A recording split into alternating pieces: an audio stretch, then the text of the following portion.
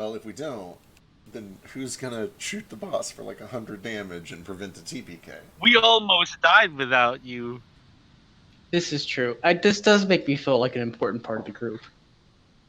I can't hide behind you if you're not here. Oh, I didn't vote. Is there still time to vote? Go do it quickly. I just voted like 10 minutes ago. Speaking of voting, I gotta do it too. I heard that Bernie Sanders dropped out. He did, yeah. Oh no. Did. Rip. Rip in peace. F in the chat. What happened last time? I forget what we did, so I don't know who to vote for. We Cried for had 3 hours of scrying. True, we had a lot of scrying. You know what? I think Flick deserves some. I don't think he's gotten some in a while, so I'm going to vote for Flick. Alright, has everyone voted? Oh. Sure. Everyone who wants to vote, that is. Anyway. If you want to sit at home and not matter, that's okay too. I don't. Well, that's one way to put it. I should just bookmark the vote thing by now. Where is it? It's Yeah. just an announcement. Scroll up a little. It's in pin messages and announcements, and it is always the same URL, so you can just bookmark it. If you Yeah. want.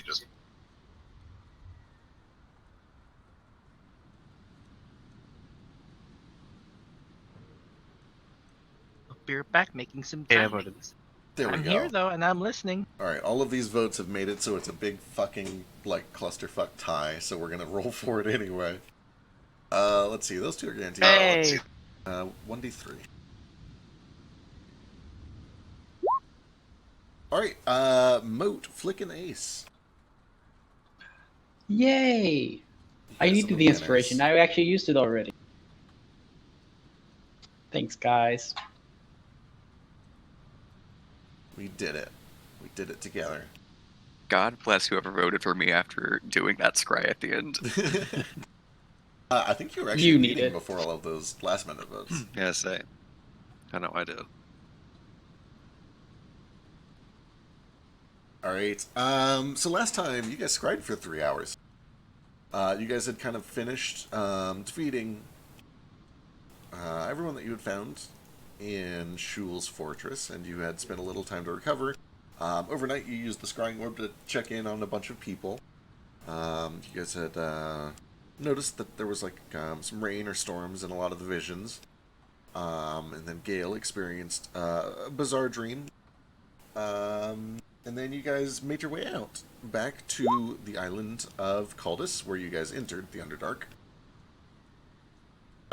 You returned to your ship, you found that everything was in order, and you were deciding where to go next. You guys were talking about heading north up to Eisenmar, where Vasu hopes to kind of report everything that he's found, catch up with his family, make sure that everybody is doing okay, and just find out, if they know anything more and what else is going on with all this. And that is where we'll pick up. Let's see, I believe, if I remember correctly, you guys had just woken up. Yeah, I think that's correct. I think that's right. You guys had woken up on Wednesday. You're getting ready to set sail. If anybody has anything that they want to do in town real quick, I know somebody was talking about shopping down in Red Bark Port before you left, but I don't remember who or why or what that was for. Yeah, I think we just wanted to resupply on basics. Nor would definitely take some time to get some food to cook and stuff. That's right. Can I Okay. buy binding material?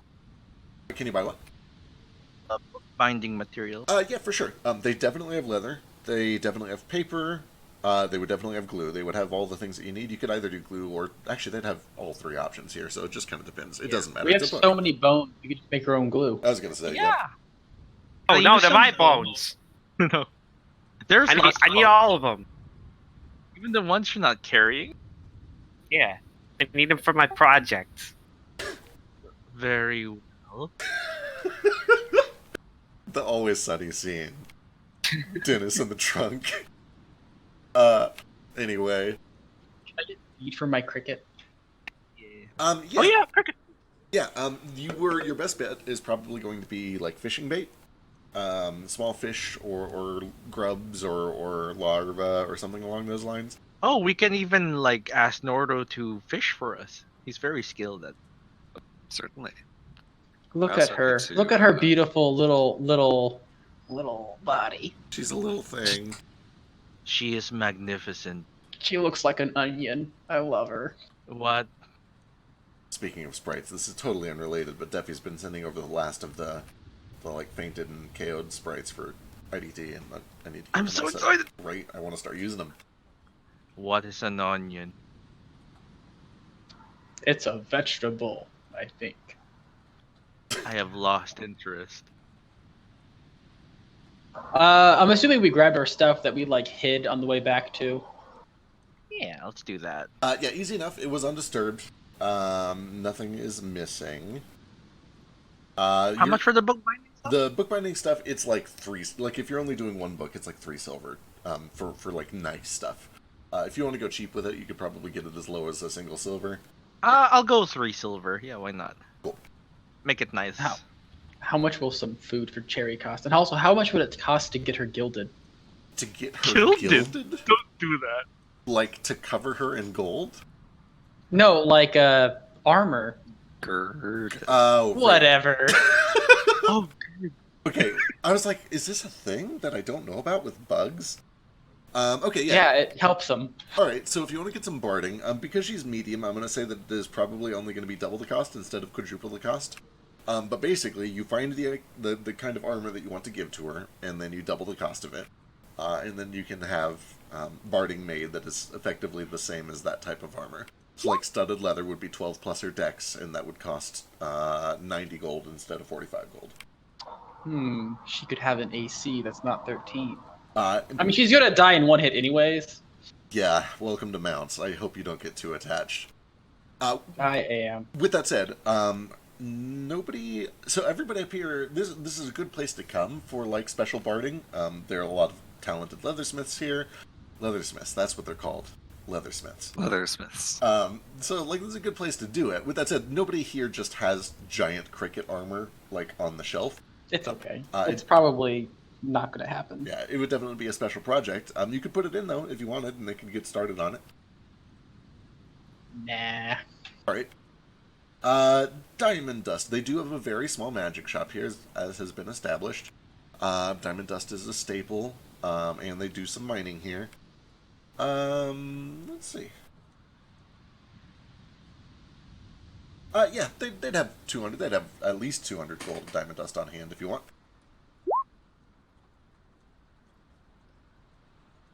So you're able to find that, no problem. The food for Cherry, pretty cheap.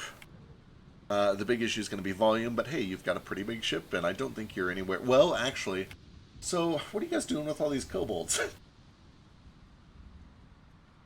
Selling them for profit. I mean, liberating them.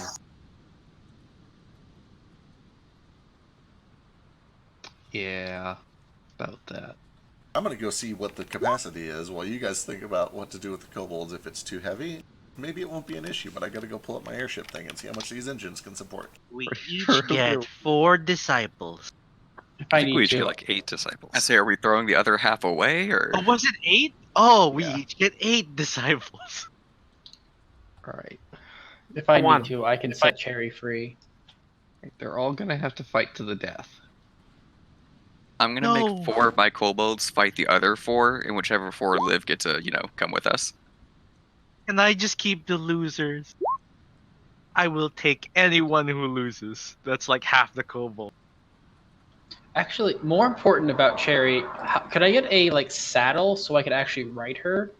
Yes, and That can do. they... And I know that she has spider climb.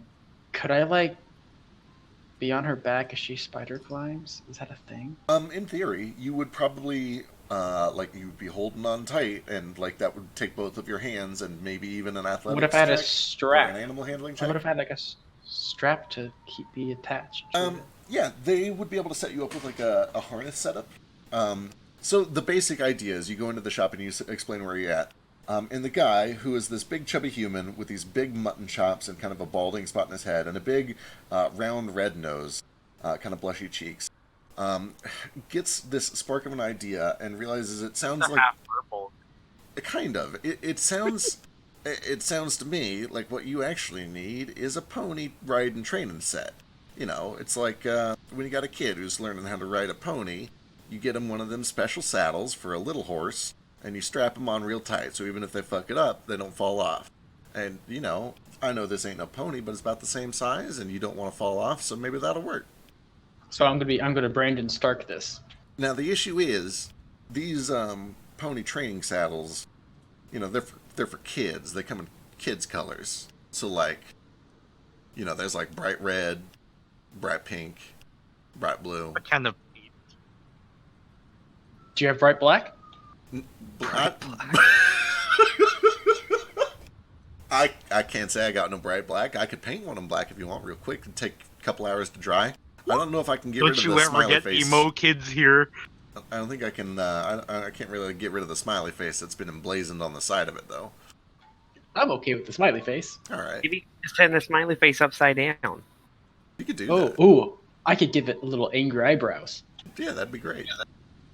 Hmm. All right, Do I feel? Do we have the stuff we could just paint it ourselves, so we could just not have to stay here for 4 hours?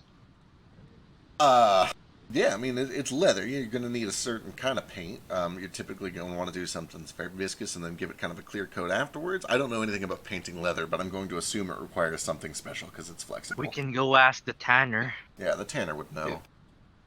You just need dye. That's probably it, actually, yeah. Not That paint. might- Just dye that shit. Yeah. I mean, you could use paint. It's gonna Crap. chip off Yeah. eventually. Yeah. Either way, when this is all said and done, he can get you set up with a kitty pony saddle that includes like a strap-on seatbelt harness thing that goes around your waist, which would give you an edge when you're trying to stay on her while she's doing her weird spider climb stuff. There might still be some checks involved, but this would make it a lot easier. And you can also get set up What with the if she tanner with jumps some dye. very high? Yeah, that could potentially require some checks. Are they going to be dexterity checks or strength checks?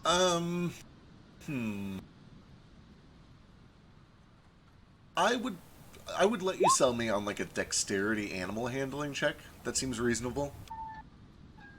Thank you, Feck. I love you. Yeah, like Because I have no strength. so typically what Merciful God. what it's going to come down to is if it's something that you're doing proactively, it would be a dexterity check. But if it's something that she does automatically and you're just kind of reacting to a sudden jerk, in that case it would probably be a strength save. So like good scenario, dex check. Bad scenario, strength save.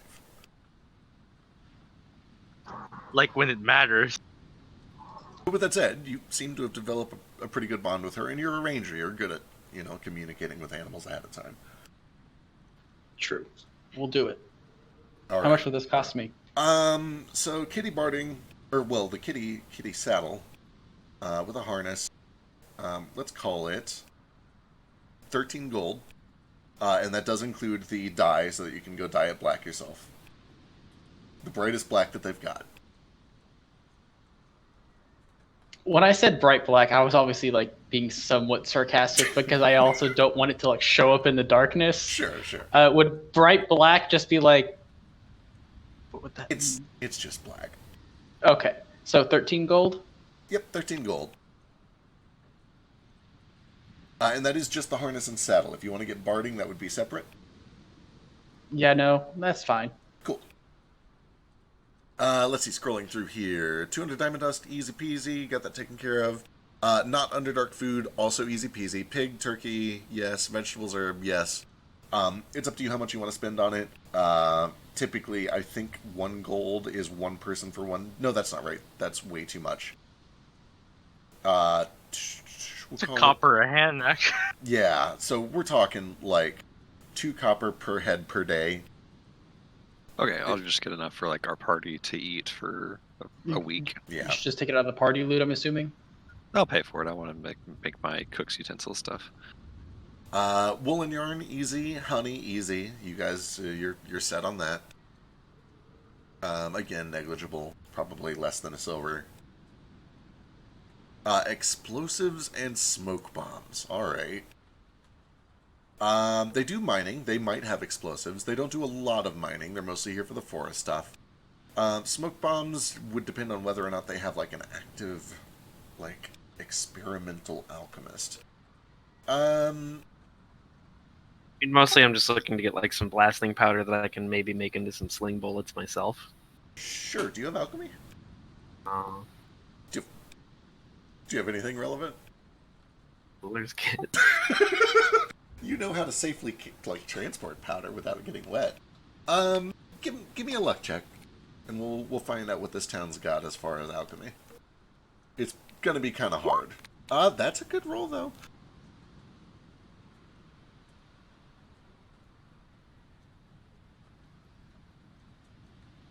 All right, you were directed to go talk to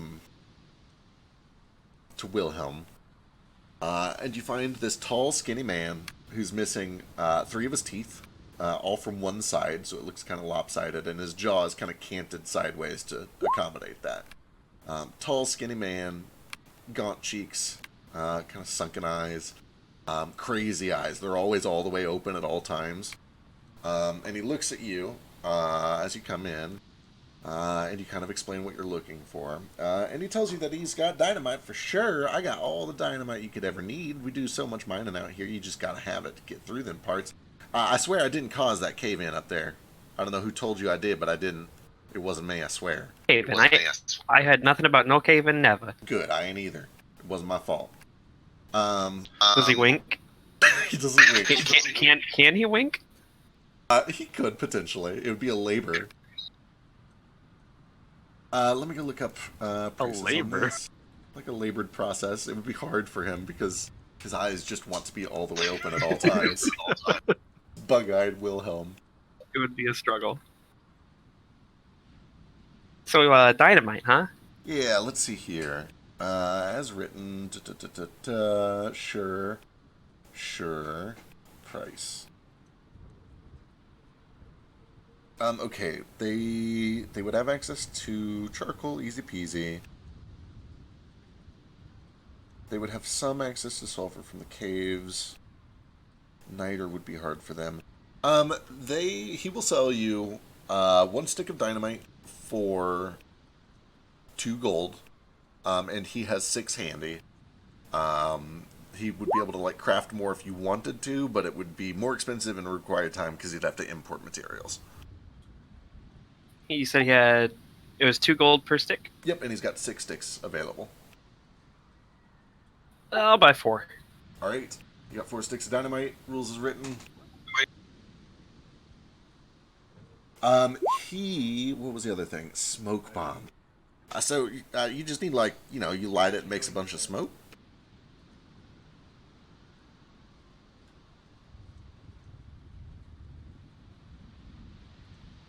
Sorry, I think this cord might be kind of cutting out. Gotcha. Well, I ain't made no smoke bomb before. I suppose I could give it a shot. Give me a couple days to experiment with it, see what I can come up with. I think we're not planning on sticking around too much, but thank you. Alright, well, now I'm curious. I'm going to try it anyway. I won't cause no All more right. cave-ins, though. I hope not. But, I didn't if we cause the swing first by one. again, I'll see how you doing. Perfect. Alright, so let's see. Bindings, diamond, food, yarn, honey, smoke bombs, explosives. I'm also just going to pick up some food for Shu, and I want to pick up, if I can find them, components for another casting of Find Familiar. Easy enough. They actually direct you back over to the lumberyard for the Find Familiar stuff.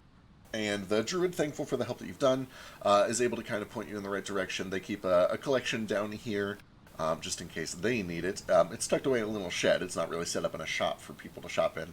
But he is happy to sell you up to 3 castings worth of it at the normal price. How much is it?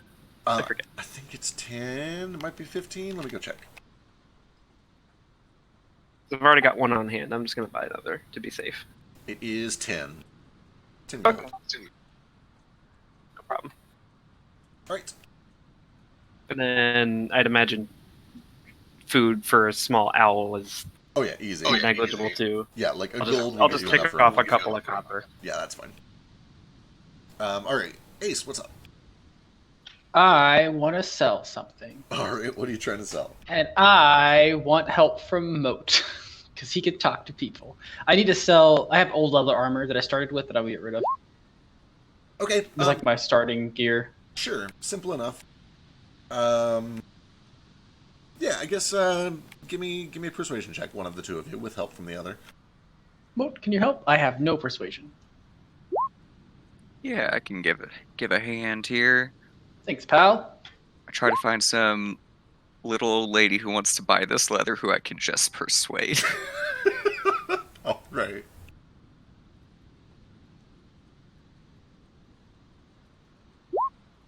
$26. Incredible. You actually, at first you go to the leather worker, and he's going to give you a decent deal. He'd let you sell it at half price, which is kind of standard. But then you kind of get this bright idea to go check the docks, see if any of the travelers want it. And you do find that there is a sailor who's real worried about this storm. He thinks it's bad luck. He thinks there's, trouble on the seas. He suddenly feels very underprepared. And he's willing to pay you full price for the armor. So whatever the Excellent. normal price is for it.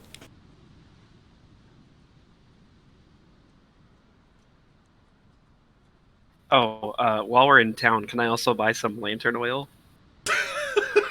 Hey, that's important. God. Thackeray would be so fucking disappointed in all of us. Yes, they have lantern oil. You can buy as much as you want. They have plenty. I don't know your father. Doesn't Oh, matter. actually, could I buy some of that too? Because Yep. I just realized I'm out. Yeah, no, Oh. they've got plenty. They have as much as you need. You can buy, like, up to multiple crates of it before supply becomes an issue. How much for a barrel of? I just need some for a lantern and some to possibly make more explosives. Molotov cocktails? Yeah. Moat, I give you a gold from help as a cut for helping me sell it. Thanks, buddy. Thank you. Oil flans. Sorry I couldn't find an old lady.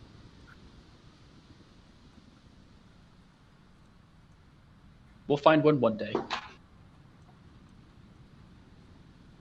We could just sell it to Yule. Actually, did Holy you shit, said- that's such a good idea. did they have an alchemist? Yeah, Wilhelm was their resident alchemist. Oh. I'm gonna go back to Wilhelm and be like, "Hey, buddy, you got any alchemist fire?" Well, you see, they told me I'm not allowed to make that no more. Oh no, and I know you wouldn't not listen to him or nothing. Right. Yeah, I sure wouldn't. Well, if you happen to know where someone could make some or find some, you just keep in touch maybe. Give me a persuasion check.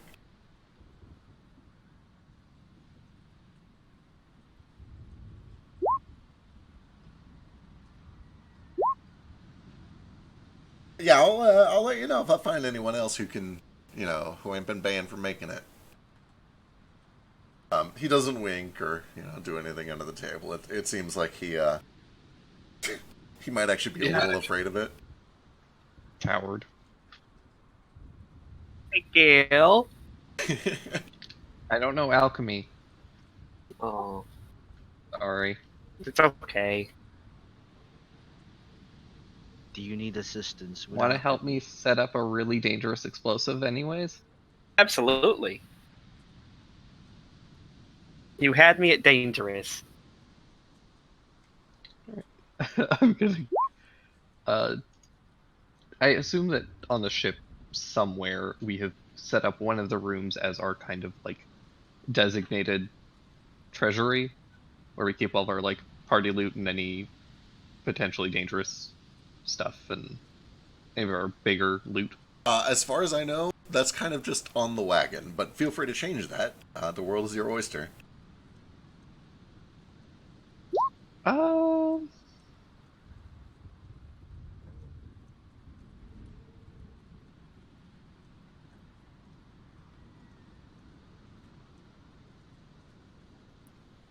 Yeah, can we... I don't know, could I set up something? I've got carpentry tools. Could I just, fence off a small area? Yeah, easy enough. I mean, if you just grab some 2x4s, which they definitely have here, you can, like, just kind of corral a little area that is its own thing. If you wanted to do, Alright. like, full walls, it might take a day or two, but if you're just fencing it off, it's like an hour-long project. I should probably do some proper walls for Cool. this, just in case. Yeah, easy enough. You put 8 hours in, you'll probably have it done in, like, 2 days. Do you need any help? Sure. Do you Is- know carpentry? No, but if I see you do it, I can do it too. Okay. Well, how about I do this one wall and then you do the other one, and we can just do like 2 walls like that or Sure. something. All right, I'll watch you for a bit, and then I'll try it. Yeah. We're gonna build 2 walls, and then I'm gonna realize I didn't put a door in it. Perfect. It'd be like a Drake and Josh thing. Which one of you is on the inside of the 2 walls? I'm assuming we're building one wall at a time. Alright, give me Carpenter's tools with advantage, because you got Ace helping.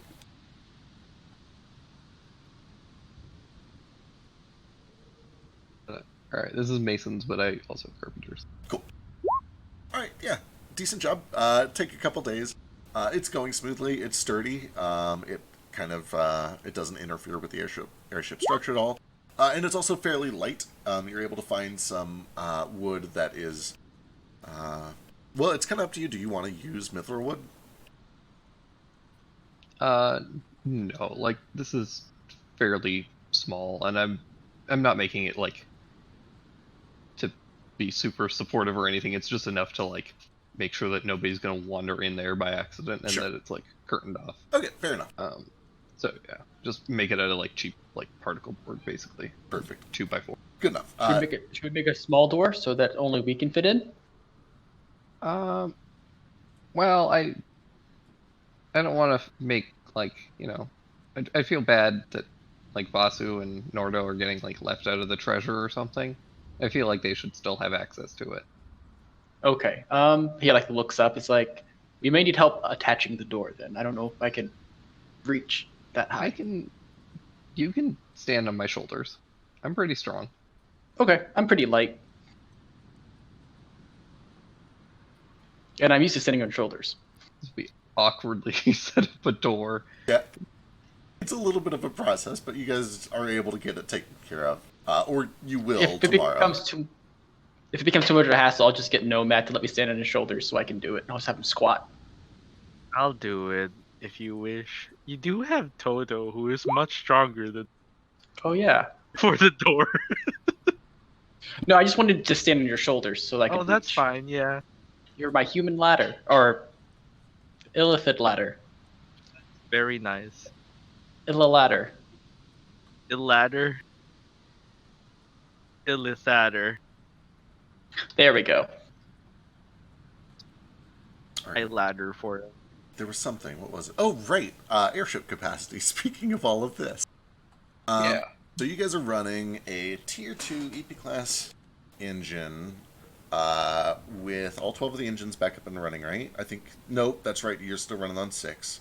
But that's fine. The number of engines doesn't affect how strong the elemental it is. It's only going to affect how easily he can escape.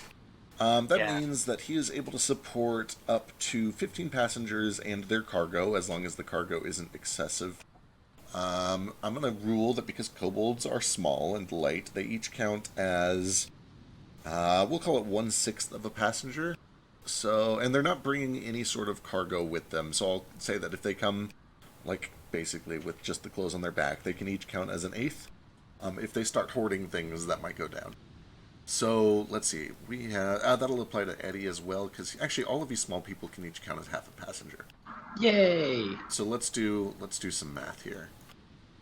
If it affects your math at all, I didn't sell any of my dragon skills or my giant ass dragon femur that weighs like 100+ pounds. All right, perfect. It might be more of a passenger than any of these small people are.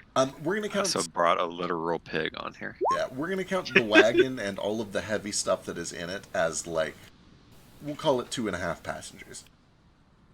Toto's 600 pounds. Oh boy, Toto definitely counts as a full passenger. So like each of these passenger counts also includes their cargo. So 2.5. Let's line this shit up. If this helps you, we also got rid of the giant bed, so that makes it a little bit lighter. Yeah, 3.5, 4, 5, 5.5, 6.5, 7.5, 8.5, 9.5, 10.5, 11.5,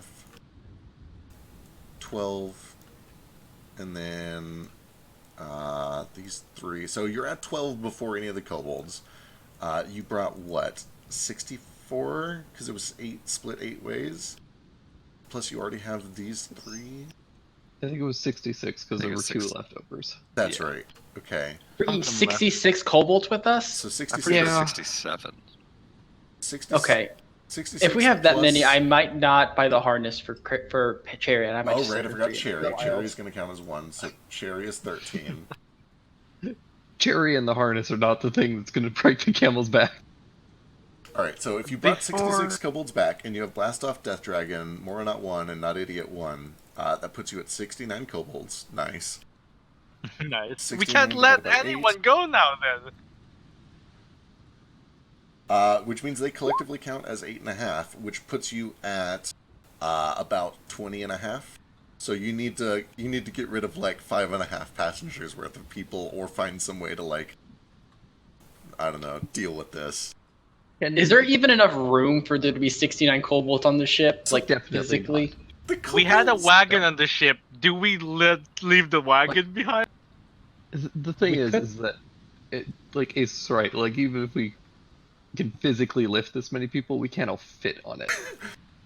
If they stack each other, it's fine. I was gonna And say- we can't feed these people. And they also like to defecate in places that aren't, that they live. So No, this is Only going to be because they disgusting. were taught to. I can feed most of them. However, can I buy another airship here? Yeah. You could certainly try. Yeah, for sure. Okay. All right. Even a smaller one would be great in case How you know. long until our other airship is finished? A little bit. Probably a lot less if we can get these kobolds down there to help. Oh, that's right. Also, don't we have breadsticks on our ship? Or did we already move those? The giant pieces of wood? Oh, That was that's from right. last time, right? No, you dropped those off. Yeah. Okay. That's why he's. I That's how he's able to work on it. I think if we leave the wagon here behind, we should have enough for Cope. We need that wagon. It's been with us for this whole time. We can buy get a another new one. wagon. This one has bad memories in it. Flick looks over it and is like having PTSD from when his head was flying off. Look, I don't give up anything for free. We could sell it. Yeah, we can sell this wagon. as What a if we have to wheel falls travel off. on land? Then we'll buy a new wagon. We have an airship. That's why I said, what if? Well, then we'll just get a new one. The problem is we can't leave, and so a wagon's pointless on this tiny island.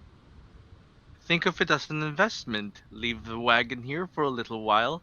Maybe have it rented out, and we can leave the kobolds with your friend Joker and make a ship faster. It's efficient. It's a time. Real quick, while you guys are discussing this, Gail, give me a luck check to see what their shipwright has like currently available. One that holds like Okay. 10 kobolds. Can we get a little flying tugger behind our ship? Oh, that'd be cute. Just have like half of them on that little ship being pulled. It'd be so cute. They would definitely fall off and die, but you know. Let them fall off and die.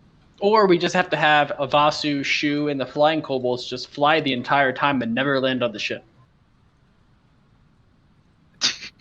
Ever? until we can unload.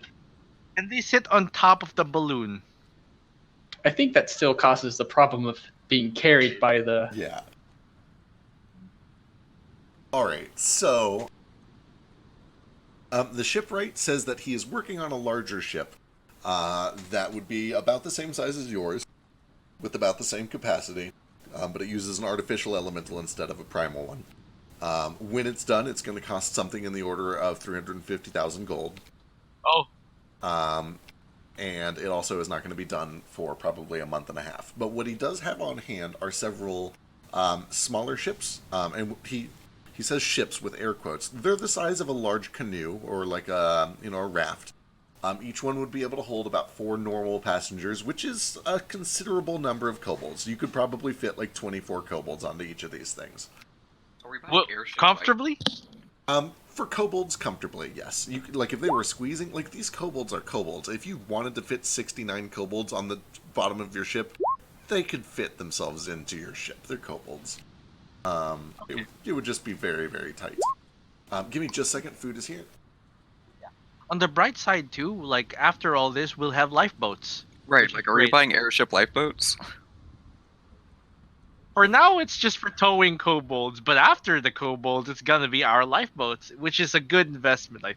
Yeah, they are basically the size of airship lifeboats.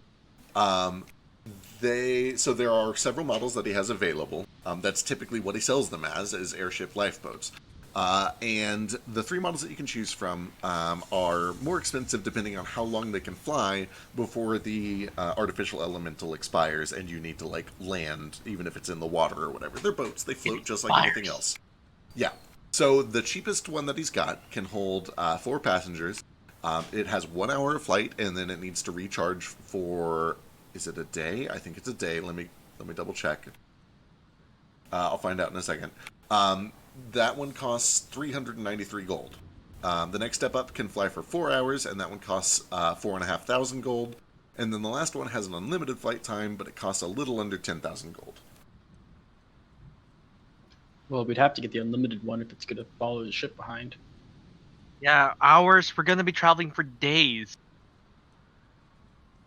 Well, the intention of lifeboats, I'm guessing, is to land on water. Right, it's just Well, an the escape ship's crashing. mechanism. Also, Yeah. Flick would probably know this, and maybe Moat, anyone from kind of a bigger city back in Willingquet. And in fact, Vasu would probably be very familiar with these too, because a lot of the non-Aarakocra use them in Eisenmark. These things are like the equivalent of a personal car. Like, if somebody just needs to get around and they're rich, they buy a little tiny airship raft, and that's how they travel. For just like a couple hours at a time, and then, they park and let it recharge.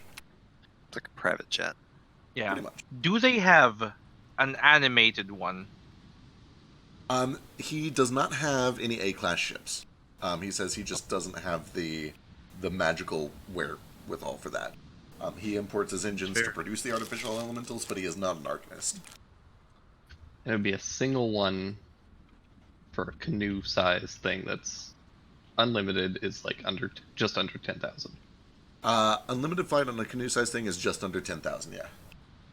I can help chip in, especially if it's going to be a lifeboat first in the end. I can as well. It would really just be cheaper to leave a wagon behind. Well, the wagon's The wagon's not going to be enough. Yeah, the wagon's not enough. What if we trade the wagon? How much can we get the wagon? How much can we sell the wagon for to see if we can help to offset the price? You Like, can get like 10 gold. yeah, like 10 or 15 gold. How much would a broken engine be? There we go. Okay. Somebody brought it up. These engines are heavy as fuck. There's normally 12 installed on your ship. 6 are currently not working. If you were to just permanently remove 6 of your engines, that would significantly reduce the weight of your ship. The downside... Well, not all of them. They're precious. Well, Just right. like- You definitely don't want to get rid of all of them. But I would say each engine you remove is the weight of 2 passengers. So if you were to get rid of all 6 of the ones that are broken anyway, that adds 12 more capacity to your ship. It just means that you are permanently at risk of losing this elemental at any given time. Well, once every 10 how long days. were we told? How long were we told that the ship would take for Joker to build? I think you guys told him to get it done in like 20 days. I need to go check my log and see where that's at. He Yeah. said I'll check. it would take him a month. Yeah, he said it'd take him a month, and we were like 2 weeks, and he's like, sure, 2 weeks, but it sounded like it was gonna take him a Yeah. month. He's like, as soon as you're gone, fine, I don't care. And this is how I got in trouble with Mr. White in the first.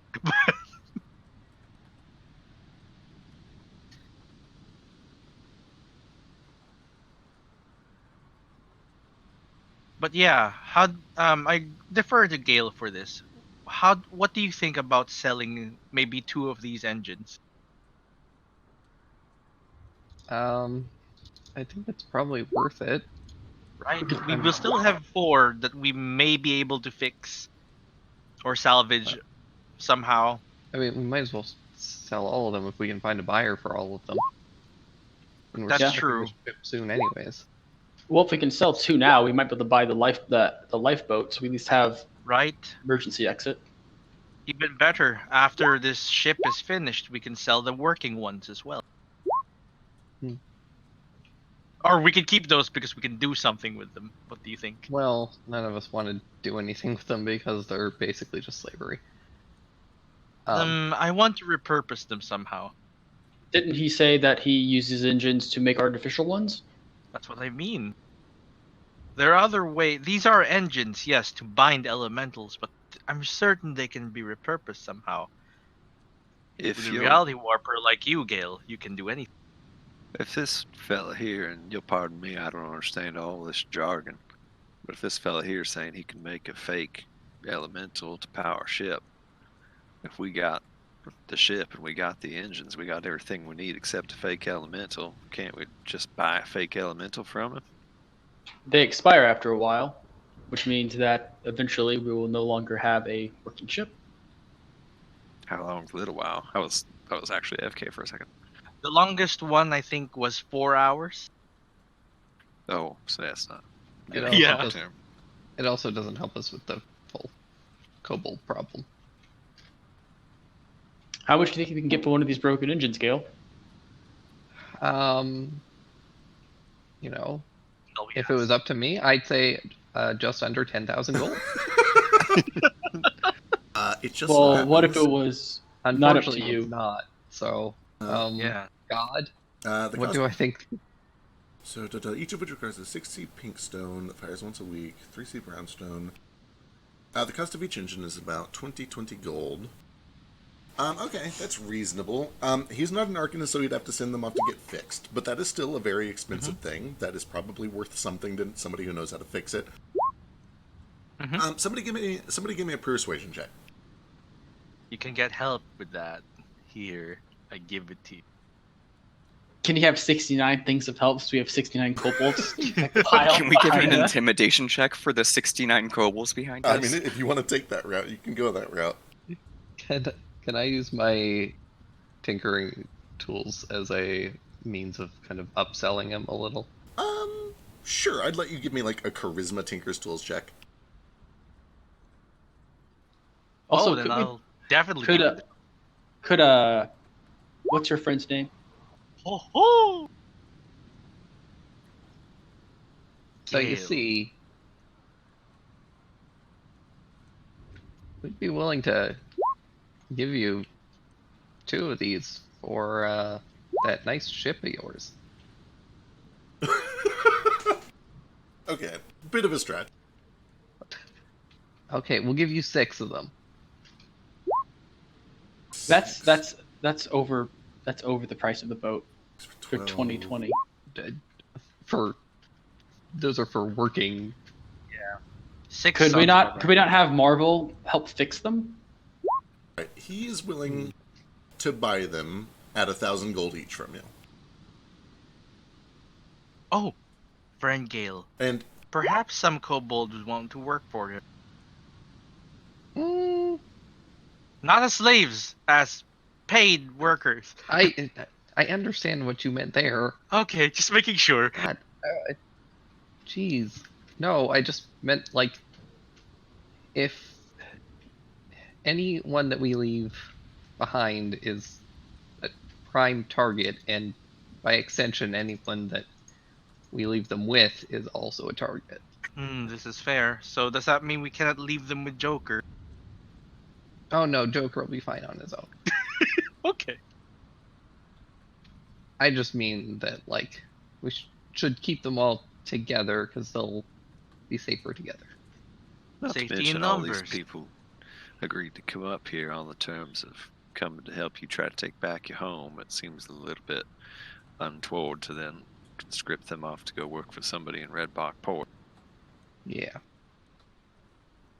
This is helping us somehow. Not Do you- directly. Hey, Gale, or I guess even Marvel, do you think you could actually repair some of these engines? I know that I can't. I can't remember why, but I know that we've checked What that before. about Marvel? Um, Looks at Marvel. Marvel is happy to take a look at it, and he kind of he spends an hour or two studying them. Yes. Fascinating. No, I have no idea how any of it works. And Gale would kind of know that between the two of them, Marvel is more experienced, but Gale's a little bit smarter. He's probably the better out of the two of them. What if we did this? What if we sold 5 of them, paid the remainder for the boat, and then Marvel and Gale can take some time deconstructing one to kind of learn how it works? I too And would then like to help on fix it. that. And that could help us later on when we have our other ship. Perhaps we can bring some of that knowledge with us. I'd be okay with that. How much is everybody able and willing to contribute? Let's see. He says he's going to buy them for 1,000 each, so that's 5 for 5,000, which is a little bit less than 5,000 left over. I don't know. It depends on how we want to split it up. I was already willing to throw down 1,000 if need be. We have stuff in the party loot as well. We have 200 gold in the party loot. It's probably not enough. But I'm willing to throw down a fair amount, especially if it's going to keep us safe later on. I And we- have. We all just got a lot of money from Shul's horde. Yeah, did that already get divvied up? Yeah, by the way? that's Yeah. party. It was like 100 platinum or something a person. It was a lot. It was a lot. Yeah, it's up here somewhere. I'll find it again in case you didn't add it. It should be 94 platinum and then I think like 206 gold or something. So notably, in Oh, no, addition, platinum. We're good. in addition to getting paid 1,000 gold for each engine you sell, it does reduce the weight on the ship by 2 passengers worth. So if you were to sell 3 engines, you wouldn't need any more capacity. Like you would have enough. Oh, that's true. We don't need to buy this. We can just sell 3. We need the ship because physically that ship isn't gonna hold 69 kobolds plus us. Yeah. It also plus- it'll help us for an emergency later on, kind of Just- investing in the future. And we Wasn't can all that always- long ago we got attacked by a dragon on this ship. We kind of had to move around pretty quick. I'd hate to be pushing through 100 kobolds to make my way to the deck. Yeah. Yeah. When did that happen? Oh, I you think were it having was- the dream. You were just getting a free unlock of an amazing ability that you have. for no reason. Gotcha. Why didn't you tell us about that, you guys? I'm pretty sure we did. Like there was like giant tentacles. There was a hole on the ship. We were screaming dragon. I thought it was obvious. We figured you just needed some sleep.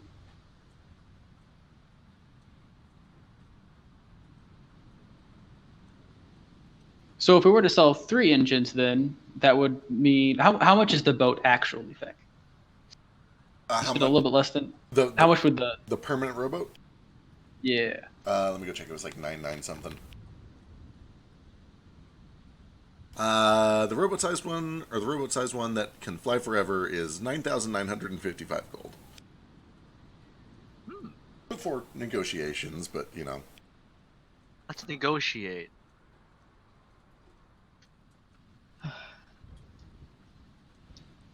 Does the shipwright happen to need anything protected? I mean, I like my docks here. I like my shop. I like my home. Are we in danger? No, I can like magically protect stuff. If that would be something you would be interested Oh, in like as a service. sure, like force fields and locks and stuff. A little bit more disruptive. What, like a booby trap? Yeah, something like that.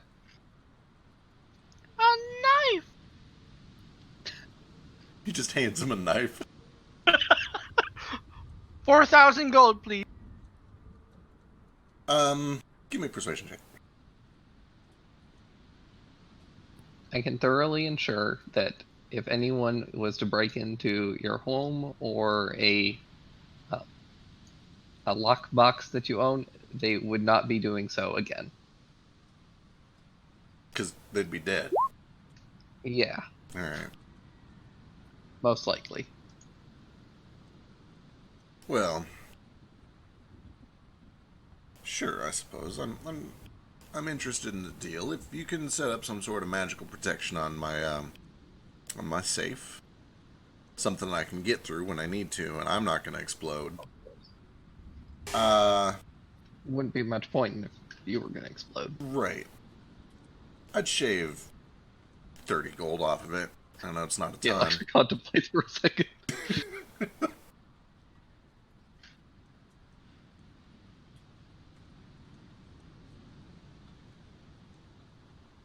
I know it's not a huge discount, but, you know, it's something. How much was he gonna? 30? 30. 30? It's gonna cost me 200 gold in materials. Oh boy, I don't even have 200 gold materials in that safe. It's just papers.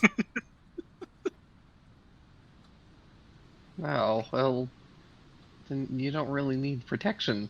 Yeah. No, you seem nice, and, you know.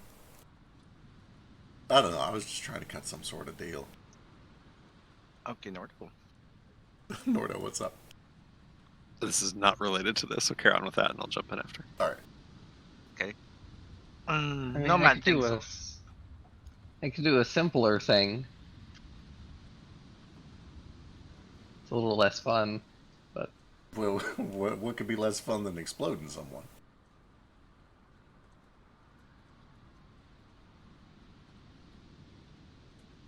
Oh, wait, I lied. I might not have that, actually.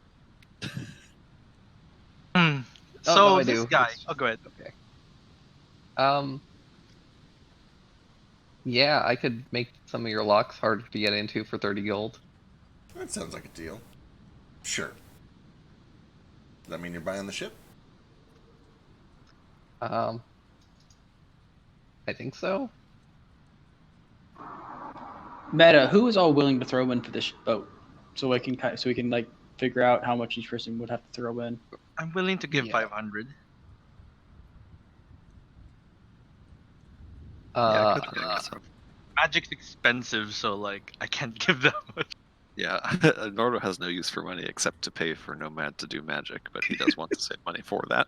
But I can do 500 also. You're a How much is a pal. platinum worth? It's I four. meant, Yeah, so your 94 platinum is 940 gold. Oh, okay. I've got, I think like 400 I could throw in. What's the total cost? we have 600 or 6,920 left, I think, right? Because it was originally 995 Right. The original price is 9950. This is before you guys have sold in the engine, so if you want to do that, factor that in. Yeah, which I would assume we would sell 3, which would be 3,000 off, which would be 6,950 minus the 30, so then 6,920. Are we not selling all 6 that don't work? We were We should sell We're 5 of keeping them. one to. Keep one so that me and Marvel can deconstruct it. Okay.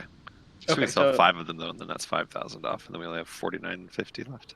49.20 because of the lock thing he's doing. This is we're paying this much for a lifeboat. How big of a lifeboat is this? It's look. Consider it a Cobalt cruise ship. I mean, how big is it? It's Enough for It's about 12 feet long. Canoe. 12 feet long, the size of like a good big lifeboat. Like you know, you could probably fit like 4 adults or 30 kobolds. 10,000 gold? It flies, Yeah, man. Boats are expensive. Oh, it's a flying lifeboat. yeah, it's a Okay. flying lifeboat that can fly indefinitely. Oh, okay. It's like a See- second ship. See, I imagined that it was just like a lifeboat that kind of would have been dangling off the side of our ship that we dropped down in case of an emergency. I didn't know it like flew on its own and everything. That makes a lot more sense for the Yeah. price. Okay. Yeah, I'll chip in 500 for this too. I can. So meta Drake can physically chip in a little over 4,000. Gale does not want to. Gale likes his money.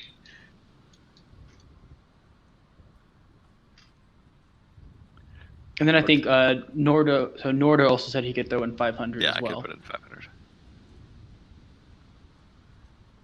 And I can throw in 1,000. I can put in 400.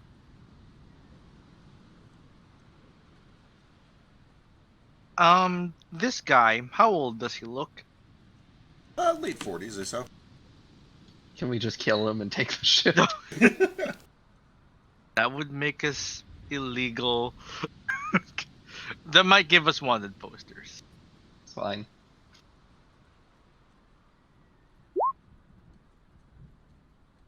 I asked him what his education is like. Well, I was raised as a carpenter. I learned a little bit of metallurgy, some smithing. And then I worked as a sailor for about 15 years. Put it all together, retired from that. Had an incident with my knee, and figured I'd just make boats until, the end of my days. Hmm. Would you describe yourself as particularly agile? Maybe back in the day, I don't know so much now. Would you like to answer this pop quiz for me, real quick? I'm trying to determine if his intelligence is higher than his dexterity. He's... Give me an insight check.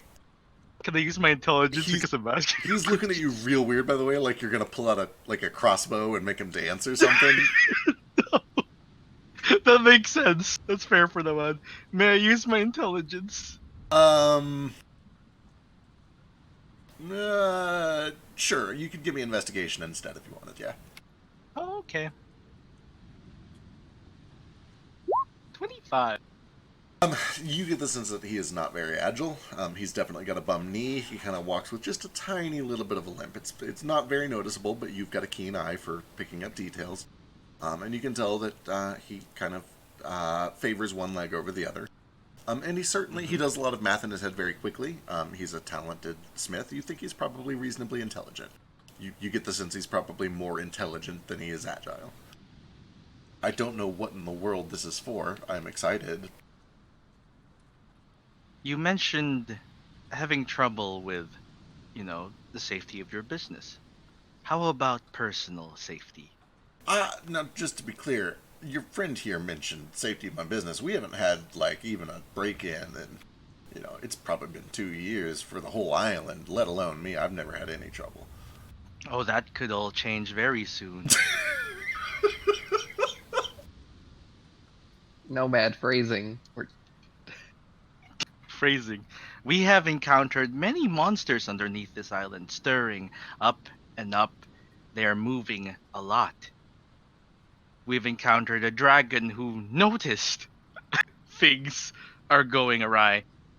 There was a hostile takeover we prevented from happening. Who knows for how long? The safety of this man is paramount, for he is our trusted. What would you call someone of this? A Merchant? Shipwright. Never met a shipwright before. I have. Yeah. Now I have. Your safety is paramount, good sir. And he pulls off his bracers that produces psionic daggers. But first he says, watch. And he produces this glowing purple dagger from basically nothing. And he flings it just at the docks.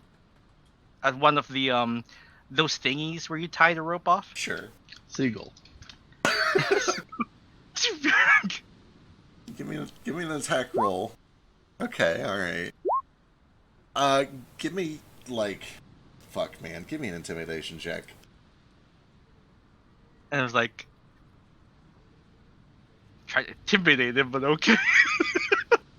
I mean, you're trying to spook him into believing that he's in danger. No, I'm trying to sell him these daggers. I think Listen, I hear all sorts of tall tales from fishermen and people coming off the seas. I know there's monsters out there. I respect. Up there, yes, but not down there.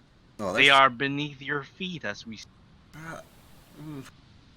Listen, I appreciate that you're willing to help, and I certainly do. That arcane lock sounds real secure if people try to come steal my stuff. Sure, against thieves, but not against aberration. That's why I wanted to do the glyph of warding. Like Gale, $200 do you not think- too much. I start speaking in Underdark to Gale, or Undercommon to Gale. Sure. Do you not think there's like 2,000 left, Gale? I'm sure you can pocket that. I mean, we are. This is for your Oh. people. Oh yeah, I can totally cover the last 2,000. I just kind of want to see 2020. what Nomad's doing. He's good. He's doing his thing. He's gonna get us in trouble. It's best to just cut him off. No, you're probably right. He's Oh. done this many times before, and it's always led to being kicked out of town. Nomad, you do. Just go over there. I like point to the dock where he threw his dagger. Just go stand over there. Yeah, the dagger by now has disappeared, and it's like, oh, you do not want to buy my wares. Nomad, go stand over there.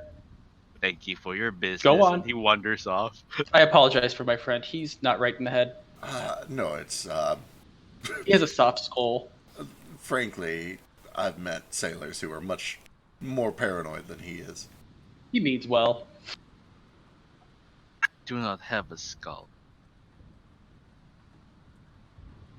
Well, looks like the balance is at 2020. Yeah, I can cover that. All right, then we got ourselves a deal.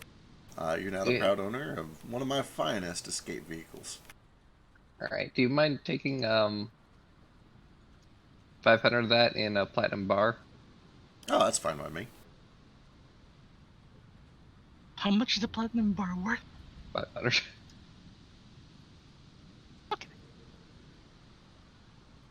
So he takes you in. He does a little bit of very basic paperwork, just to make it official. And he takes you around back to the docks. He shows you how to work it. Very simple steering mechanism in the back.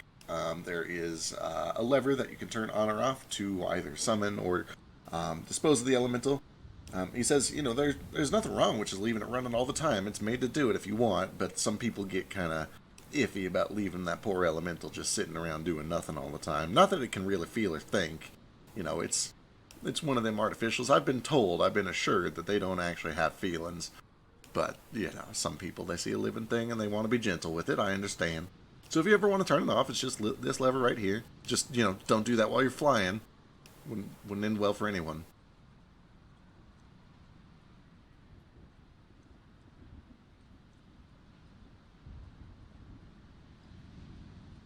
While he's explaining that, I just look over at Moat.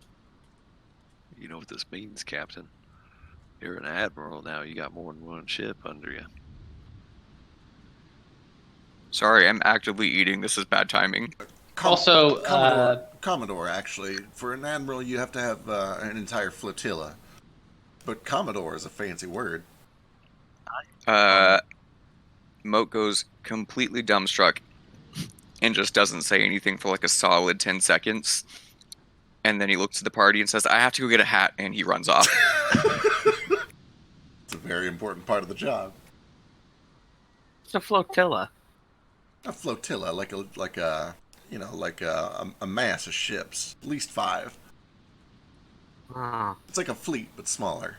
Ia, I've heard Ia means small, like tortilla means a small turtle. That's true. That's what my pop always called me. Little tortilla.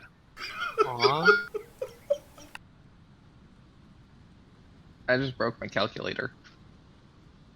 How'd you do When that? did you do that? I don't know. I just on my character sheet's borked. Why is this still coming out in Gale's voice? Because Gale broke his calculator and he's trying to figure out how much money he has left. Like, I have 3 copper, 8 silver, 263 gold pieces, 44 platinum pieces, yet the total is coming out as 703.82999999. Huh. Repeating. Just ignore the 9, I think. I can't. It's just it bothers me deeply. 44, 63. Oh, it might just be like a fucking floating point thing. Like there are certain, like if you divide certain numbers by other numbers, it doesn't know how to like settle it. What happens if you just do this? No shit. Which one is it? What's fucking it up? Okay, it's your silver pieces. If you want to convert like 1 silver into 10 copper.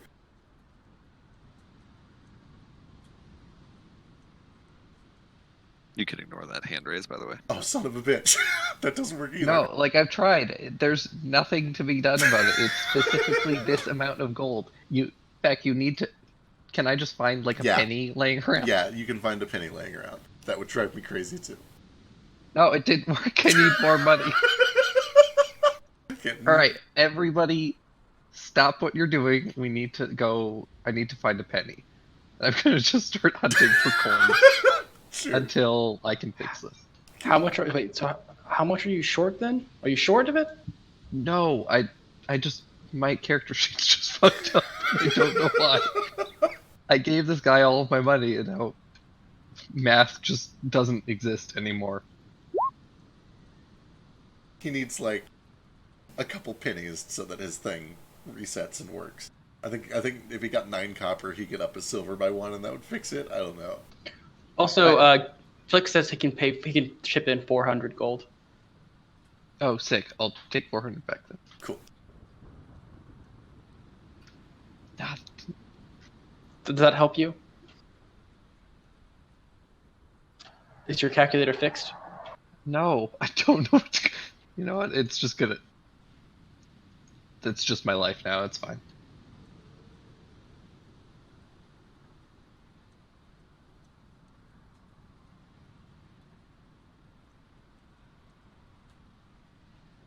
All right, you guys It's get okay. the smaller ship kind of cozied up next to yours. It'd actually be a little bit bigger than that. How exciting.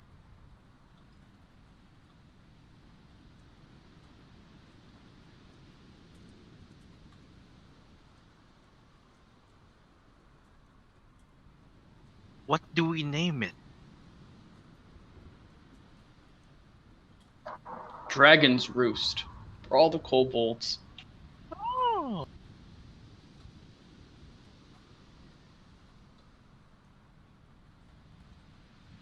Or maybe the Hornet's Nest. They both work. Yeah.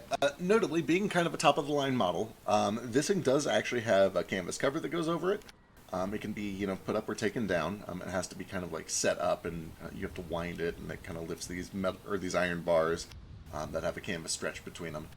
So there is a little bit of protection from the elements. It's not fully enclosed, so it would be kind of like rough sleeping overnight. Do they have railings? It doesn't have. Actually, for a top of the line ship, it would have like little.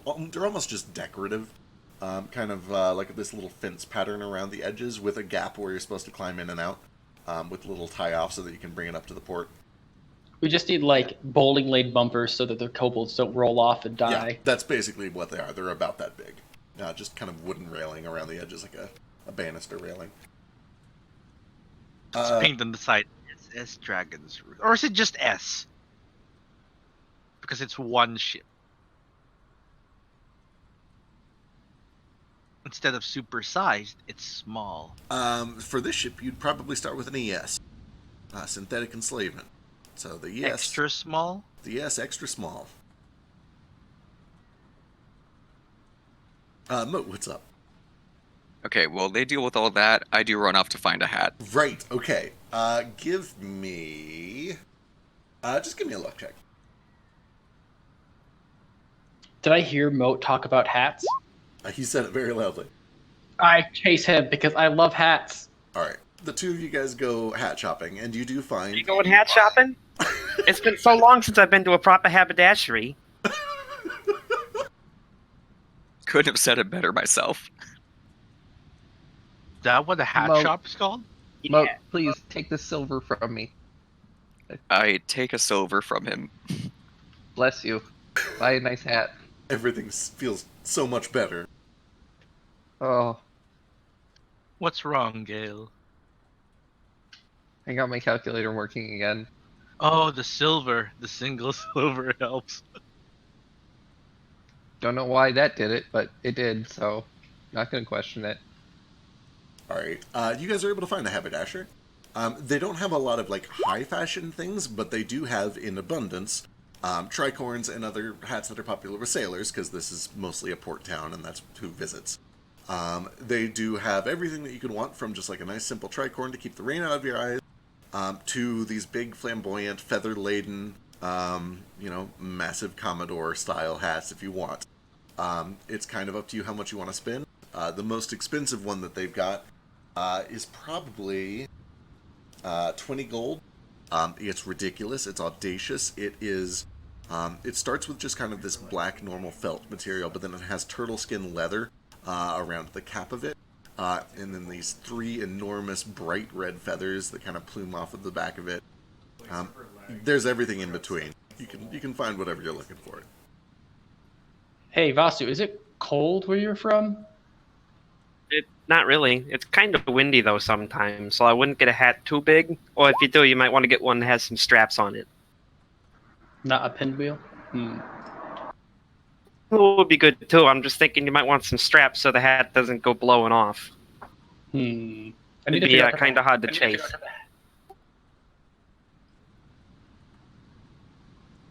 Alright, can I just find like a nice, like, royal blue, not too expensive, Commodore-ish hat? Sure. You could probably find something pretty reasonably priced, around like 6 or 7 silver, and then they will offer to have it tailored to your horns for another 2 silver. Excellent. So 8 total, you... Yep. And then while I'm talking to them, I ask if they can make one in a complementary color and, fashion, but much smaller, and ask them to fit it to Ace's head. Sure.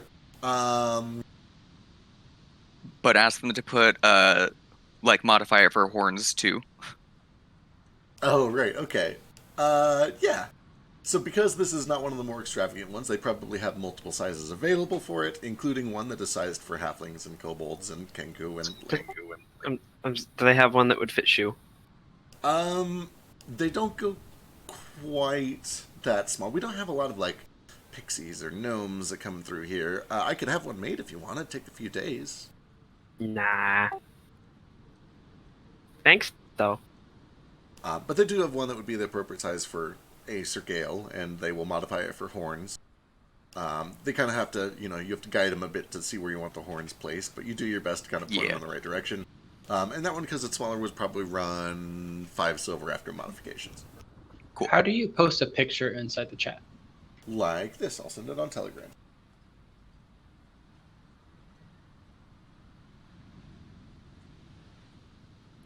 I actually do have one thing, even though I told you to ignore that raise hand.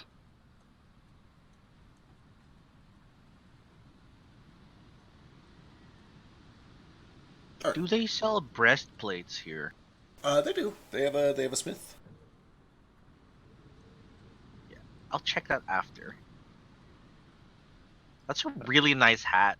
It's a cool hat. Right? It's it reminds me of Fekri's because it's got the teeth all along it. Yeah. So- Fekri's bandana have teeth on it? No, his bandana didn't, but his tricorn does. Ah. It didn't work. So about 5 minutes into the ship negotiations, Nordo realizes that he doesn't understand anything that anyone is saying, and it's all way too technical. And I'd like to go search Red Bark for somebody that does tattoos. Oh. Yeah, give me a luck check.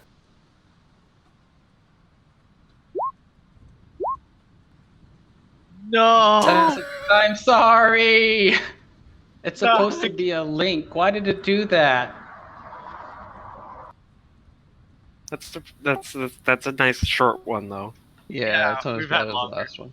You know those like Aussie hunting hats where they have the strap you can pull up one side? Yeah, those are neat. Crocodile Dundee hat.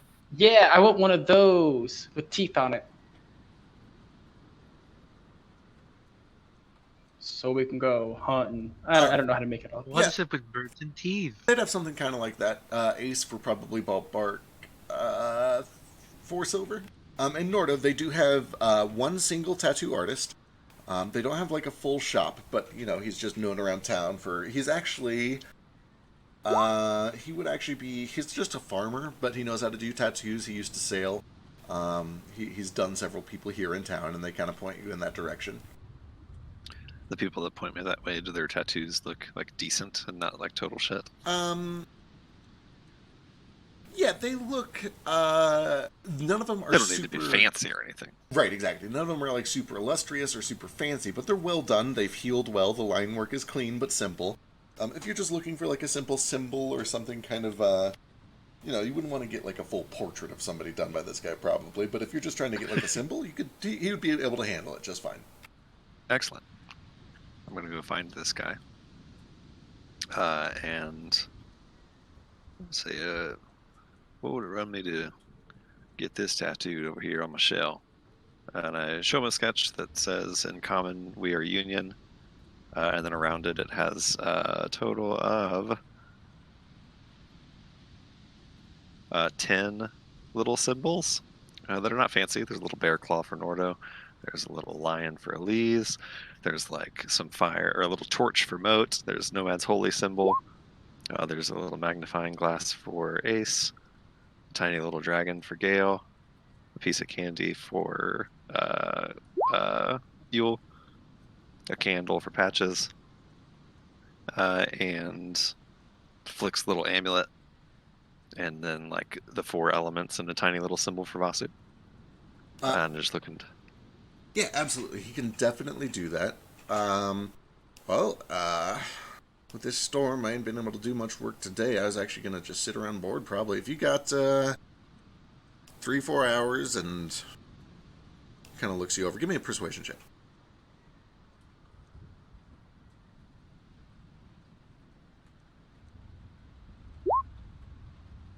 He kind of looks over you and all of your existing tattoos. And he's like, yeah, I could make this work today. I got nothing better to do. 3-4 hours and it has 4.5 gold. Well, be mighty fine. My friends are negotiating over a ship, and I don't know much about it, so been meaning to get this done for a while. Cool. And I'll pay him 5 gold, just like with tip. I appreciate it. He has you sit down just like right there in his kitchen. He kind of tells the kids not to bother you guys for a little while. He grabs you some sort of... what's your drink of choice? Well, grog if you got it. If not, then whatever you got. Yeah, he fetches some grog and gets you drunk enough that you won't feel quite everything. Pulls out a hot needle and starts going to work. Excellent. That'll take a few hours while they're still negotiating everything for the ship. Anybody have any other stuff that they're doing in town? Forget the breastplate. All right. Do they have... What kind of, like, medium armor do they have? Let me go take a look. I feel like they would probably have almost everything except maybe not the half plate. But let me check.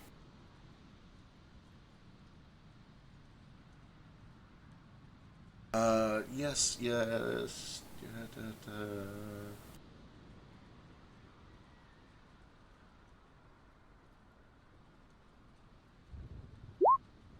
they'd have all the standard stuff, including the half plate. Cool. How much for, like, a breastplate? Or a half plate? 400 for the breastplate and 750 for the half plate. I do not have 750 half plate. Do you armor need some is. money? Sure, I do not want to spend all my money. Here is the thing. What other medium armor do they have? So the next step down would be, it looks like scale mail. Yeah, scale mail, chain shirt, 50 gold for scale mail. Yep. Not too bad. Yeah, that sounds nice. I can get some scale mail. Yeah, they mentioned that that one's a pretty popular choice because it's kind of flexible. It's not impossible to swim in. Do you have it in purple? They could dye the leather purple. They'd have to run it over to the tanner. It'd probably take a couple hours, but if you got time, they could have the leather Oh dyed no, purple. I can buy it as it. Do you have my size? I T-pose for them. They do actually. So okay, what is your current appearance right now? My usual one, face hidden by my holy mask. Okay, Like, hey, I work with dead people and or the plague, so Sure. I wear a mask. sure. Yeah. Go ahead and give me a disguise kit check real quick, just because they're gonna get a little up close and personal to take your measurements.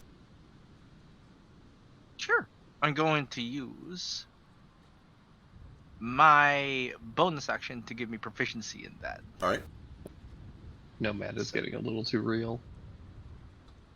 Why? Everybody walking around with plague masks on. Yeah. Oh, hey, yeah. So we're gonna use this because this is about the same. 19. All right.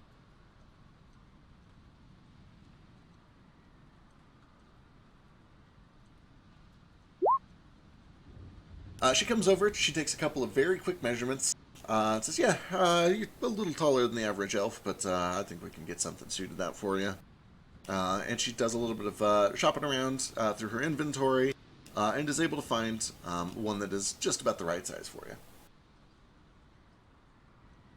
Thank you very much. I'll try it on. In front of a mirror. Like, I can wear this under my robes. I'm not sure if scale mail is like. Yeah, it's I flexible. think it is. It's flexible like enough. chain. Right, it's kind of just like chainmail, except it's in these scale plates instead of rings of metal. Yeah. So it can This be gives me worn with a cloak disadvantage. over it, or even with clothing. It does jingle a lot as you move. It'll give you disadvantage. Okay, I'll just keep that in mind next time I roll for stealth. Yep. But yeah, I wear it under the cloak and it jingles. Like, it is heavy for me, but not as heavy as I thought. Thank you very much. And I pay them 5 platinum. Perfect. All right, easy enough. Just a fair warning, in real life we're getting some pretty heavy weather, so if I suddenly disappear, it's probably related to that. But we'll keep going as That's long as fair. we can. See what happens. I blame the Ryujin. Probably. Yeah. Some time passes. Nordo, eventually the tattoo is done, and it turns out very nice. He is able to kind of capture your concept just the way you envisioned it. The line work is very clean. Go and give me a Constitution check. Check or save? We'll call a save. I guess it doesn't matter. I don't have proficiency anyway.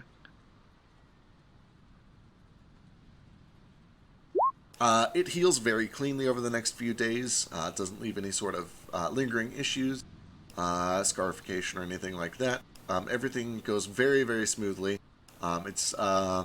His technique is kind of similar to what you're used to. Actually, it's definitely sort of a less industrialized approach to tattooing. It's almost like a prison tat. But it's a very well-practiced prison tat. He knows how to do it right, how to do it cleanly and safely. Sounds right up Nordo's alley. Well, much obliged, my friend. It looks great. If I run into anybody else looking to get some work done, I'll send him your way. Of course, absolutely.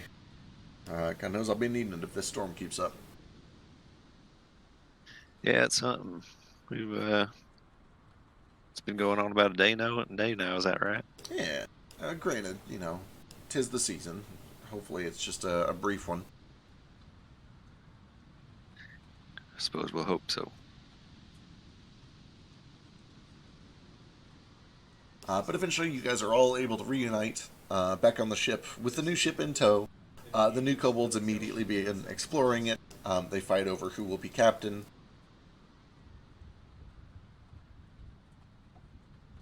Everybody calm down. I'm the captain. How do you captain two ships? Fight me, Oh, that's wait, how. like, He's an Do admiral. they sell still stones here? They do. They have a small shop that has some. You guys bought them out pretty well last time, but they do have some lingering ones, especially zero C's. Okay, do they have a pink stone? 3? See? Um, I know there's one in the party, I just don't want to use it. It's Gale's. they do not. In fact, they don't have anything above a 2C, and even a lot of their they're kind of low on those. Okay, that's fair. How about, do they have 4 white or black onesies and 4 zero blue seeds? The 4 blue zero C's they definitely have. Those are 10 gold each. Mm-hmm. And give me a luck check for the whites and blacks. Sure.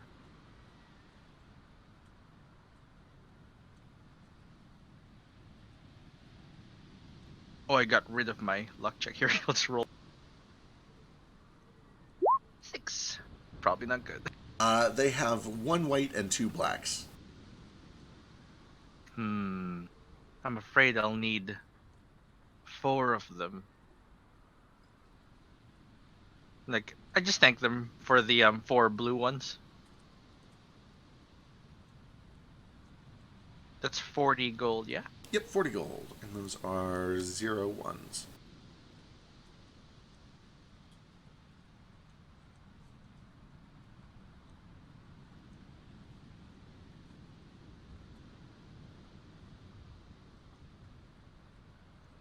I think that's everything I need then. Alright. You For guys now. have spent a decent amount of time just kind of getting ready in town. It's probably 3:30, 4 in the afternoon. A little bit hard to tell because the sky is overcast, and you do notice that the weather has picked up over the course of the day. It's starting to get very blustery. There is salty sea spray coming up over the docks. Very few people are still walking up and down it, and the ones that are in heavy coats and galoshes and hats. People just doing only the mandatory business. Everybody else is kind of bunkered down for the evening, either in their ships or over near one of the taverns near Town Square. Your own ship is holding up okay. You've got it tethered. It's rocking a lot in the wind, but it's an airship. It's designed to do it. And it does seem to have this almost uncanny resistance to the wind as Sundowner fights like a chicken holding its head stable against the wind and just kind of keeps things as stable as he can.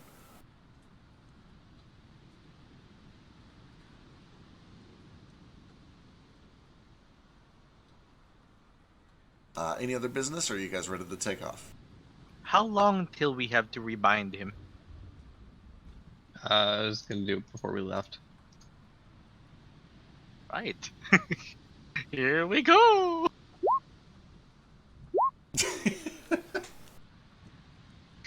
I posted it forever ago. Did you not get it? I was going to say, I've seen No, I wasn't several paying links. attention.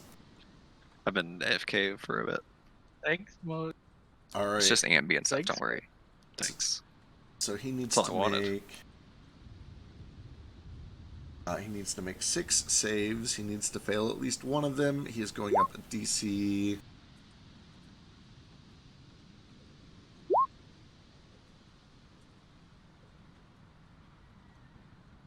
where is it? Nice hat. Nice hat. Nice tat. 17, there it is. It is a pretty good looking hat you got there, Commodore. It does seem to suit me, doesn't it? Surely I does. say with 1 foot on the side of the boat, just staring out over the sea. Just Captain Morganing on the front of the ship. Did you pick out which one of them kobolds gonna be the captain of the lifeboat? Well, I Not think yet. since Gale paid the most for it, he should be captain. So is that Everybody true? breathe. I'll come to my decision. The promotion from first mate does seem like the right way to go. I will defer to Captain Moat's decision. So humble. Gale's like already getting on the ship, like at the steering wheel. Just like, If y'all excuse me, I'm gonna get some lunch or lupper, I guess, started. We haven't had a decent meal in fucking 3 or 4 days eating nothing but fish and mushrooms and shit, so I'm ready for a turkey dinner. I would love to watch. Turkey. That was the plan, although I got some beans and rice as well if you want that instead. No, it's fine. I just I had an aunt who was a Toiki, but I didn't like her much anyway, so You're so sensitive, Vasu. it's not too weird. You wore hands around your neck. Yeah, speaking of, can anybody help me pry out these fingernails from them? I'm getting tired of these hands. All right. Well, you're sort of the expert on the moving stones.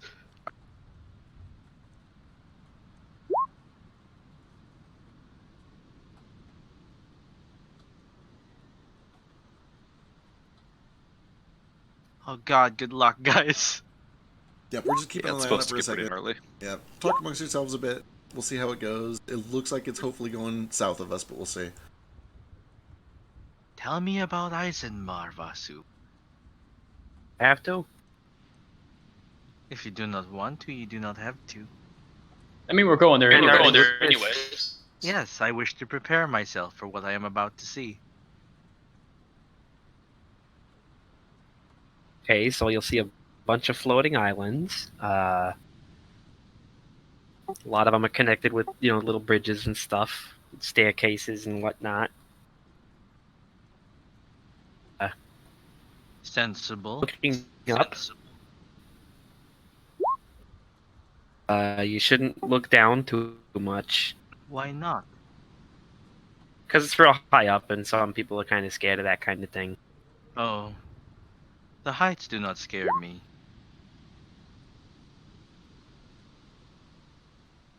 What is your favorite place in Eisenmar? Oh, jeez, that's tough to pick. There's so many of them. Pretend everything will explode except one place. Pick this one. Hey, that's a little too real right now. I did not say they are falling, just exploding. Just kind of glare at him. Nomad, you're not being very sensitive right now. My apologies. I think anything dealing with the destruction of his home is upsetting to him. Keep that in mind. He thinks about it. Everything else will be infested with parasites. How about this, Nomad? Where is the first place you'd want to go to see when you get home? Would that not be home, where he lives? Perhaps. Maybe that's his favorite place. Maybe other than your family, which place would you like to see first? Yes, maybe his relationship with his family is strained. No, I think that he likes his family a lot, so it's going to make him favor his house versus going to a landmark like you want to talk about. People are very interesting. Is this true, Vasu? Huh? Imagine this, Nomad. Imagine that you and I have not seen each other for a long time, and I am in a big city with a giant library. I'm not in the library, but you like libraries. Would you want to come see me first at the library? This is a difficult question. This is why it is difficult for him If as you well. are in the perhaps you should be in the library. Perhaps I Because should. you know that is where I will go. But what if I'm busy working? Then I will go to your work. See? Just like you asked Vasu, you chose to come see someone you care about over a place you want to go. Which is why it would be difficult for him to choose. Would you choose your family or a place, friend Vasu? Want to go home first, of course. Who is your favorite family member?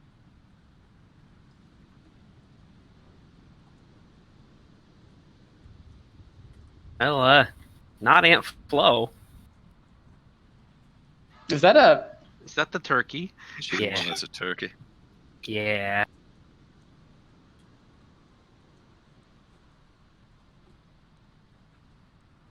Now I know who is not your favorite. I, for one, would rather see my family. I mean, I do want to go home, but ain't no sense going home. My family ain't gonna be there. We will make sure to find your family before then. Or maybe we will find them after. For clues, we will go to. See how it all pans out. Do you think this storm is related to what we are doing?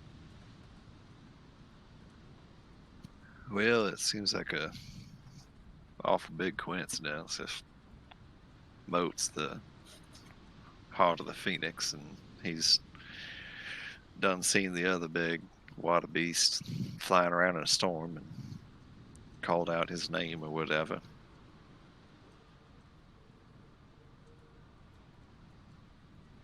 I don't know though, it's all way above my head. I Seen think it bad is storms above. before. Yes, this is above all of our heads. I am not used to storms in the Underdark.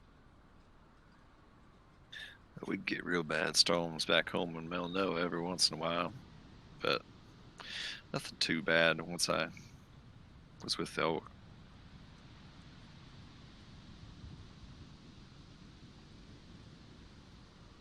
The storm ambience Feck posted is really helping. Yes. Hey, speaking of all this lightning, friend Nomad, there's something I wanted to show you, get your thoughts on. Might have to wait for God to get back to tell us what you can glean from it, but Of course. I will do what I can for now. know how I told you about that vision I had of Leah, and she had sort of lightning coming from her hand? Yes, like her veins were made of light. Yeah, well, I don't quite know how to describe it because I ain't all that good with words, but made a picture of it. Figured maybe you'd take a look and you know all kinds of stuff about magic. Maybe you know what it is.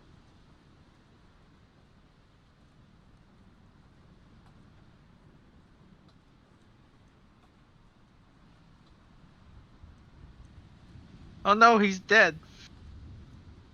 Did the tornado get him? Who's that?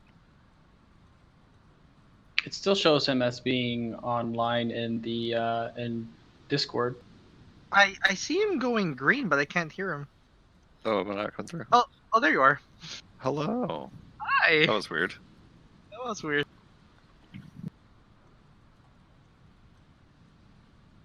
I don't know how much of that went through. I didn't hear anything after I asked. I said that it looked like light in the vein. Oh, gotcha. He just has a. Yeah, it's didn't quite know how to describe it with words. I ain't all good with words, but I can make pretty good pictures. So did a drawing of it. Figured I'd have you take a look, see if maybe you can tell what it is, since you know about all kinds of magic.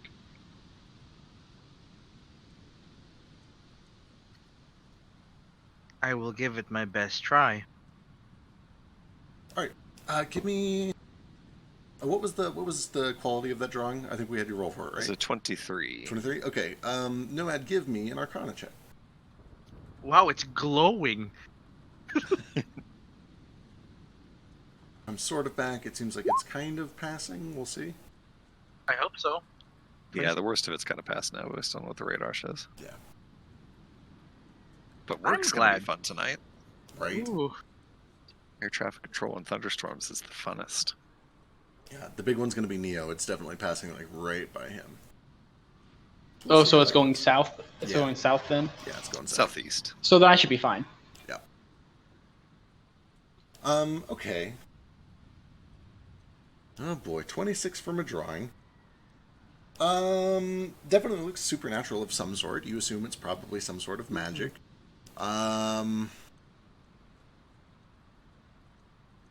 Boy, from a drawing with the 26. You do notice from his depiction that the shape of it is not the same shape as her other hand. So in other words, it seems like there is, like it's more than just her normal hand has this weird effect that's placed on it. It almost feels a little bit more like a substitution of some sort. Like her hand was replaced? Maybe, possibly. At the very least, whatever this effect is definitely morphing the shape of her hand. Okay.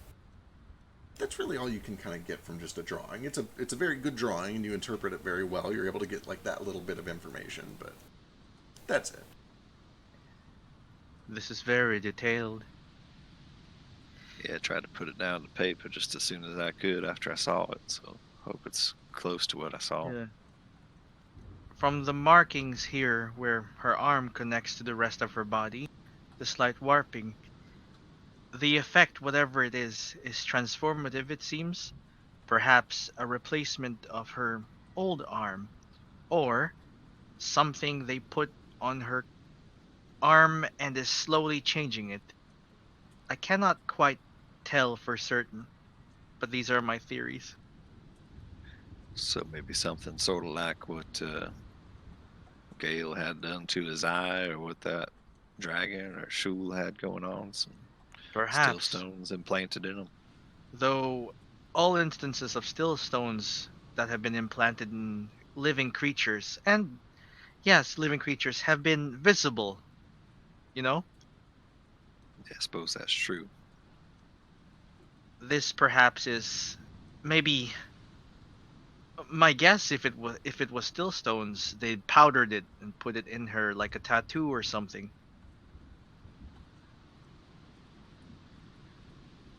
I can't Well, remember. Is that's- there lightning markings on her arm, or like? I think so. I think it was like her. The lightning is glowing or something? Yeah, it kind I of think there was like had this faint glow of this kind of like cyanish light, and every once in a while, like a little bit of lightning would kind of arc up her wrist and through her fingers. Yeah. So like it comes out in sparks, or just goes through her fingers and it's under the skin. Kind of under the skin, yeah. Okay. I asked Nordo for clarification on that, and like when he explains, does that give me a sense of like there's something inside? Like maybe a living creature? Possibly. It doesn't remind you of anything that you've heard of firsthand, but like you're aware that you can definitely put like, parasites My weird into ass people. memories. Yeah, like there's definitely ways to put parasites into people and have that cause effects on them. So it's not unheard of. It's a possibility. There's nothing it seems indicative of it, like in any sort of like super oh, that's definitely what it is kind of way. Yeah. So another theory is perhaps they've bound an elemental to her arm. That's unlikely, but a theory is a theory. Was she holding a severed arm, or was she holding her own arm in the vision? Because I was imagining it being a severed arm the entire time. she was holding the severed hand of an orc. Right. Yeah. Oh, okay. And the hand she was holding wasn't arcing. Hers was. No. Yeah, hers Correct. was. Okay, this makes. I thought she just carried around a storm hand, and that's how she got her name. And I'm like, that's kind of creepy. But I mean, I guess Vasu's doing it. I'm not trying to like make it a permanent fixture. I'm just joking. I just wanted the still stones. This is all I can glean from this for now. I wish it was more.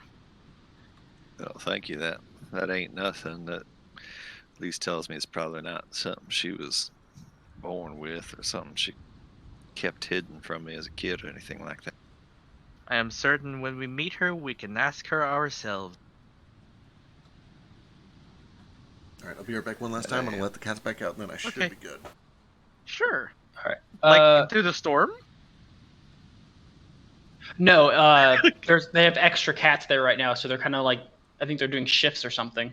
Okay, shifts. Yeah, I think Chol is over there. Yay. Cool. Chol. I don't know how to pronounce his name. I know him as Noel. Yeah. Yeah, no. Yeah, he's there. Hey, Nomad, do you think you could help me with something? What is it? You know how to make yourself understand languages, right? I do. Do you Wait, think let me just check my you do? spell. As an archivist, you always have comprehend language prepared, and you can visually. Oh cast it. yeah, I do. I just got that recently. Yeah. Perhaps you could use something like that, and I know that before you used detect thought. I think you said it was to Detect thought? to read memories from someone. Correct? This is true. Do you think you could do that and look at the vision I saw in the scrying orb and understand what those gnolls were saying? Perhaps it's a clue to where they're going.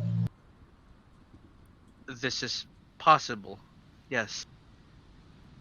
And if you need some magic, I can transfer you some. I understand. I think it will be fine.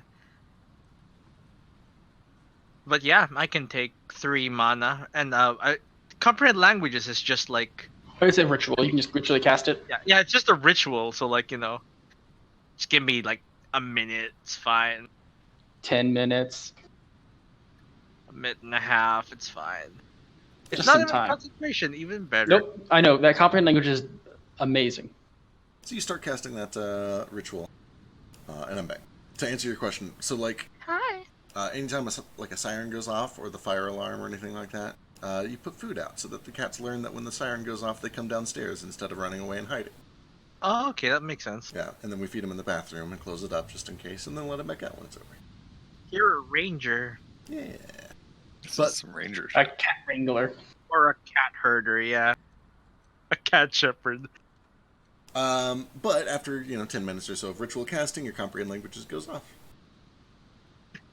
And then I'm going to detect magic. Detect thoughts on Ace. I'm assuming he's going to let me delve deep. I'm going to try and find that scene and understand what the gnolls are. Okay, so I missed. You're trying to read his vision from the scrying. Yeah. Okay. Boy, if this was anyone else, there's no way this would work. But you're a fucking Kenku, so of course it's gonna work. A Kinkuda Mind Flare. It's just perfect. Yeah, this is a He's crazy. a recorder. This is a crazy combination. So the thing that you notice, Nomad, every time you dive into Ace's mind, I don't know how often you do it, but his memories are just shockingly crystal clear. There's eventually a certain limit where there's just no more, and you'll notice that there are patches missing from it, things that he didn't see, things that have just been deemed unnecessary to maintain in his memory. But what is present is clear, including, and especially including, language. When you are able to replay the scene in your mind, you hear every sound crystal clear, even when the visions are fuzzy. The feelings are fuzzy, the temperature is fuzzy, but the audio is crystal clear. And with comprehend languages up, I need to go remember what all he heard. I love reading your mind. Most of what you hear is just kind of banter back and forth between these gnolls, who definitely seem to be slavers of some sort, telling these orcs to shut up, stay in line, quit crying, quit trying to struggle, sit down. But you do catch a couple lines of conversation about 3 or 4 minutes in, where one of them just kind of asks the other, how far are we from the god shell? And he says, we should be getting there in, 20, 30 minutes, we're close. I hope the storm doesn't cause any problems. Quit whining, don't be a baby, we've sailed through worse. And then, a few minutes later is when you see the flash and the island on the horizon that's pointed out. And the vision ends. The god shell. Gotcha. Nomad. Yes, they're heading to the god shell. What is when that? you had the vision, they were 30 minutes away. It seemed to be the island in the distance that you. Gotcha.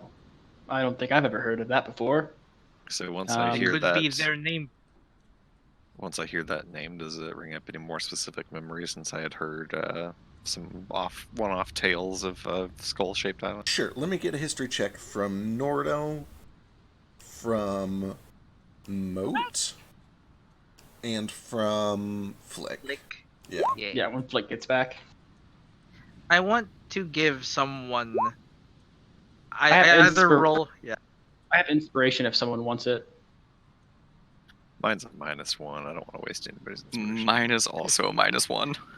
It's less of I want to give the help action to someone. I think I'll give it to Flick. Well, okay, so how are you how are you helping?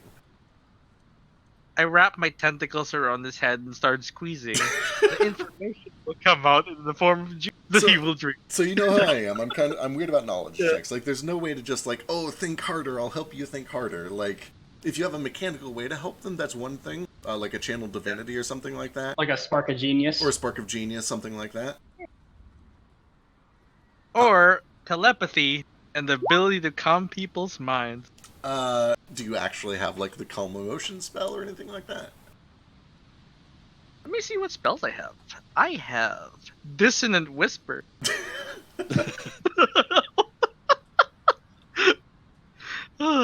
Let's see what I got. I got Charm Person to calm him down. I got Sanctuary. I got this guy's Self, which is not prepared right now. I got Find Familiar. I've got Jump. Help him jump.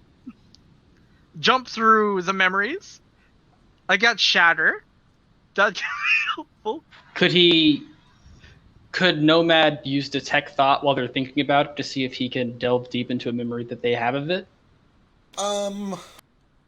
Would that be like a help action? Sure. I could see that. Yeah, you're spending some resources on that. If Nomad wants to dig into somebody's brain and literally try to like help sort through memories and try to find it. Yeah. And if somebody is comfortable with him doing that, I'd allow it. All three of you, Moat, the name sounds cool, and it seems like maybe it would have come up at some point in your studies, but you don't really remember what it's from. Flick doesn't recognize it at all. Nordo, you feel like you've heard stories of it. You feel like this name has come up once or twice in old campfire stories, but it never... It doesn't... it's right on the tip of your tongue, but you can't think of it. Even with a nat 20, he didn't get anything? He didn't have advantage. I thought I was helping him with Detect Thoughts. If you want to go ahead and pick somebody to Yeah, help. heck yeah, I'll do that. If it advances the plot, I'll do it. All right, who are you doing it on? Flick let's would see. Flick is Flick, gonna because have... it doesn't have a -1. But It's if it influences rolling. your decision, he's only a +0, so he's only off by 1 from the other two. But he has Listen, the pact it's of the better than the two. Doesn't he have the Pact of the Talisman, though, that boosts it even? Yeah, if he's not advanced. He's got a it listed 1d4. as he's got it listed as unproficient. Pact of the Talisman. Works on non-proficient. Yeah, it's exactly what Pact of the Talisman does. Yeah. I think you had a D4 to anything you're not proficient in. It's Yeah. like Jack of all trades, but shit, you know? Oh. On the flip side, it sounds like, I mean, this might just be pure meta talk based on how it was narrated to us, but it sounds like maybe Nordo has the best chance Yeah. of knowing something about it. That's true. Like on a 7, I felt like it was on the tip of my tongue. Yeah. Out of the three of you, Nordo feels like he recognizes it the most, but he still Okay. doesn't quite know what it is. I will give you the help. All right, go and Let's roll it do that. one more time. Nordo's a little bit hesitant about having Nomad do this brain probe thing after the first time, but he'll do it. It'll help you find your brother.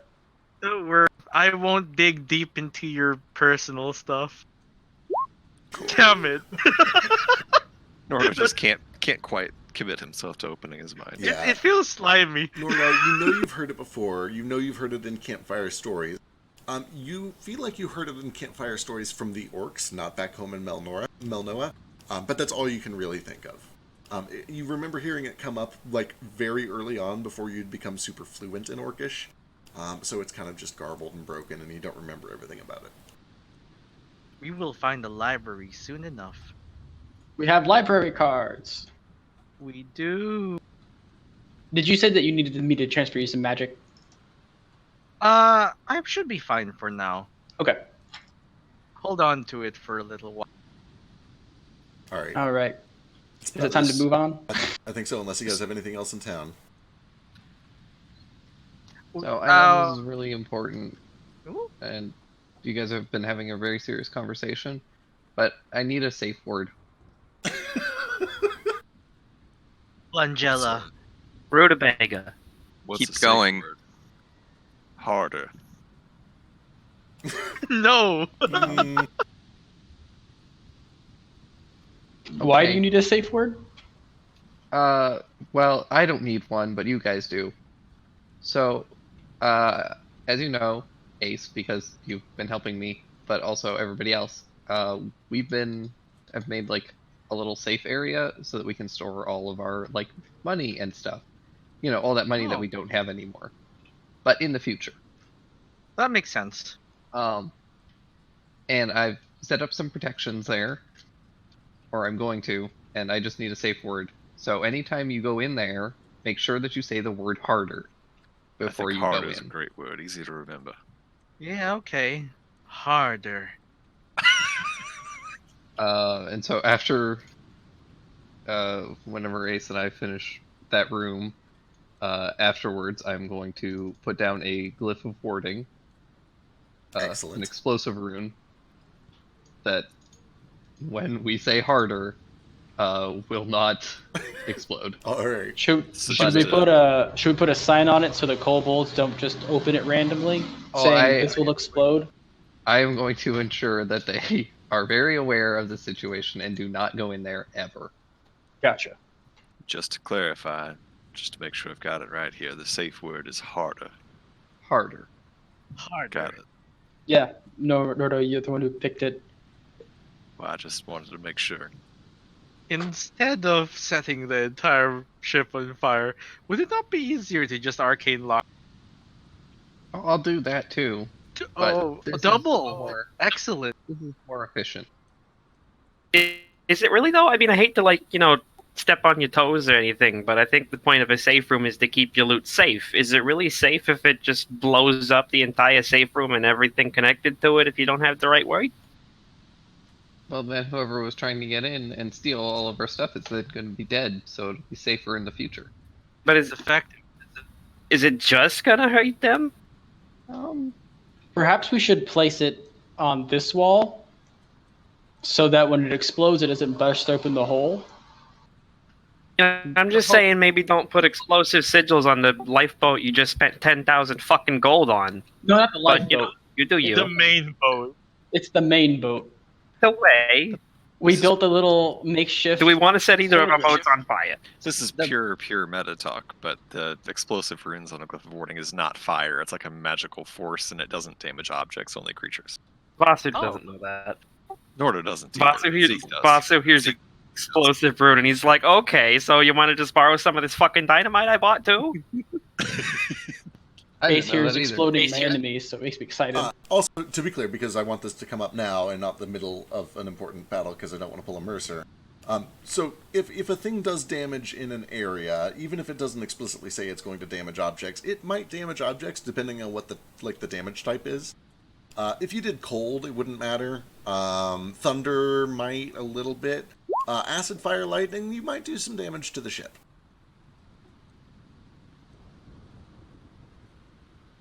It does erupt with magical energy. Your ship is resilient. It's magically enchanted to be resilient to damage. But it might take a little bit of damage if it explodes. And if you want to be safe about it, cold is probably your best bet for not damaging the ship. Just makes it brittle. It's not bad. Let's do It acid. thaws, it's fine.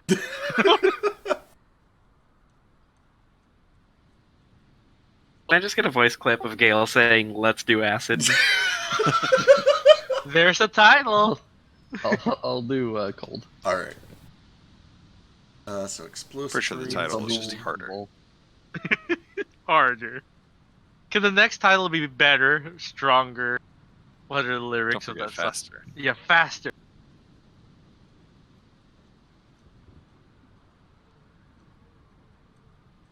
All right. Excellent. So you're able to get an arcane lock set up. You're able to set up an exploding rune.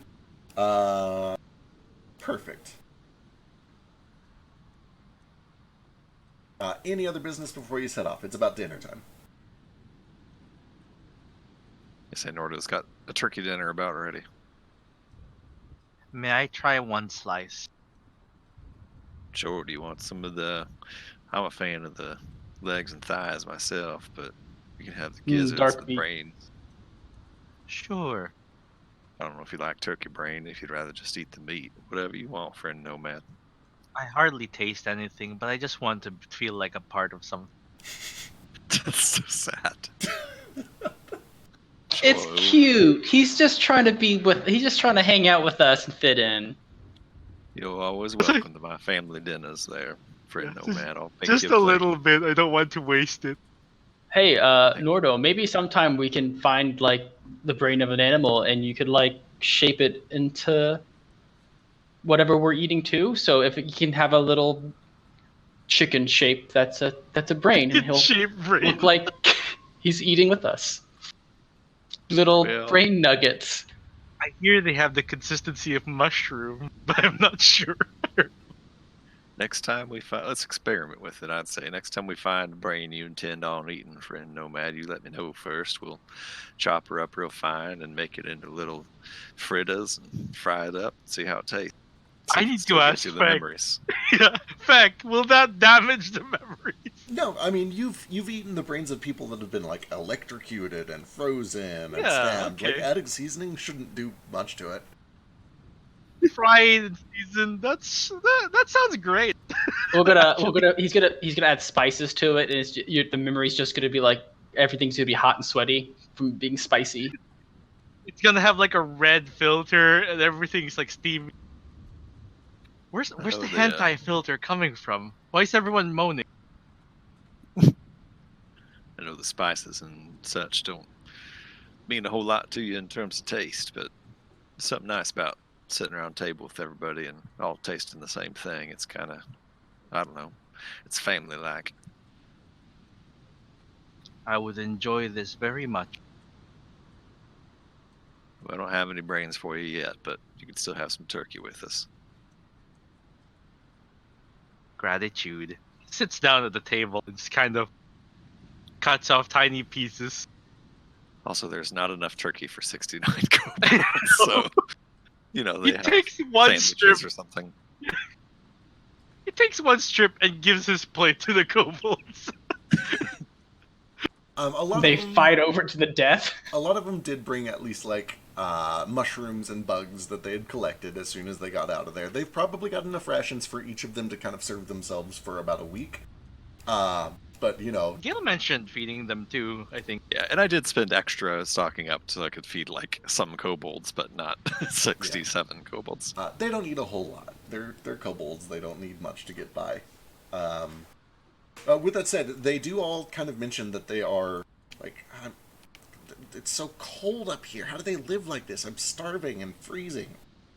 It does seem like they are kind of hungrier than normal up here. Is the impression. Oh, we get. it's cold.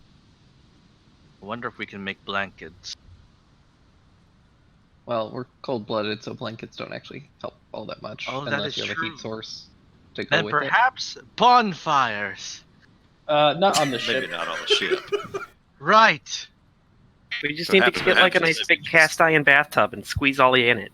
What we could do is we could take some stones and put them inside the oven, warm them up, put them in blankets, and the blankets would be warm from the stones, and they could keep them warm. I can go Heat one by stones. one prestoing them until they're warm. Oh, it. right. That's what my bedchamber used to have. Aw. A moat that prestoed? Well, Yes. it wasn't. I'm moat, joking. But, you know, the other servants and stuff. Oh. Norda, you do find during dinner as you're working on it that like these kobolds seem to just gradually migrate into the forecastle with you, and like get right around your ankles and knees and behind the counter and all around the stove. It's a bit. Nordo hectic. warm-blooded? Nordo's warm. I think we've gone over this. Yeah. His parents lays eggs. Yeah, but they're warm blooded. Birds lay eggs and they're warm blooded. It's true. Anyway, they are sorted out, and you're able to share some of the food with them and kind of ration things out so that they each get a little bit of the real food and a little bit of their own food, and they're taken care of, and they find a way to stay warm. They all kind of agree amongst themselves to rotate shifts on the lifeboat so that some of them are exposed to the elements and some of them are warm and safe on the ship, and then they'll like change every 3 hours. They get a little bit of a system set up for that. I'll be kind and I'll take a shift on the lifeboat too. Cool. Kind of provide some kobolds some space inside and body warmth to any kobolds around. Excellent. At some point in my cooking, I take a spool of woolen yarn and stick it inside of a jar of honey to soak. Like magic, the moment that jar of honey opens up, Elise just kind of appears wide-eyed and is like, "Ooh, are we doing it? I'm sorry, are we doing it?" Oh, I don't know just yet, but figure we better have all the parts in order. We got a voyage in front of us. Might be an activity for one of these days. Oh, okay. All right. Cool. Yes, okay.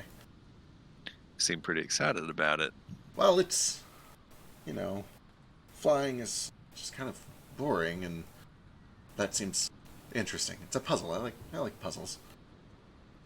I don't like puzzles at all, but I like flying even less, so why not? And as if on cue, the ship rocks. The tethers are separated. Moat and Flick and Gale, all working together, kind of get the ship in motion with its tiny little baby ship in tow next to it. And you begin the trek northward towards Eisenmar. Woo! How many Like 10 days are we episodes traveling? later. What was that? How many days are we traveling? How many short rests specifically? So in nice weather, you guys could potentially... So where's this thing? I think it's up in the top left. Yeah, so in really nice weather, you guys could potentially go as far as 6 hexes. The weather is not particularly nice, so depending on how you guys sail, it's going to be anywhere from 2 to 4 hexes a day. Maybe 5 if the weather clears up. So... Oh, I don't mind. Just means I get lots of mana back. Yeah. So whoever's going to be sailing for this first leg of the trip, let me go ahead and get a vehicles check.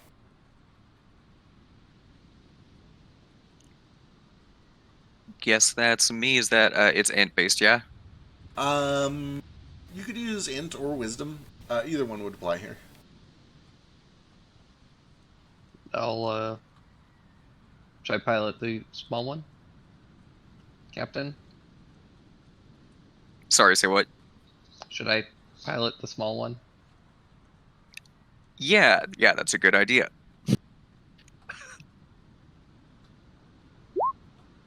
Woo! Like a natural. Damn, Gil. Right? It is a smooth sail for the most part. There are a couple of times where the wind really picks up. It gets a little difficult, but Moat knows what he's doing. And Gale takes to it very naturally. All the time that you spent above or aboard that submarine is really paying off here. The controls are very similar. It feels surprisingly floaty despite being kicked around by the wind. You can tell that the elemental inside is doing a lot to kind of fight against it. And the first night or so goes pretty smoothly. You guys are able to make it kind of up past Thorngrove and about halfway towards Unmirage on the first night. Yeah, Mo, what's up? At the end of my watch, may I hunt down Gale? Absolutely, go for it. Okay, as I hand off to Flick, I find Gale wherever he's at, probably captaining the smaller ship. So we're just gonna be yelling across the ships. I ask you to come closer so I can talk to you. Okay. As much fun as it would be to yell this conversation. Yeah, I'll sail over and give controls to Ace and then hop over to the other ship. Sorry, this shouldn't take very long. Do you have a minute? Yeah? I just, What's up? while we were in town, I got something for you, and I take out the smaller captain's hat, and I just hand it over. And then I take a second and look around at the 69 kobolds that are now on our ships, and I just say, you've done some really, really good work for your people, and I just, I don't know, I'm sure you heard, but I'm a Commodore now, so I can't be a captain anymore, so, well, look, you're a really good leader, Gale, and you're going to do a lot of good for your people, and I'd be honored if you take over for me as captain.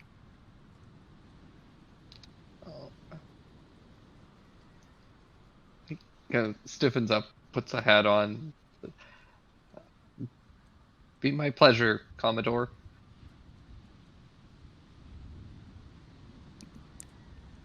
Excellent. And I mean it. I really think you're going to do great things for your people. Can't wait to see it.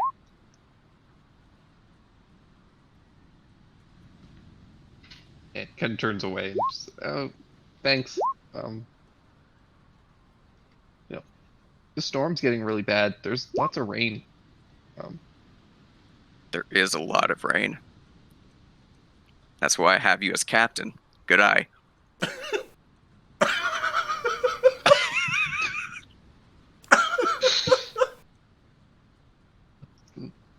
Thank you. Well, but if you're Commodore now, then who's gonna captain the other ship? Well, I guess I could leave that in your judgment. Suppose Flick could do it. Me, the other guy with sailing experience. Oh, thank God he's actually here. Captain. One What? second, Oh. 1 second, Flick. Like the captain and Commodore are talking. We'll get to you. Okay, sure. Hmm. You know, that's a good point, but Ace is really good at mimicking people, and I think that if he just followed your example, he could really captain very well. But no, we should probably give it to Flick. Yeah, if you made me captain, my first order of captain would have been to make Flick captain. So Flick it is. Flick, huzzah! What? you're captain number 2. All right, I suppose I can deal with that. You want the big ship or the small ship? Would it be harder for you to see with the big ship, or? I don't think you'd fit very well in the small ship. It's full of kobolds. That's true. And I think Gale should be with his people. Show them what a good leader he is. I put the adjustable steering wheel on that main ship, though, so I'd be okay. But I should probably be with my people on the smaller ship. I'll just make another steering wheel for that one too. Oh. No, you're gonna make another steering. Ace pulls out a little thing of sticks, which is like 6 inches in diameter. That's a little tiny like mimic wheel that he made of the other one. Just kind of like holds it on the little ship and pretends to steer with. It's like Maggie and Marge. Yes. Notably, now that you're finally here, Flick, you're the only person on this goddamn boat, or island for that matter, that actually knows the difference between a captain, a commodore, and an admiral.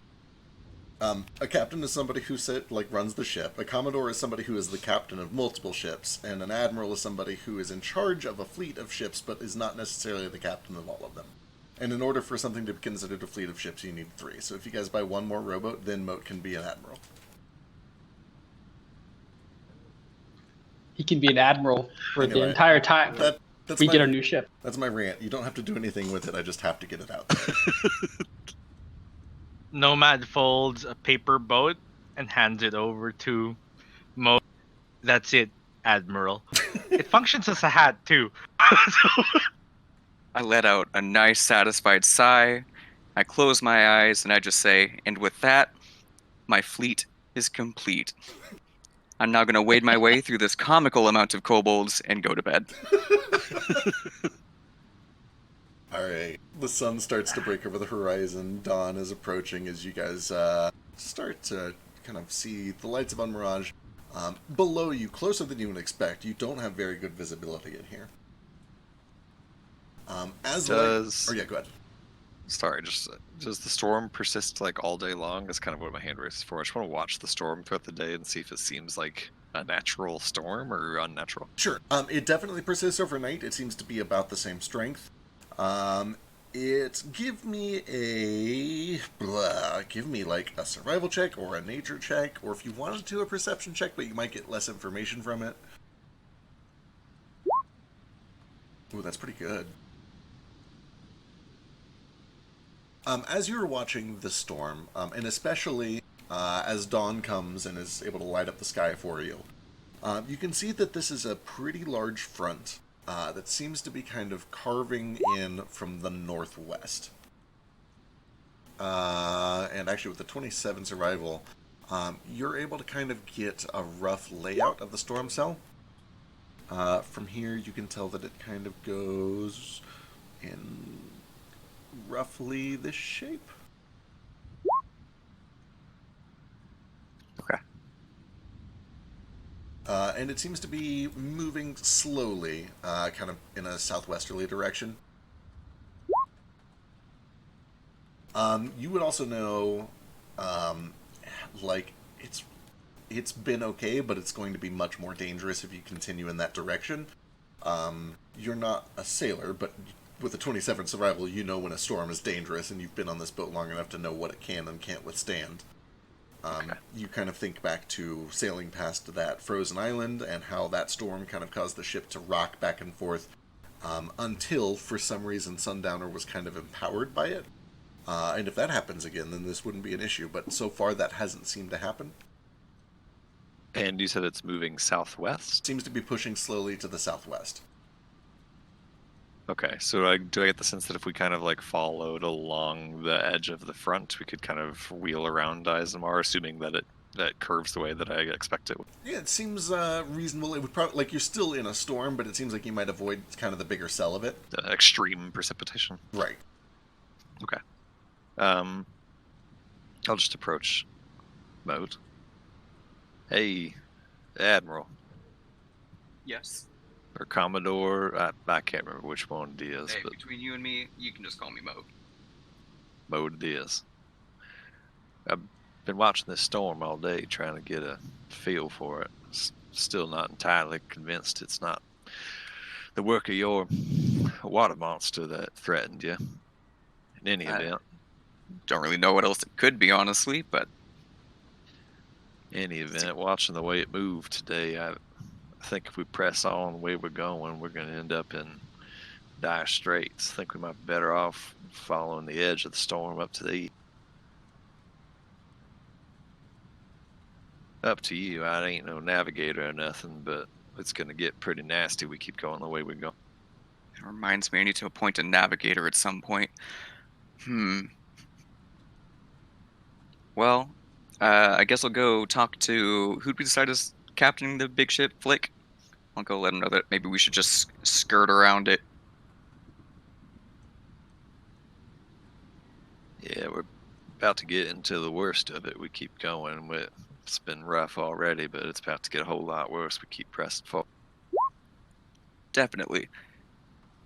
Also, I'm going to start spreading the word, but if you want to spread the word too, everyone should probably keep their eyes open for, like, water elementals or weird watery animal shapes. Yeah, I've been thinking about that. If the Ryujin sent out a bunch of servants to come find us all, then just a matter of time. Yeah, we should probably get some watches going. Like, maybe even like round the clock watches. I think that's a good idea. We got plenty of us to do it at this point. Are we just standing on kobolds? Yes. Crowd surfing. What do you think, Captain Flick? You're the expert captain navigator. You got that big Flick energy. With an 18 Navigator's tools, that sounds very reasonable to you. That storm does look very dangerous. If you were on a regular ship, it would be suicidal. Even with the help of an elemental airship, it would be pretty rough. And the big danger, as Nordo has kind of touched on, is that in low visibility, it would make it very easy to get snuck up on. You're already at low visibility, but in there it would basically be blindness. Beyond maybe 60 feet ahead of you. You could barely see the front of the ship. So it's going to be dangerous no matter what, but going east might make it a little bit safer. If going in that storm's anything like that ice storm we dealt with, it's suicidal to think that we could steer through that and not get snuck up on. So going around it's probably reasonable. Best idea. Yeah, I think so as well. I'm just a turtle from the ground, so I don't know a whole lot about storms except for lightning and such, but the man who pilots me from the other universe knows all about trying to fly into storms, and it's not generally a good idea. What an interesting perspective you have on things, Nordo. Hey, Mr. Navigators. What you need, little dragon? That storm, if it was to continue in the way that you were following it, does it seem to be circling around Storm Cellar? Well, it's hard to tell from here. I've been trying to watch the way it moves all day. It's moving kind of to the southwest. I don't even know where Storm Cellar is, but let me take a look at this map here. Could be. It could also just be passing over all these parts. But yeah, I mean that tracks, assuming that it follows the same sort of shape all the way around. But hard to say if it does or doesn't.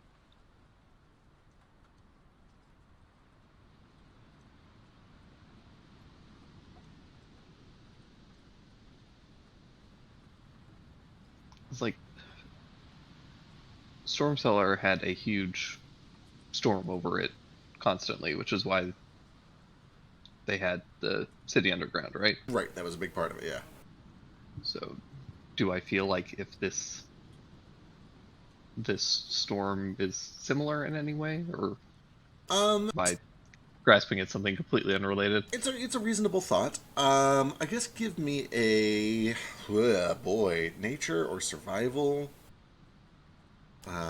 Any sort of like, I don't know, weather related check.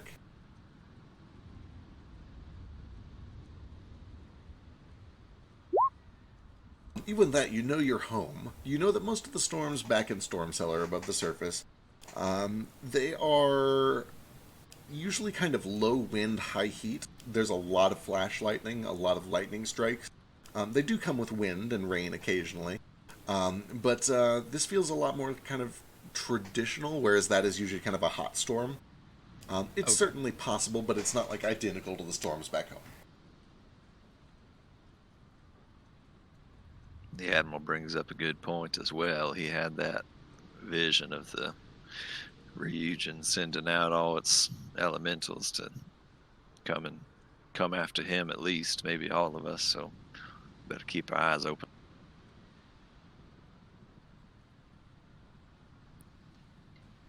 Okay. I'll keep an eye out, and I'm gonna have Toto on watch kind of 24/7. Yep. I'll take the first one tonight. I can help. I'm just sleeping in the little dinghy.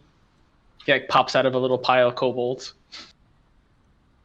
It's gonna sleep outside anyway. Nasty as this storm is, that's kind of nice. I like the rain. Here, Don't go overboard. This might not give a lot of information, but let me see what I can feel, and I'm going to primeval awareness. Sure, that's humanoids and aberrations. Yeah, Where's Benthos when we need him? Right. I know, right? He's on his way. You don't get anything that you wouldn't expect. You are just barely within 5 miles of Anmirage, so you do detect a whole bunch of humanoids down there. But yeah, you don't sense any aberrations other than Nomad and Nibbler. And no humanoids that you don't expect. Gotcha. During my watch, I'll just keep pinging just to see if we're going to pass any other ships or anything. Sure. It definitely helps. It kind of serves as a long-distance radar with reduced visibility. You're able to work with Flick to kind of avoid traffic, although there is very, very little of it. Very few ships are willing to sail in this sort of deal. You do notice that, it's kind of clear skies in the sense that there's not a lot of traffic. Also, going back to the vision I saw in the sky, I guess I didn't even think about it. Was their ship a flying ship, or was it like a No. water It was a regular boat? ship. Gotcha, okay. Yep. Alright, let me go ahead and get another sailing check from whoever's going to be in charge for the majority of this day. And also, you guys do indeed get a short rest. It's Thursday now. Have you I don't think you've updated this. You still haven't updated it, Fact? No, I'm so sorry. I need to do it. Shaking my head. And yeah, Nomad. What are you doing today? Oh, prior to this, I want to help friend Vasu with the fingernail stillstones. Okay. Also, before we get too far into this night, preferably before the short rest, do you think you could help me message my ma again? I just want to make sure everything's going okay over there. Good, of course. If you got the mana for it, I know it's. I do. Okay. I appreciate it. Have I done this before? You messaged did it once. Yeah, you messaged Yeah, okay. my mom, and we've scried on Little D. Yeah, it should be easier. And I detected your thoughts before, right? To see your mom. Yeah. If not, I can do it again. Yeah, Yeah, you definitely did that because Okay. I remember having to describe her and making up a description for her on the spot. Right, yeah. And that's why So- she has purple feathers, everybody. They're pointed. Okay. Point. She's a very pretty boy. Let me see if I have sending prepared, actually. Sending... It's prepared, yeah. Okay. That's 5 points. All right. Notably, just to be sure I'm clear, this short rest is the Yep. very first one since you guys took off. It was like the very first night. Yeah. Okay. Yeah. First one. 'Kay. And like, yeah, I start sending. Like, I ask for a message first, of course. 25 words, friend Vasu. Oh, jeez. And she might not get all of them, right? It helps to repeat them, yes. All right. Give me just a second to write some down. 40-foot cone. Magical effects are speaking to us.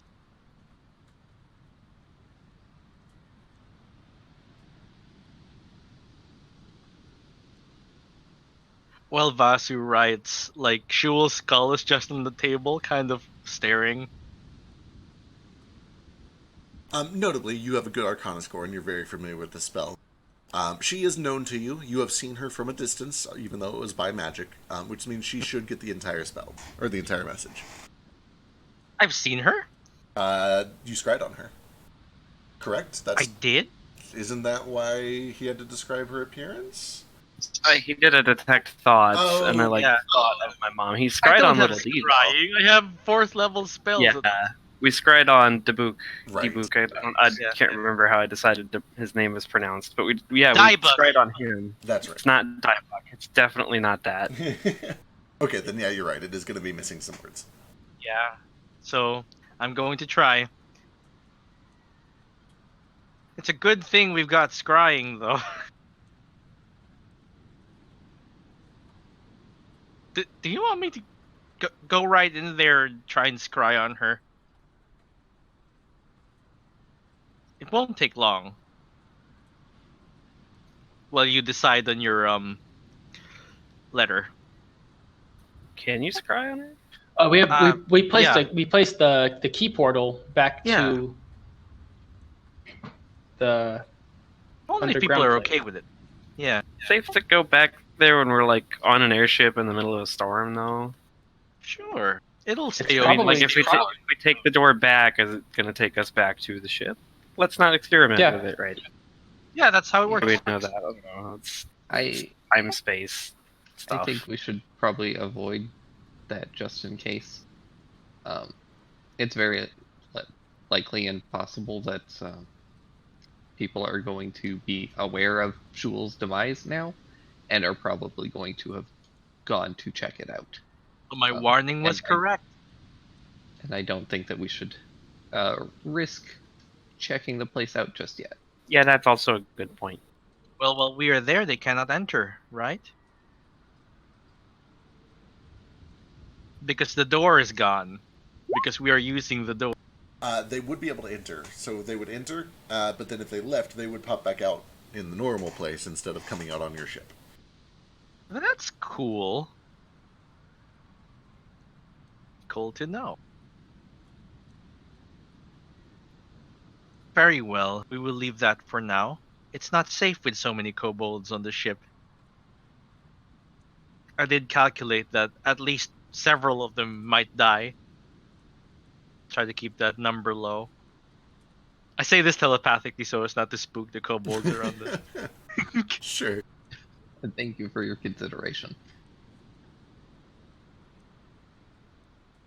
Do not tell them, but my favorite are the first 3. I'm quite attached to them as well. They have names. I like the ones that help me cook. That too. That's nice. Over the course of a few days of travel, we're going to find which 8 belong. we like imprint. Is that what kobolds do? I mean, they don't Teaching really. my 8 how to presto. They don't really imprint. They're not like ducks. But what if they're Alright. very young? I think I got my message ready with margin for error. Okay, Here we go. Ma, just checking in. Storm's bad here. Hope you're safe. Home soon. 12 Okay. words. We can repeat it twice, just in case they don't go through with nothing. I will try. Thank you. He takes the skull, puts it in front of him, and, Skull? puts his fingers over. Yeah, the Shul skull, which is a casing for my Mind Flayer orb. Ugh. All right. You cast the spell, and as you do, it's almost like the winds from the storm have kind of pierced into your mind a little bit and joined this arcane bluster that carries some of the words and loses some of the others. You have to roll, right? Yeah, give me 2d6. Vasu. You do it. Okay, fine. It's always been bad when I do it, though, but okay. Hey, you got a point. Maybe I'll do it. I did it. It's too late. I told you it was bad. Hey, 6 and a 1. It's not terrible. Average. Average, yeah.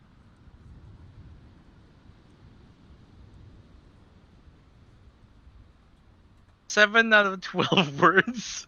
So most of them important, I think, too.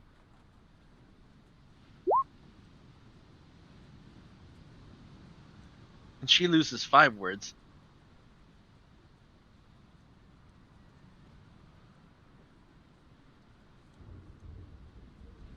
I don't. Brave. Just fly safe. Don't do anything stupid. We'll be here. That's it? That's about what you get, yeah. I say it in his mind. I don't make a voice or anything. What, me? Do something stupid? Ah, she knows me too well. Your mother, she sounds nice. Oh, yeah, she's good people.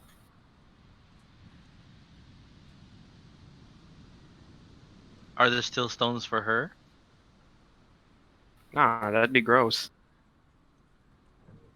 I would be pleased with still stones.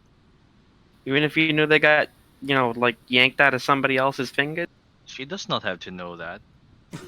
Eh. Alright, so what is the goal with these fingers? You're just trying to pull them out? Yeah, just wants the still stones. Without exploding, I think. Okay. Sure. Give me, like, jeweler's kit or tinker's tools. Tinkers, I will help you. Do you wish for me to do it, or do you wish to help me? My jeweler's kit is a +9. 13. Yeah, I'll help you. Okay, give me your expertise. 18. 18. Whoa! I rolled a 1 and a 5.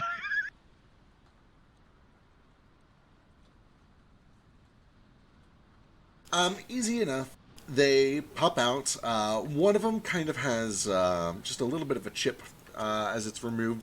It looks like it was probably already damaged, and it just kind of like fell apart as it was pulled out. But none of them explode. None of them were really big enough that they would cause a significant explosion in the first place. Their kobold fingernails are each about the size of like a piece of chalk at the very, very largest. But you're able to extract all 3 of them. Like the other ones that you found in the Stillborn Dragon, they look drained. They look like some of the color has been pulled out of them. They look a little bit inert. You can tell when you move them around that there's like a little tiny bit of a latent buzz to them. There's some magical humming energy, but it's very soft, almost imperceptible. It looks like a lot of the life has been drained out of these stones. There is not much left from them. Ah, it's a shame. Do I feel like they can be used for something? Anything? Maybe. What are they mechanically like? That's a good question. Give me an Arcana check. Here you go. You can definitely tell that a lot of their energy, their power is gone. You imagine there's probably even less energy in these things than like a 0C stone. Which is not unheard of. Like, you occasionally, when you're out mining, you find big chunks of stillstone that are just not dense enough to really be useful, to not have any power in them. You get the sense that these would probably not be strong enough to provide even a 0C level of like magical energy for an item. Is it possible to combine all three of them? Potentially, you could try it. Then, you don't know how much energy you would have at the end, but you can certainly try it and find out. Yeah, it is. Like I suggest to Vasu, with your help, perhaps we can combine all three because alone they cannot even power a 0C stone. But together, I do not know for certain if they will have enough power, but it is better than none. Yeah, you're probably right. Would you wish to try before bed? We can do it in the morning. I'm in no rush. All right. I let him hand this. I hand him the stones, and I ask, "Are you going to use those?" I ask, and I point at the remaining hands. No, they're all yours, buddy. Gratitude. He pockets them. Perfect. Vasu like opens his beak and raises a hand, about to ask like what he's gonna do with them, and he's just like, "Yeah, enjoy those." You wake up in the morning, he's made like a book stand. Oh God. All right. It's like a phone stand holding a book. Catching back up to the future. The next day comes. Gale, with a 21 on vehicles, is able to kind of guide the ship smoothly around the storm, taking shifts between himself and Flick. With the 21, it's slow going. The weather is causing a lot of problems. You're able to get to about here.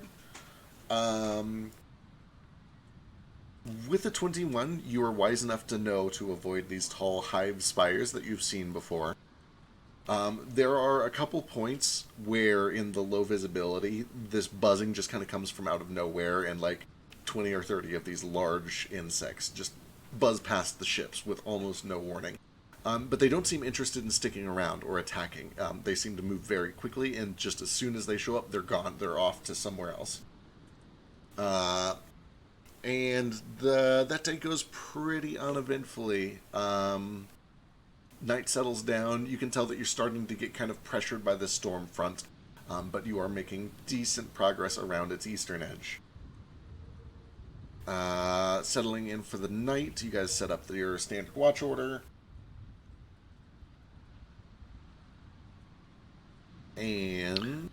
sorry, go ahead. Over the course of the day, I would just like to work on curing my dragon skull and turning it into a pauldron. Probably with somebody's assistance who knows how to do like leather work, although it just needs to be simple, like straps to hold it to my shoulder, basically. Sure. I've worked with bones before. Yes, I'd go to Vasu to ask because he's got all that cool ass snake gear that he made. So I'll just ask him for help to make me a cool ass dragon pauldron. Sure. My dad actually made these. Oh, I thought you made them yourself. I can do leather for 10 minutes. Just 10 minutes. I was gonna say, Push nomad aside. I'm joking. I did this. I made these. Oh, you were lying. It's not a lie. It's a joke. Oh. Ha ha ha ha. Does that mean you lied, take your Mr. help, Solange? Who said that? Dear diary, deception is funny now. Oh no. What have we done? This Yeah, I got the idea from you anyway, Vasadiva, so if you wouldn't mind helping me out with it, I just need someone to hold it up, or I'll hold it up while someone makes the straps, one or the other. Oh yeah, sure. Right. I don't know what to roll for this. Yeah, Me so normally this would be like leather workers or smithing. Can I sway you on survival? Since it's like just making bare bones. Yeah. So I feel like Literal bare bones. I feel like in the absence of a proper toolkit, the next fallback would be survival. It's going to be a higher DC, but you guys can give me a survival check. I will give you the help action. Would jeweler's kit work for it? Before you guys start, I can make you guys a proper toolkit if you want, I think. Oh, could you, little dragon? That'd be mighty helpful. Let me make sure that I can like pass it off for a little bit. I mean, it ain't all that important. I'm just, I like to sport the trophies of my kills, No, I get it. I understand, he says, tapping the skull. Yeah, if you guys let me know like the night before, I could have made it kind of before going to bed. Yeah, Nordo spent the previous day like curing and like salting the skull itself so that he could make it into a shoulder pauldron today. I'm sure someone would have asked why he was cutting dragon flesh off of a skull in the kitchen. Yeah, then I'll produce whatever tools would be needed for curing and crafting that. Other working tools, I think? Yeah, leatherworking is probably the closest thing here. Whatever they are, you can make whatever the right tools are for the job. So that makes this a lot better. Okay, sure. Go ahead and give me... I guess it would still be survival, but the DC's been lowered because you now have the appropriate tools to work with it. Unless you're actually proficient in leathers workers, or if you can gain proficiency somehow. I Nope. can. I'll give you help, so you can just do it with advantage. What's your survival? Mine is +8. Oh, mine's the same. Perfect. I'll help you. Even better.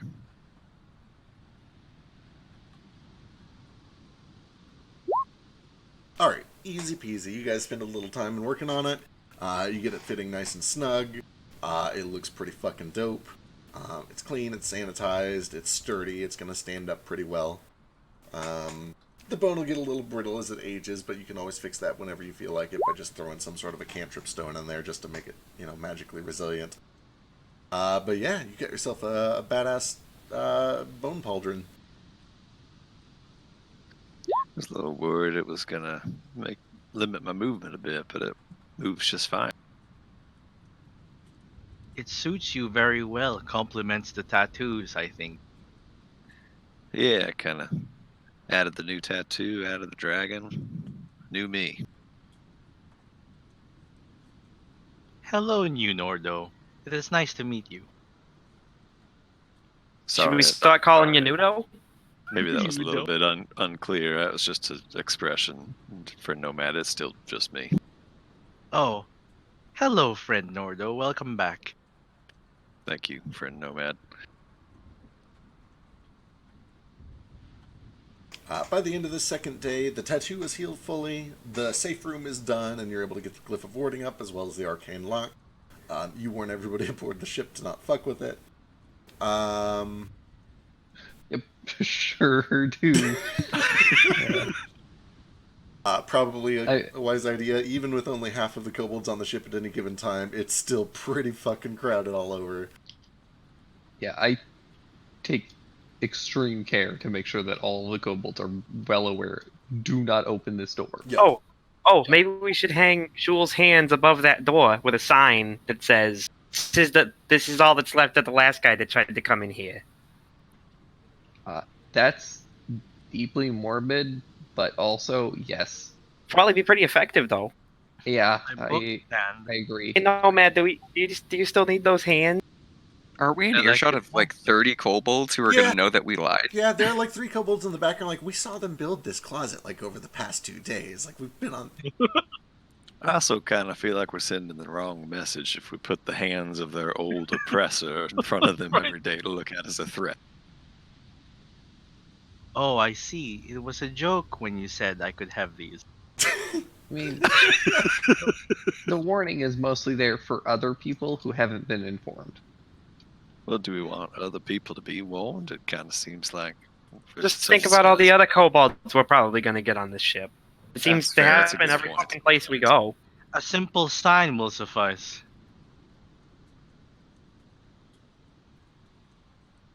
I really want to see Nomad get out his calligraphy set and just write a very fancy note that says, "Please do not open." Do not open under threat of death. You need to get one of those signs that's like, "Don't touch this. Not only will you die, but it will hurt the entire time."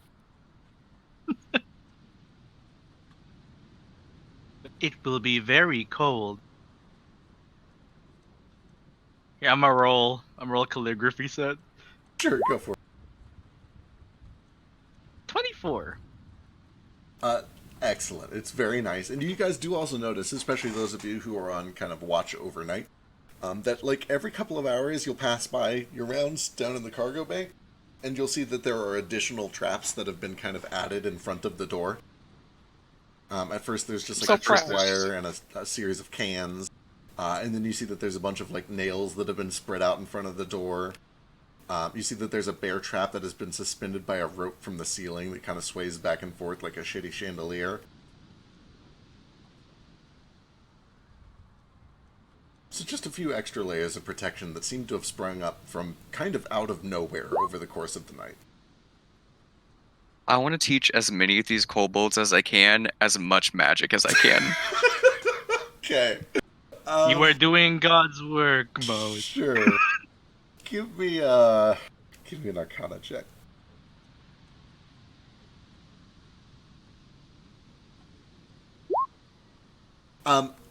A lot of them are interested. Several of them are very, very interested. Only one of them seems to really have even the slightest amount of innate grasp on it.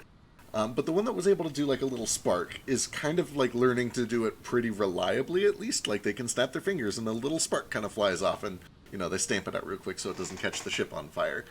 And by like the second night, they can at least kind of reliably make that little ember shoot out when they snap their fingers. That's all they can Excellent. really do, but they attribute it to you, and it seems that your guidance has kind of helped her figure this out to some degree. Everyone else is kind of disappointed, like, I want to do it. Why isn't it working? You don't believe enough. I can believe harder. I know it. And they Let's join in on the next lesson and teach them my meditative ways. Okay, excellent. Yeah, you kind of Maybe some of them are monks. Yeah. They don't know how. They're not all wizards. Maybe. Sure. All right, guys. We're just gonna train an army. Sell your soul to a mortal deity, and then Oh, I like that one. That one sounds easy. I don't have to do Are any you of this offering? meditation shit. I can just like make a deal with somebody. What do I have to give? Tiny spark of your soul, nothing much. You could just be like me and just get real, real angry at shit. That sounds even better. That'll give us magic? I guess not magic, but it'll make you hit stuff real, real hard. I could teach you to commune with the earth. One of them closes You his get eyes some magic. and just starts screaming at the top of his lungs, and then he reels back and he punches the door frame, and like for a second or two he's like really trying to like hold it together, but then he just starts like bawling and he holds his hand in his arms and he's like, oh no, I hurt myself.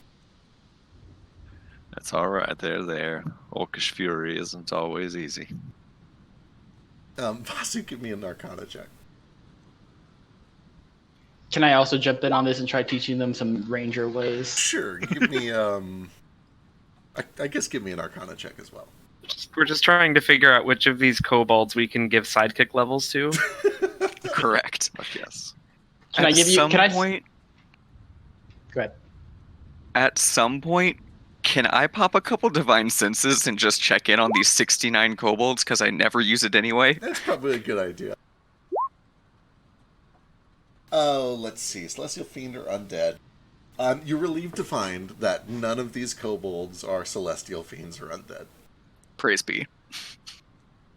Vasu, you kind of encourage some of them to take a more meditative approach and to find their inner peace and their chi, to find their elemental connection.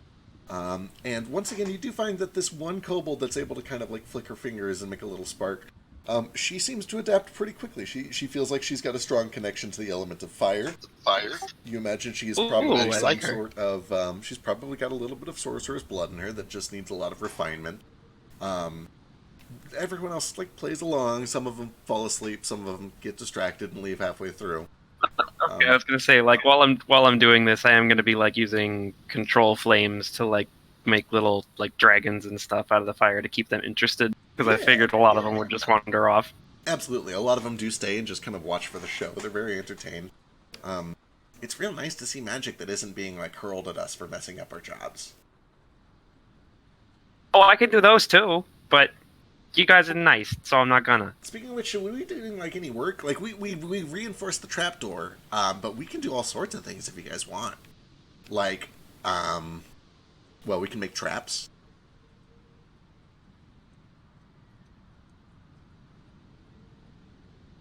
Fascinating. Can you make like smoke bombs or explosives Yeah, and, man. and such? Oh my god, absolutely. You want smoke? I can make tons of smoke. I just I mean, I don't want the smoke in the ship. I want smoke I can like shoot out at somebody later. all right, I can work with that. Give me a couple days, and I will get you smoke that you can shoot out at somebody later. Do you have Awesome. traps for like warding off flying enemies that might attack the deck? Nets. We like to use nets against things that fly. That makes a lot of sense. Oh God, I hate nets. Keep those away from me, you hear? Of course. We'll just convert some of these hammocks. That's okay, right? I mean, you're the ones that are gonna be sleeping in them. Do we have enough hammocks for everybody? We've just been sleeping on the floor. I thought you guys were using the hammocks. Are we using the hammocks? You guys have 10 hammocks. They're like a bunk setup. You got 5 of them that are stacked 2 on 2, or 1 on 1 for a total of 2. And then you guys have one. I think you actually got rid of this bed because it was like it was gross. moldy. Yeah. So like the hammocks are all you guys have. You have 10 of them. I've been sleeping on my bedroll and on top of like 20 kobolds. Or do you Did I just just sit on share? the deck? I Sure, mean, I'd bed still roll. like a hammock. I want a hammock for sure. Yeah. I'm okay sleeping on the Also, I'm not necessarily looking for anyone who are necessarily innate in magic, just because rangers don't have like initial innate magic. They have to like learn it over time. Yeah. But And could I still use it to find someone who could like have ranger skills? absolutely. You do find that although a lot of them don't have innate magical skills, some of them are very interested in what you do, and they understand that it is a learned talent.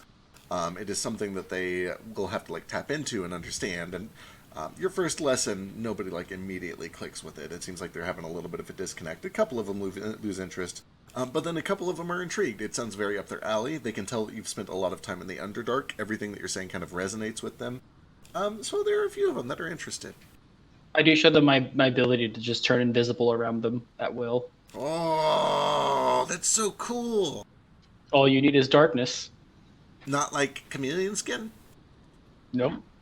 Because I have You just- wanted for a very long time to have chameleon skin. I think that'd be really cool. Do you know That how to would do be that? pretty cool. Don't rub it I have in. not. I have not learned that. All right. Well, if you ever find out, let me know because I want to learn it. But if you guys want, I can set up a little archery set. I can teach you guys. We can work on some archery skills. Does that mean we get bows and arrows? We have a few, so we'd have to share. Unless you guys brought some. Well, no. No, we just have like slings usually. Well, I could teach you some skills with archery, and we can go from there. Awesome. Or slings. Slings also work. All right. I'm gonna go set up a shooting. Yeah, I range can up on teach the you how to deck. use a sling. Perfect. They are happy to do a little bit of training. However, it is about halfway through this day when the training is interrupted. You guys have been keeping a very vigilant watch for especially this, so let me go ahead and get some perception checks from, I don't know, just pick 3 of you guys that are on deck keeping watch. Okay. Plus Toto. So 3 plus Toto. Wow, that was so shit. I'm sorry. Sorry, guys. Oh, Vasu, this morning we did the fingers thing. Do you want to roll for that? Still stone. Sure. So you're giving me the help action. Here you go. 24. I know what that.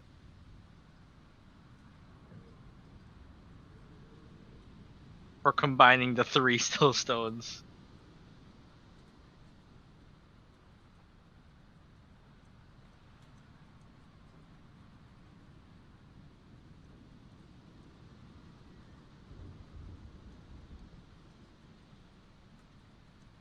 Our ship has turned into a kobold vocational school, you guys. Yeah, there's. You guys have accidentally started the Kobold College. I like it. I haven't taught any kobold yet. Professor Commodore Moat. It's I Admiral like now. it. You're right, it is Admiral now. I forgot about the paper boat. Is he also a coach? Think so. We need to make a sporting team. They'll be the best basketball players ever. An elemental quasi-deity is after us, and we're training kobolds how to play basketball.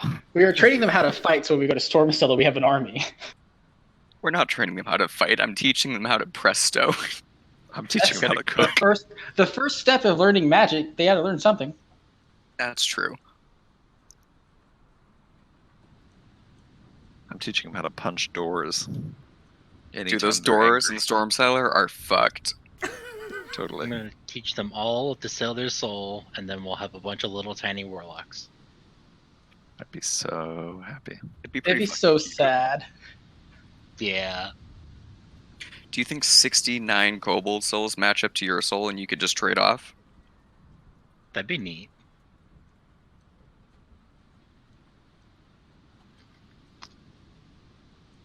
I really don't like how you guys are using my people as pawns in your own personal gain. Now, little dragon. Mine are helping me cook. It's for everyone's good. That's fair. This one's got a spark in her. I'm teaching them how to Foster defend it. themselves. I changed my just name to joking. Sparkener. I like it. I am teaching them how to become smarter so they are tastier when I eat one. I am not actually doing that. Yeah, But hey, that was a good joke. You You got did. it! Ha ha ha ha ha ha. I put my face right against the kobolds. It is a joke. God. It is a deception.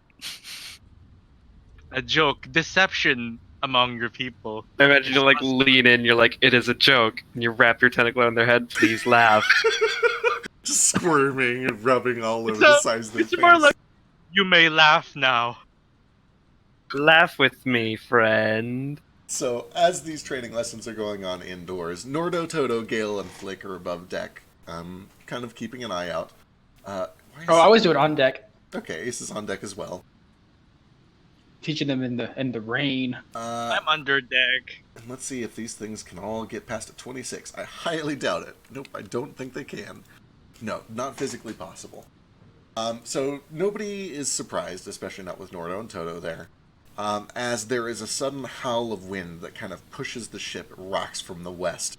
And as it does, the rain all around you over the course of just a couple seconds begins to get colder and colder until it comes down as hard pieces of hail instead of these thick raindrops.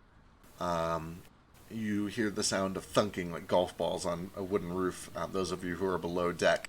And Nordo and Toto, as you guys are all suddenly correcting to try to peel out of the storm front, you watch as in the center of the ship, several of these shards of hail begin to spin and spin together, locking together until they form these crystal-like plates in shard that all begin to kind of sway in motion as if they were a single creature. And you watch as this long, kind of snake-like body begins to form, and then one set of arms, and another set of arms, and another set of arms, until there is this bizarre, worm-like elemental made entirely of icy shards that plops down all of its 6 feet on the deck of the ship and begins to rush towards the closest person it can see, which is probably either Gale or Flick.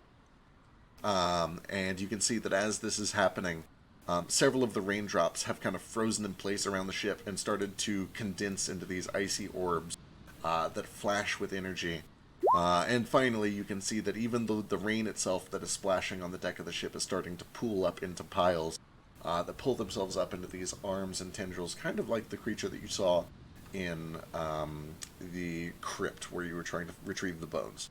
That will be initiative. Nobody is surprised when this happens. Let me pull you over to the map before you roll.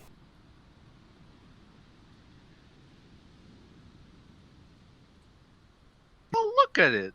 Aw. It's just a little guy. It's just a fatty.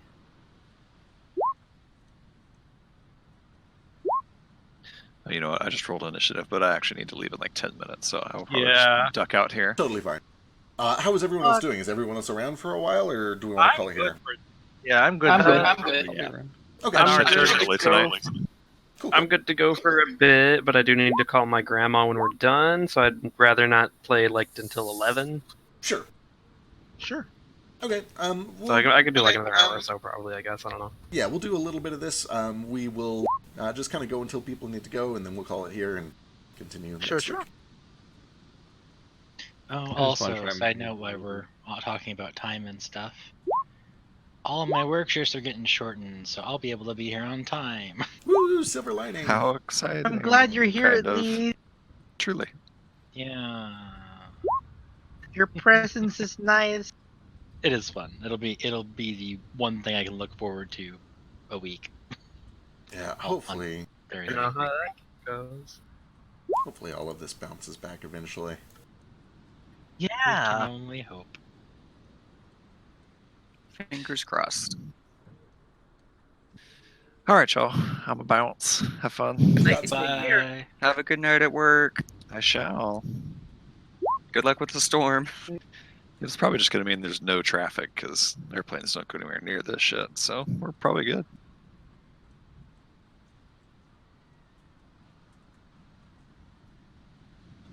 Enjoy Animal Crossing at work then. Absolutely.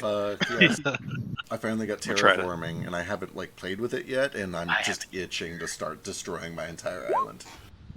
I've just started putting down like paths at least, and I can't stop. I'm gonna have to move everything to the beaches so I can terraform everything, and it's gonna take forever. I talked Drago into moving into my town today. I need to kick so many people. I need Raymond real bad. But I got Lolly, and she's super cute, and that's all I really need. And Punchy. Lolly and Punchy are my bros. And Kid Cat, who's weird, and I love him. Are you just getting cats? I'm just getting cats. I'm stockpiling cats. Alright, anyway, Ace, you are the first to react. As all of these things begin to coalesce around you, what would you like to do? Well, because I was working with some kobolds, I'll just tell them to run downstairs, seek shelter, and I get my bow out. What is what? How dark is it outside? It is not dark. It's probably midday, 2 or 3. It is, I'll call it dim light because there is heavy cloud cover. Not quite to the point of being lightly obscured until you get 60 feet out from the ship. But sure, I'll call it dim light.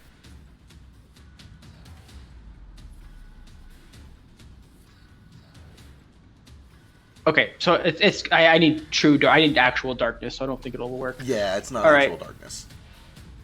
Alrighty, I guess I'll have to take the disengage action because fuck that noise. Move back here. Can I still see them from up here? I don't know how big they are. Absolutely. These two things on the deck are both pretty big. The Water Warden is about 10 Actually, feet I'm gonna tall. go this way. Actually. Awesome. Yeah, the Water Warden is about 10 feet tall, and then the big serpent thing, Ooh, nope. he's kind of standing on his back pair of legs, kind of like a snake that's reared back to bite.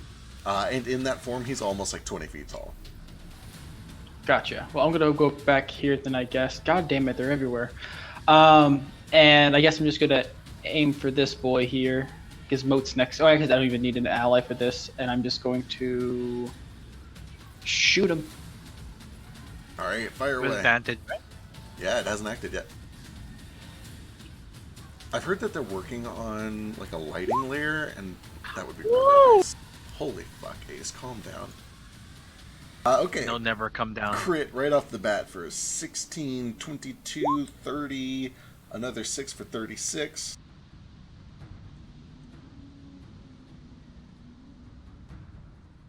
And then another 16, holy Christ.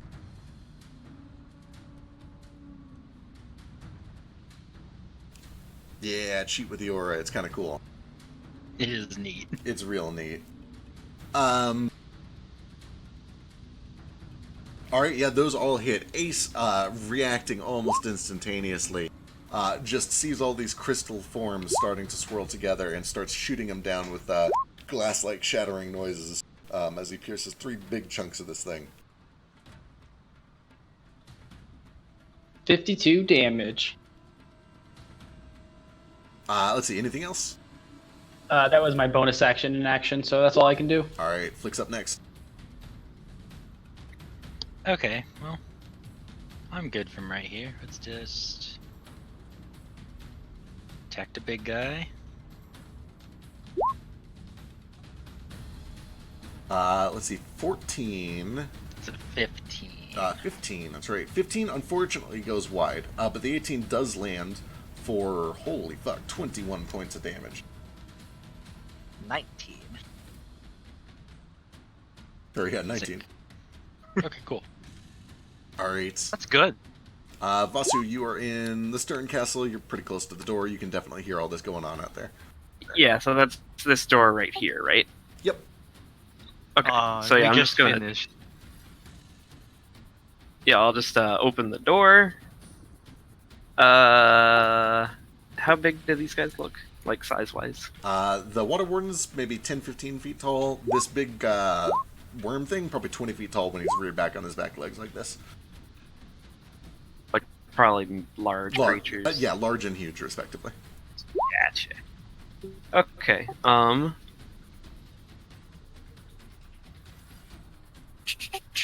I know I just opened the door, so I probably didn't see which one got hit by Ace and Ace and Flick There's several times. definitely arrows just stuck in him. Yeah, the big one, right? You can see that a couple of arrows have flown past and shattered several shards of ice, yeah. Okay.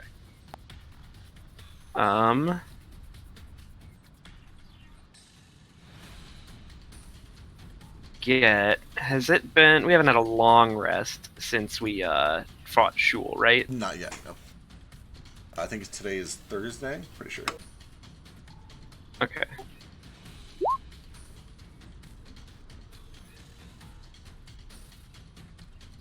Will not use my bonus action to turn on the fire spear. Instead, I'll just fly out and start wailing on this big guy.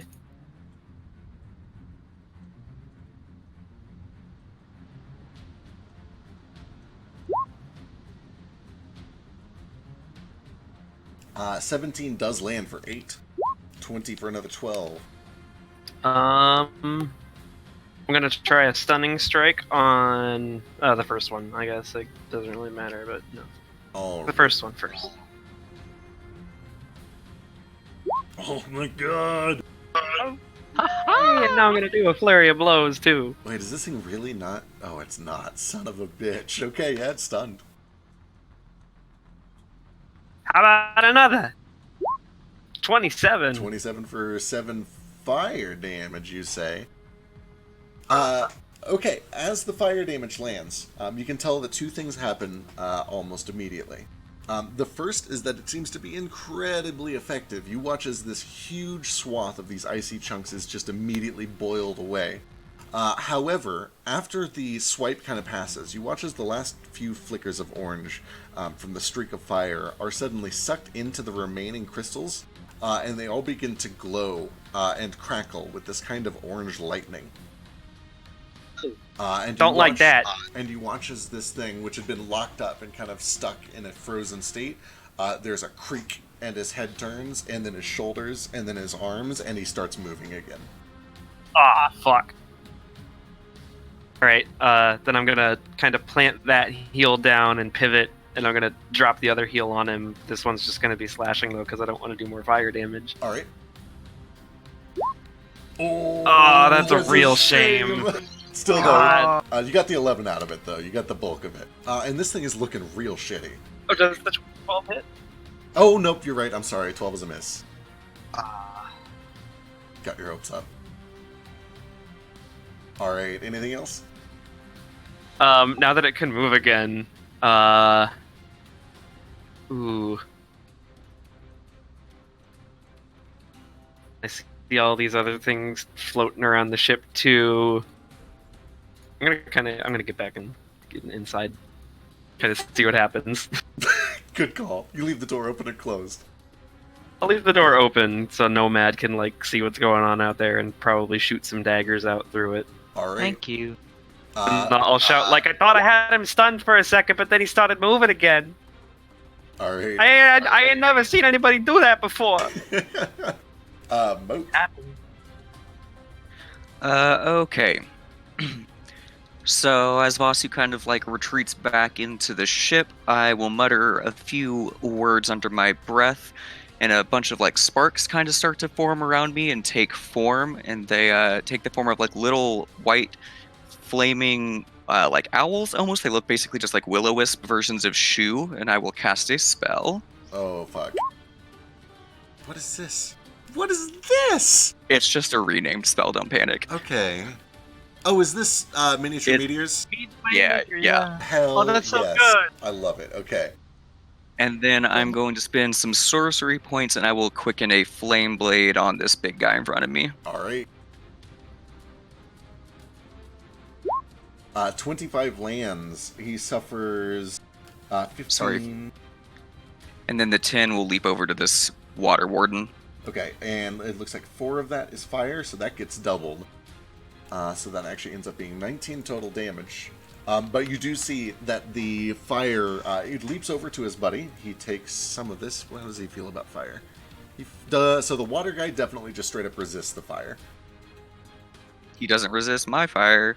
You're right. He doesn't. He does not resist your fire. Son of a bitch.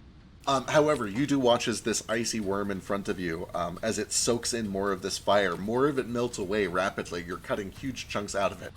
But the chunks that remain seem to absorb some of that energy, and they are now sparking and arcing with this orange energy. Okay. Sorry, I forgot to tell you about that. It's fine. I saw it happen. I'm just stupid. And then for my movement, I'm just going to step right here to kind of like, if any one of them tries to get past me, I'll get an attack on him. All right. That brings it to the orbs. Okay, these things.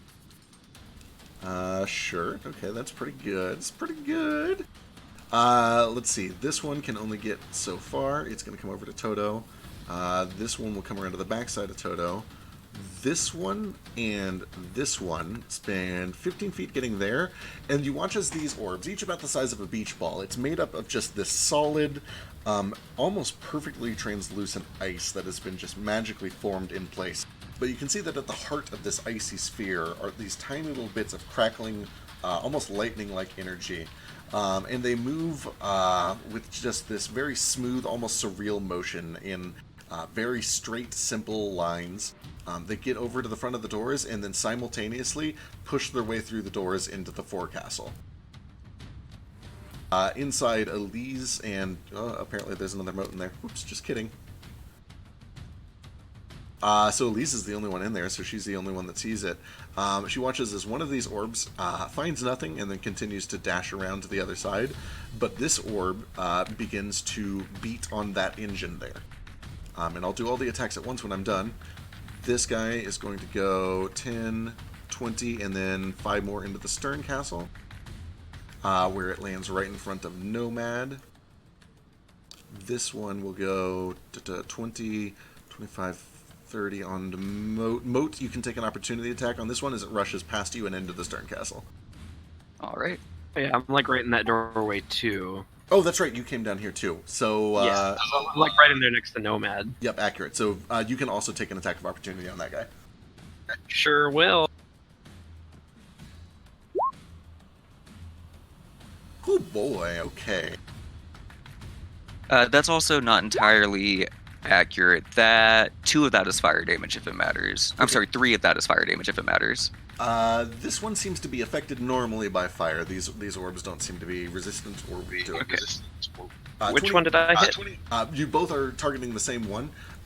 So this thing rushes past Moat, and Moat just cleaves it, almost chops it, damn near in half. But the surviving half of it pushes its way into the door, seems to be making a mad dash past you, Vasu, towards one of these engines. You catch it with the Sunflare, and between the two of you, you're able to put this thing down before it is able to do any damage. Cool, because I was going to say if I didn't kill it, I do have Sentinel. So it's not going anywhere. Gotcha. Okay, so now let's get these attacks out now that they've all moved. These two are going to be on Toto. Oh, actually, I'm sorry, a thing happens first.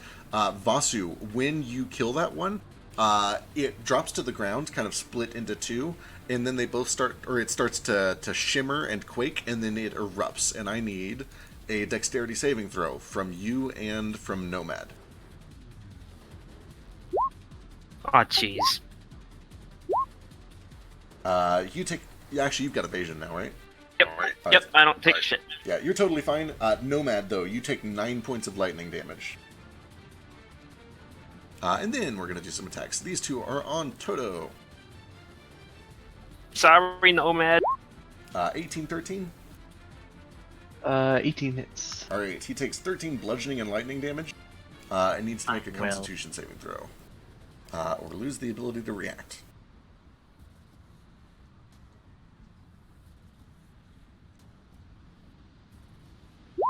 He is fine. Let's see, the 2 on the engine over here, only one of them gets the attack, the other one had to dash. But this one begins to attack the engine. Disadvantage. Disadvantage from what? Toto. Oh no, this one is like inside the forecastle. Toto's up on the deck. So this is the one down here. Oh, I thought that was the one. Okay. Yeah. And notably, they're attacking the dead engine. They don't really know better, but, you know, that's what they're doing. But then the one in the stern castle with Vasu and Nomad, that one saw Vasu and Moat both use some fiery shit, so this is going to be on Vasu. Bring it. 12, I think, is a big ol' miss. Nope. They do not like fire. Alright, that is all for the orbs. That brings us to Nomad's turn. Ugh, this thing is too close for me to do anything without harming Voss. And he pulls out his skull, kind of clacks it like a castanet. And kind of up here, where the weird worm-like thing is, appears the shimmering skull of Shul. It gazes into the thing's eyes with its empty ones, and it needs to make an intelligence saving throw.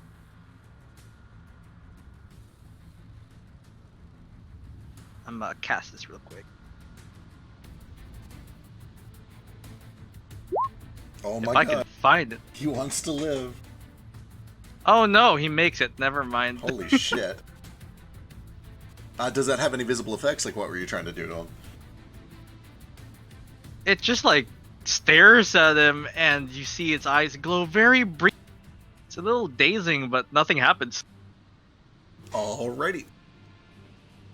But there is like a glowing skull like right in front of its face. Cool. Oh, it's that. That's right. Okay, yeah. No, he would not know Yeah. how to deal with that. All right, cool. Anything else on your turn? That's my turn for now. All Don't right. have any bonus action.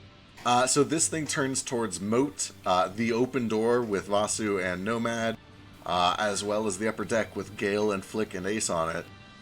You watch as all of this orange energy inside of each of the remaining ice shards begins to glow brighter and brighter until it is this icy white.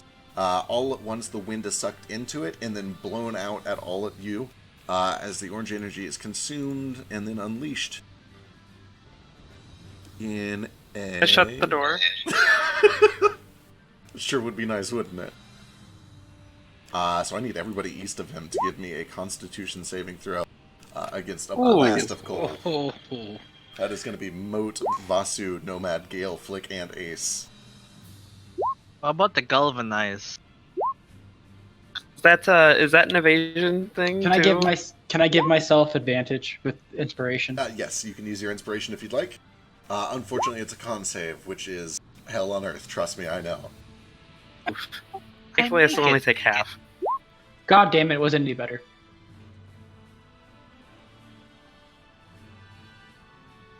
As this sub-zero air just blasts past all of you, you watch as the energy is kind of drained from its remaining crystals. When it kind of slams back down on the deck, it looks weakened. It looks like it's back to its kind of normal state. But then its head snaps and looks at Moat, waiting for a response.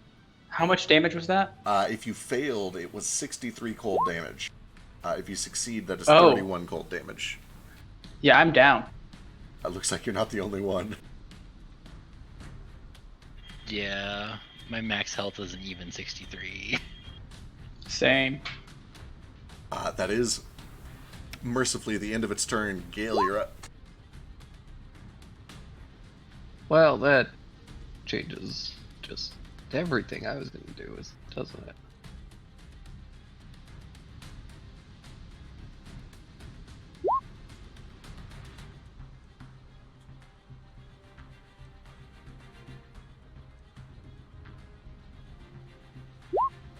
only take 15 damage from all that. Absorb Elements is so fucking good.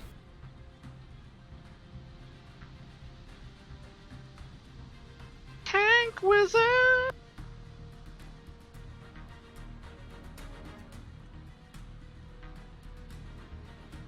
Fire. He Alright, took a lot of fire damage and I absorbed it. figured, but I wasn't sure.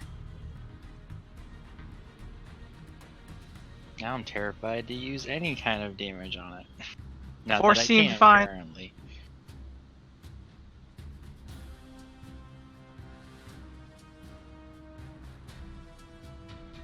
Hey, Vasu, did you end up getting Alchemist Fire? Huh. No? No, I did not. He didn't know anybody that would make it or sold it. So he said. He didn't wink or anything, so I don't know. It seemed like maybe he knew, but they had told him to stop making it, and he didn't want to break the law. So, it was the worm that did all that shit, right? Yeah. Alright, well, he has to die. So... Yep. Yeah,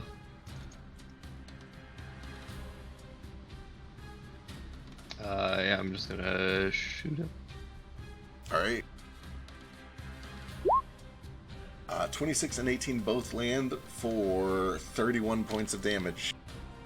Huge chunks of this thing's weird crystal jaw are blown off. It's still standing, but it is a skeletal, just a frame of itself. Okay, bonus action. Toto's gonna move over here and bite at it.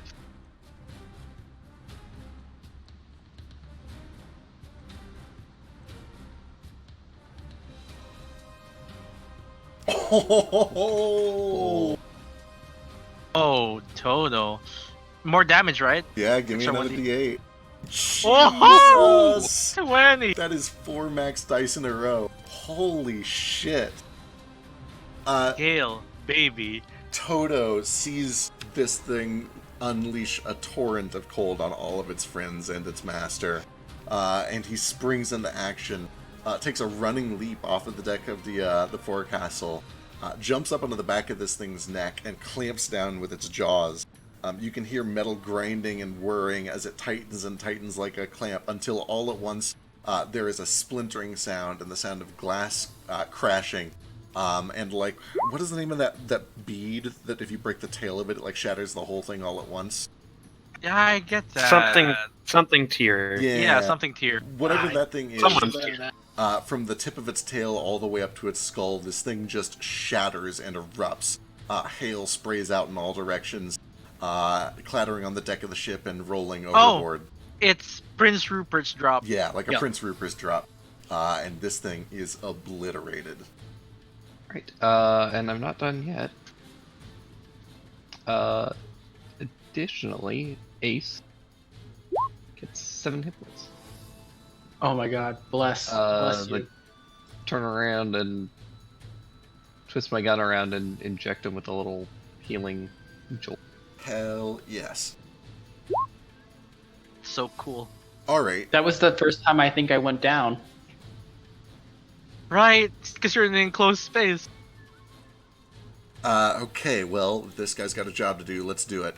This Water Warden, the twitching one next to Moat, even as Gale rushes up on it, seems intently focused on Moat. And it is going to try to pull Moat into itself. Oh, get out of there. With a 14? Pretty sure that 14 misses. Alright, it is going to... Does it have this? Oh, it does. Also, sorry, I'm gonna make a con check for my my meteors. I forgot about Oh that. yeah, go for it. Oh, you're on. Oh, yeah, you're fine. Yeah. I thought you were unconscious. I was looking. What at did I Blink. take? 31 if I saved? Yeah, 31 if you save, so DC 15. Which I did. So what is that, like a 15. 15. Ugh. Oh, you're good. Oh, you're fine. Alright, these phoenixes all survive. You watch as their flames start to flicker out and threaten to be extinguished, but one by one, all 6 of them pop back into existence. The twitchy one is not able to get to you. This one... Oh shit, these things are fast as shit. Okay. This one slithers like a snake. Toto can take an opportunity attack as it winds its way down the deck and over to here. God damn, Toto. Calm the hell down. Toto is the fucking MVP. Right? Toto's upgrades are Right. very good. Extra 1d8. You know what? Because Toto's just on a roll, I'm gonna also pump a little arcane jolt into that. That doubles too, right? Oh god! Oh, holy Christ. Do his attacks count as magical for the piercing bit? Ooh, I don't know. Can he? He's a fucking magical construct. He has magic mouth. His mouth is literally magic. It's called Force Empowered Ren. Is that actually what it's called? Or did you Yeah. name it that? I'm pretty sure that's what it's called. We'll do a quick ruling. We'll say it's magical for now. We'll check it later.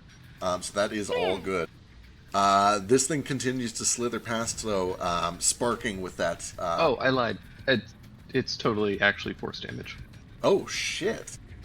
Oh, fuck. Well, there's no resisting that. That's for goddamn sure. Used to be. Is It that used from to be piercing? Okay. Piercing. So yeah, he takes every bit of 34 damage there.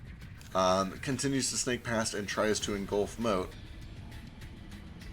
With a crit fail, totally just stunned and distracted by Toto's attack. Thanks, Toto. Let's see, Elise has good perception. Is that true? Does she? I'm so used to playing cricket. She's got great perception. She can tell, first of all, that this engine is dead and that there are more important things outside. She's going to go 15, 20, 25 to burst through the door. Comes out over here. With 5 feet left, she will step... can she see? She'll go 5 feet to get halfway up the stairs. That is enough to at least let her see onto the deck. And then she is going to cast a... Mass Healing Word. Woo! God bless Elise. Thank you. And you get max. Flick does automatically get max, so that is 7 on Flick. And then it'll be 5 for Gale, Moat, Ace. I don't know if anyone else does. Oh, right, she can see through the door. Vasu and Nomad. Thank you. Bless you. Close the door again after I get the healing. Fasu. And that is all that she will do on her turn. That brings us to Ace. Are you telling me that all these kobolds I was training with slingshots aren't helping us? Oh, right. For shame. They should probably roll I'm some just kidding. initiative. I'm kidding. I don't want them to They die. will be attacked, and I don't want they'll instantly die. I did specifically tell them to go hide. So Yeah. You watch as all of them simultaneously call out, evasive maneuvers in Draconic, and this tiny ship kind of peels away and then ducks underneath the main ship to just get out of trouble. good job. Good job. All right. I guess I'll do my regular combo. Well, I'm going to. You know what? Actually, I'm going to use the Zephyr Strike that Vasu gave me. Hell Activate yes. Zephyr Strike. And then I'm going to use it instantly when I attack this twitchy water guy. All right. So my first attack has advantage.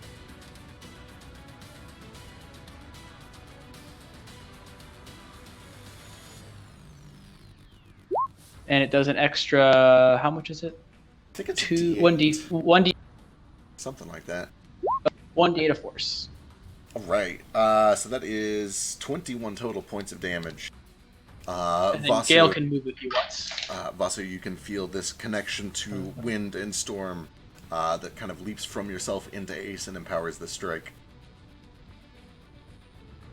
Yeah, go get him, bud, bro. And another one on him.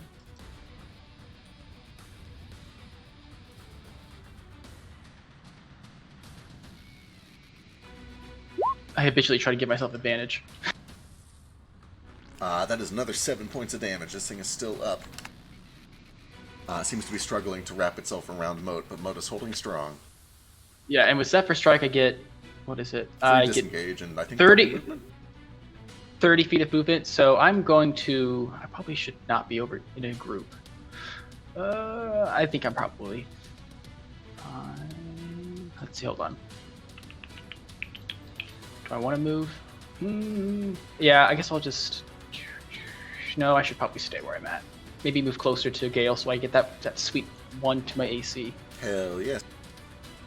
Alright, that brings us to Flick. Alright, let's see. Elise is next to this guy, right? Yes. Okay. I might as well use my Zephyr Strike too. Yay! Wait, what is Zephyr Strike? Is that a bonus action? Oh no, then I can't use my bonus action. It does give you advantage on your attack roll though, and more damage. But my bonus action also gives me damage. Fine. Zephyr Strike is free for the whole week, though. You can use it whenever you want. I'll wait. I'm fine. I won't die, I say. Look half dead. Do we get it back every day, or is it just like we have it to use once throughout the week? Once per the long rest. So yeah, Gotcha. you used it, you're done. Oh, I totally forgot. I was going to start doing Dynamic Initiative this week. Oh, we'll do it next time. Oh well. We'll do it next Okay. time when more people are here. Yeah. Some people left. Alright, here goes. I hate possibly missing. You're flanking. Oh wait, we're not doing flanking. We're not doing flanking yet. I'll probably play with that afterwards. You do have advantage up from Zephyr Strike. What a if you use it. shame. We didn't use Zephyr Oh, Strike. shit. Then, yeah, unfortunately, 11 is no good. With that said, it was close. These things are not that dodgy. Well, I'm sad. I can run away because I can do that. Yep. Alright, that brings us down to Vasu. So I've still got one of these orbs right up in my face. I'm just going to kind of back up at it so I can take a clear swing. I'll have Shu give me advantage on this first attack. 27. 27 slams into this thing for 11. How about another? And another 9. This thing is cracked on all sides. Looks like it could shatter at a moment's notice. Right, I'm just going to try to kickball it out the door. Kind of come around to this tile so that I can. Yeah! Foot smashes into it, and it explodes in a flash of lightning, just like the other one. I need a dex save from you, from Nomad, and this time also from Moat. Since I specifically said I wanted to kick it out like a kickball, can I sell you on like an acrobatics check so like kick it out before it explodes? I'm very good at acrobatics, and I play a lot of soccer. Shove action though. Right, I probably would have given to you if you like crit it or something. But yeah, with just a 22, you hit it like you intended to, but it just shatters right as you hit it. Okay. But yeah, for You like said a deck save? yeah, dex save. Here I go. I'm gonna chase the rabbit though. Yeah, let's see what it would have been. Okay, the dice don't lie. Yeah. Moat takes half of 9. Vasu takes. That's one of nothing. those. That's one of those really bad soccer kicks when you catch it like on your toe and it just kind of goes straight up in the air. Oh yeah. Nomad takes all of 9. I've taken more damage from these explosions than from the big old fire blast. Notably, you do also see that a couple of the engines are kind of, they're caught in this this blast of electrical energy. They flicker for a moment, but they seem to be resilient. Like, they've got magical health. They're not in a tremendous amount of danger yet. Oh, thank me. Alright, anything else, Vasu? Nope, that's my turn. Alright. Let me go back over to the deck map real quick. I probably will try to get out of here. Alright. I gotta zoom out and figure out where the above deck actually is. So there are 2 water wardens on deck now? There are. Okay, yeah, I will fly out.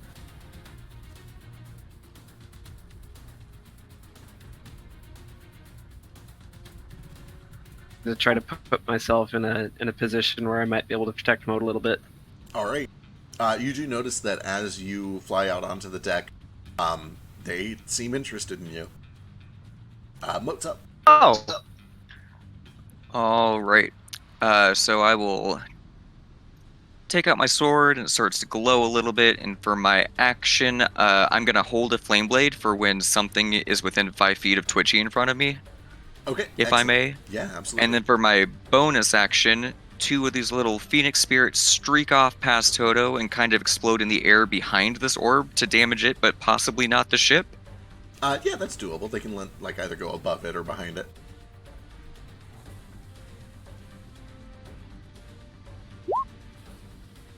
Deck saves, 1 from each of them.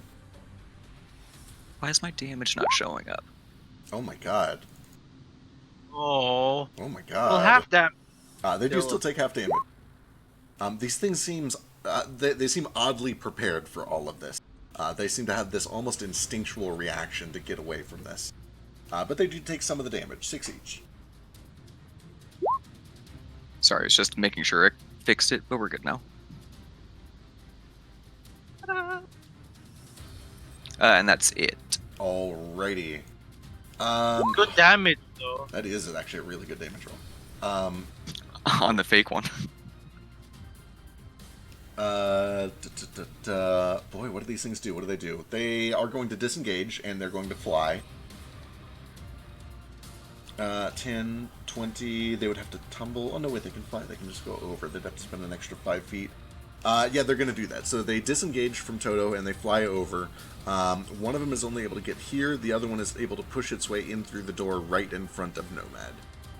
Does he get within 5 feet of Twitchy at any point? It does. So you would get that, and also Vasu doesn't give a shit about disengage. I don't give a fuck. So let's get Moats first on Twitchy, which will leap I to might save my reaction. Pale. I was going to say this might kill Pale. We'll find out. 25. The primary target takes 8, which he does resist. Oh, wait, no, he doesn't. He sure doesn't. He sure don't. And then 7 leaps over to the Pale Orb. The Pale Orb And is still up. Vasu... Sorry, is Vasu within 5 feet of Twitchy? Yes. I think. Okay, I'm gonna put a smite into that then.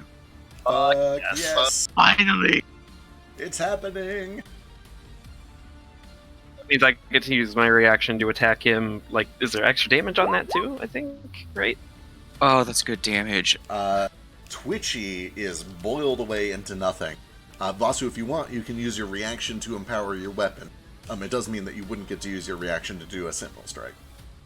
Yeah, I'll empower my weapon. Alright, hell yeah. I forget how much it does. Let's go find out.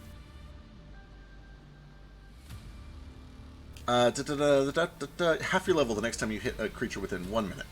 So an extra 4 damage on your next. Alright, Pale continues to fly in through the door, but he had to disengage to get there, so he is not able to get any damage on Nomad or the engines. The other 2 in here, however, have free reign to attack this dead engine, and they will do so. They're attacking the engines, Nomad surmise. They're having some trouble with it, but you do hear the sound of lightning sparking and thuds against metal that kind of rock the front of the ship a little bit as these things just repeatedly bash themselves into this engine. That brings us to Nomad.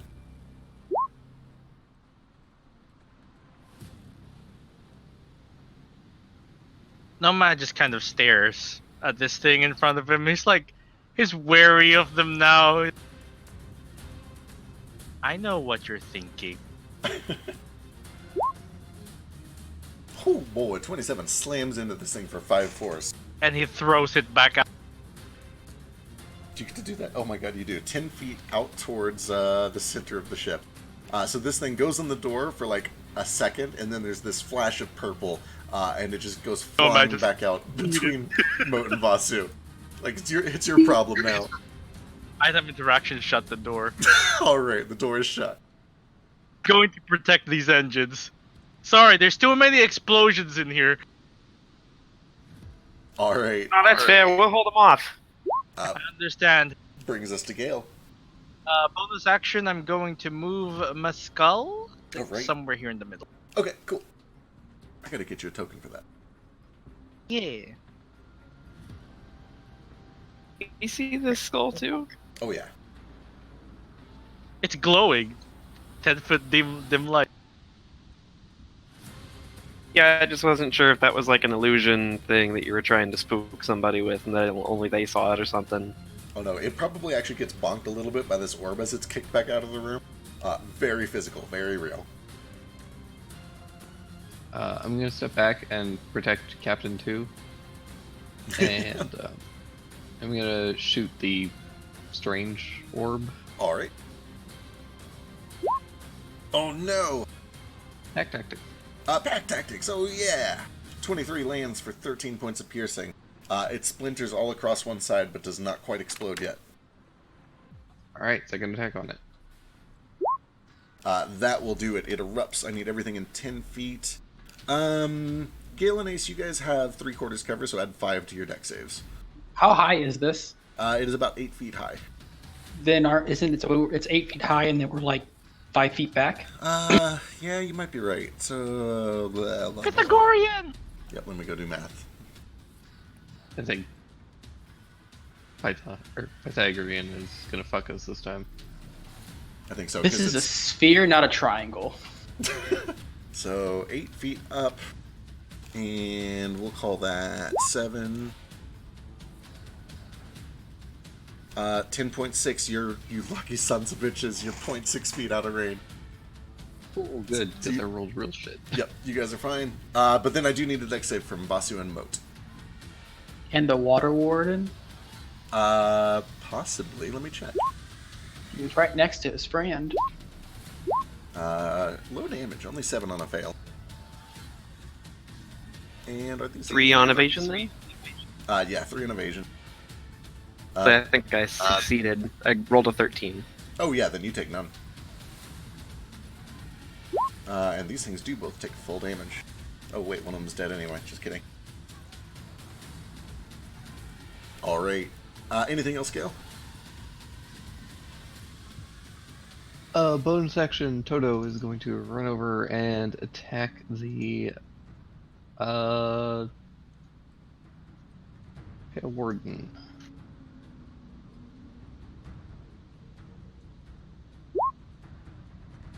Let's see. 17 does land for 10 points of force. It's still up.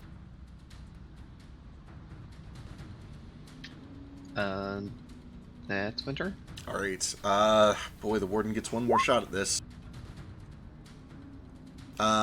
It seems to be entranced by Vasu. You watch as several tendrils wrap their way around towards you and try to pull you into itself. Vasu? Nope. Nope, they sure don't. They absolutely sure as hell Not today, don't. pal. Too hot. Oh boy, Vasu, or Elise. Elise is going to try to get rid of this warden, try to cut you free of it. She's got a fancy new You really sword need now. help being cut free from this? Not really. You've kind of got it. I mean, I appreciate Elise. As this thing is reaching out to you, you're nimbly dodging out of the way of it, but she does bring down this big-ass fucking scimitar and just cleaves down and lands with a little bit of a chop on the floorboards. And then she swipes to the side. This thing is split in half and starts to scatter over the edge. Nice. And then she has seen what those things do, so she's going to step over here. Brings us back to the top of the base. Gotcha. I saw some fly into here, right? You did. One went into the door up there, one went into the door behind Elise. Gotcha. Do I have to be in one of these 2 spots to open the door, or could I open it from Elise's spot? You could open it from Elise's spot. Okay, so 1, 2, 3, 4, 5, and I'll open the door. I'm like 10 feet away from that guy then? Yep, 10 feet range. Cool. I can do my stuff then. I'm going to go ahead and... Actually, I'm going to back up. I have 1 foot of movement left, so I'm going to back up so I'm not so close. Sure. I'll stand there, I guess. And... might as well mark him.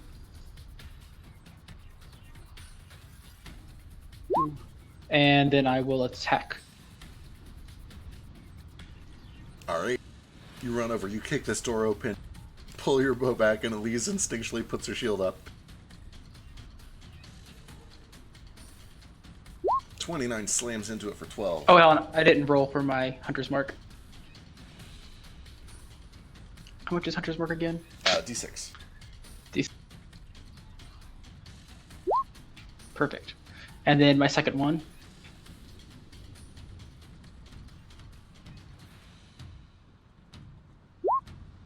Shatters in a flash of lightning. You're okay, but Elise needs a dex save.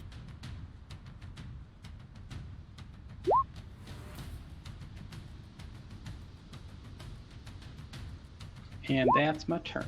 Alright, she takes a little bit of lightning damage, but she's prepared for it. Brings us to Flick. Alright. Can I see this one here? From where I'm at up there? You can. It's probably got half cover, but yes, you can. I'm not gonna move and use my cunning action to aim. Hell yes.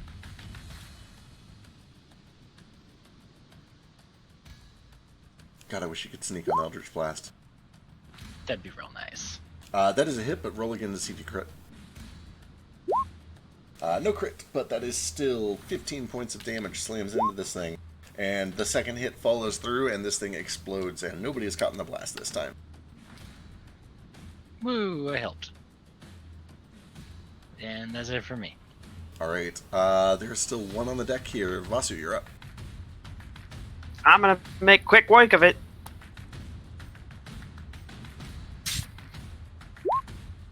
Eh. 13 does hit for 8, and that is enough to make this thing shatter. I need a dex save for Toto, Vasu, and Mo.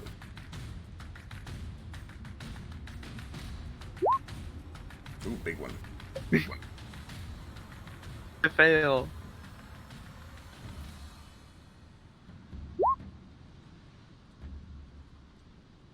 Oh no. So let's see, Vasu and Moat each take 10 lightning damage. Moat, you do keep your phoenixes up. Right, Vasu, you take 5 because evasion. And then we did a dex save from Toto.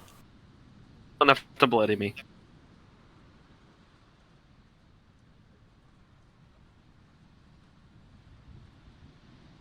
I think it might be AFK. Either way, that is the last of it. Things start to quiet down a little bit. The ship is still rocking in the storm. You can tell that in the brief time that this fight has elapsed, some of the darker clouds have kind of wrapped their way around you, seem to be kind of swallowing the ship. But you watch cautiously in all directions, and nothing else forms. No new shapes emerge from the fog. Everything seems to kind of go back to the normal state. After we are kind of hopefully pretty sure that nothing else is going to emerge from this fog, I will kind of fly around and just like hopefully try to dissipate a bit of it with gusts and whatnot. Yeah, definitely We can helps see you. where we're flying a little better. Right, it gives you these momentary bursts of kind of clear sky, so you can make sure that there's nothing kind of lurking. Give me a perception check. Can I have Shoot give you one too? Sure.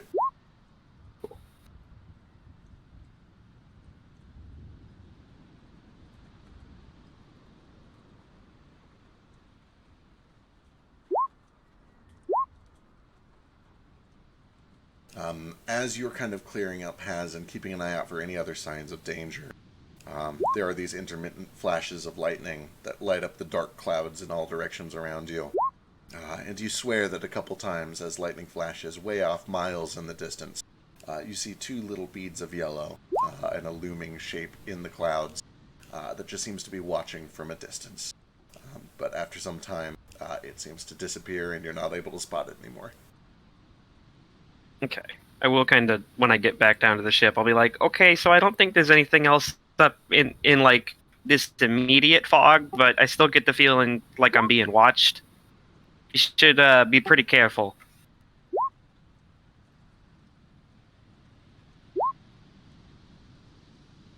Elise will go around and kind of help with the healing efforts too. What's she got? She's got these. If you missed it, that's 23 on Flick and 30 on Ace. Yeah, I'm only missing 3 now. Thanks. Somebody can take 18 from Elise. I'll take That's that if 8 and nobody else 9. wants it. And I then heard my name, but nothing else. 8 and 9 to Moat. Okay, thank you. And then Elise offers 18 to somebody and 20 to somebody. Take the 20 if nobody else is. I could use the 18. I think Moat and Unless Boss Moat are needs worse it. off than you Flick right Yeah, now. Mo needs it, I think. Take the 20? I can take either one is going to be good for me. If you need, I'm down 32 right now. Ace, this is for you. I'm already good on health. Oh, you got healer. Yeah, I'm missing like 3 health, so. I'm down 38, so if you don't Yeah, you mind take me the 20, yeah. I'd appreciate You guys it, are thank so disgusting. My max health is 45. Max health is 72. Why are you so squishy? I have a con of -1. Moat, are you still bloodied? I'm not bloodied any longer. Okay, who's still bloodied? I think we're I- good. Think we're good. I'm like 1 or 2 points over bloody. Okay.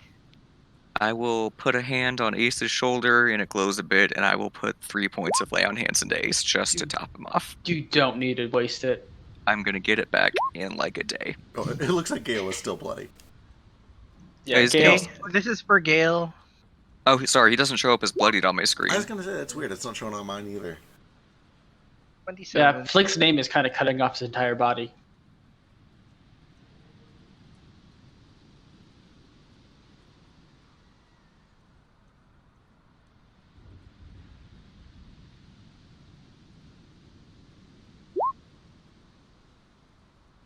All right. Down below, as you guys kind of start to resume your duties and make sure that things are still okay.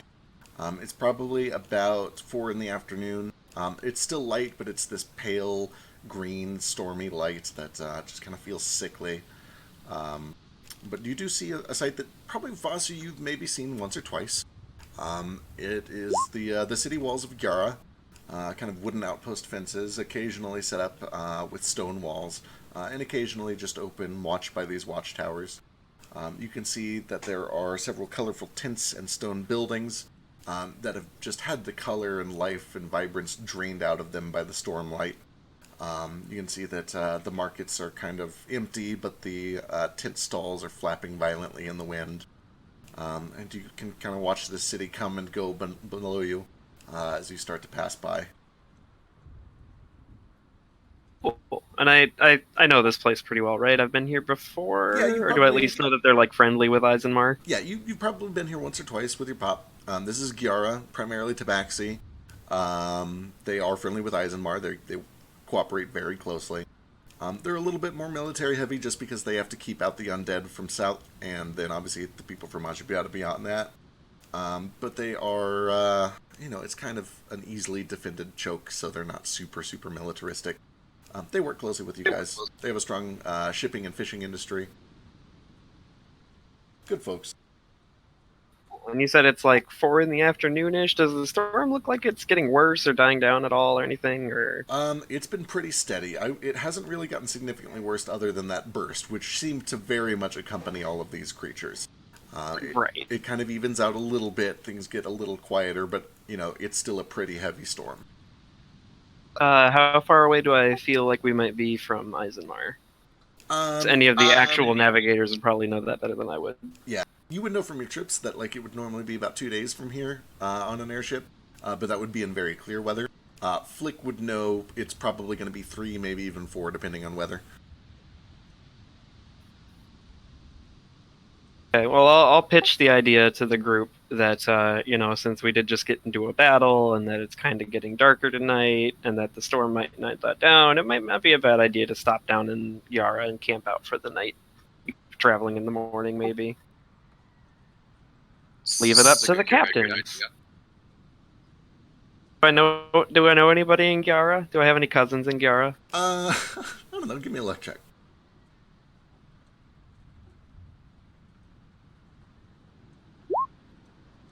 16 cousins in Gyara.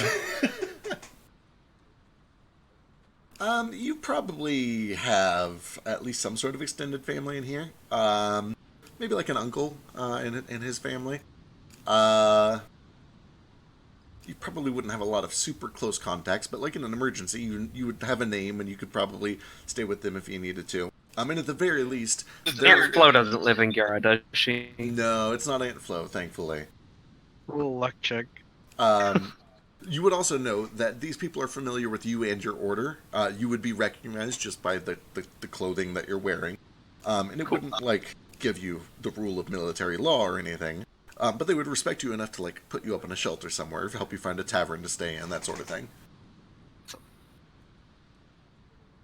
I'll let them know that, it might not be a bad idea to camp out here for the night. If we do, I could probably find us a nice place to stay. They're good people.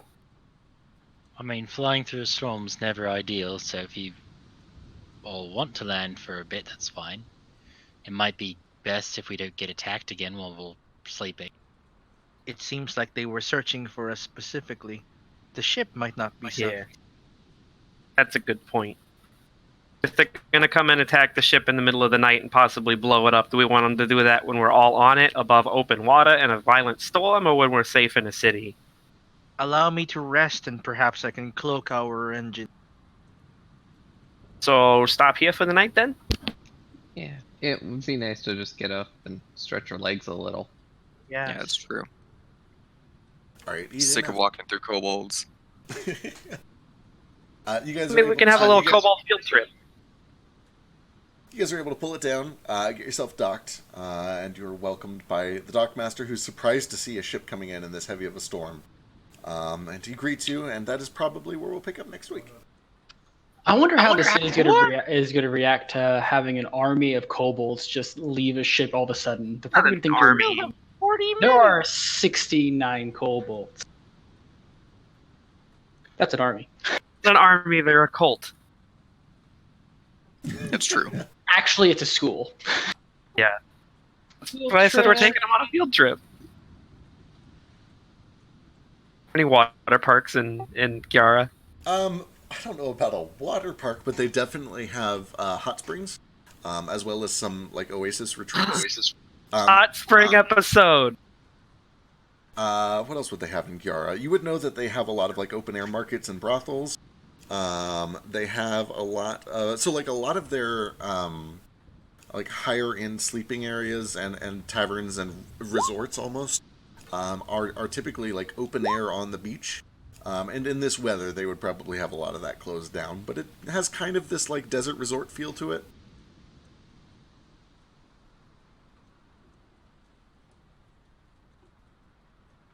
Yeah, currently most of those markets are shut down.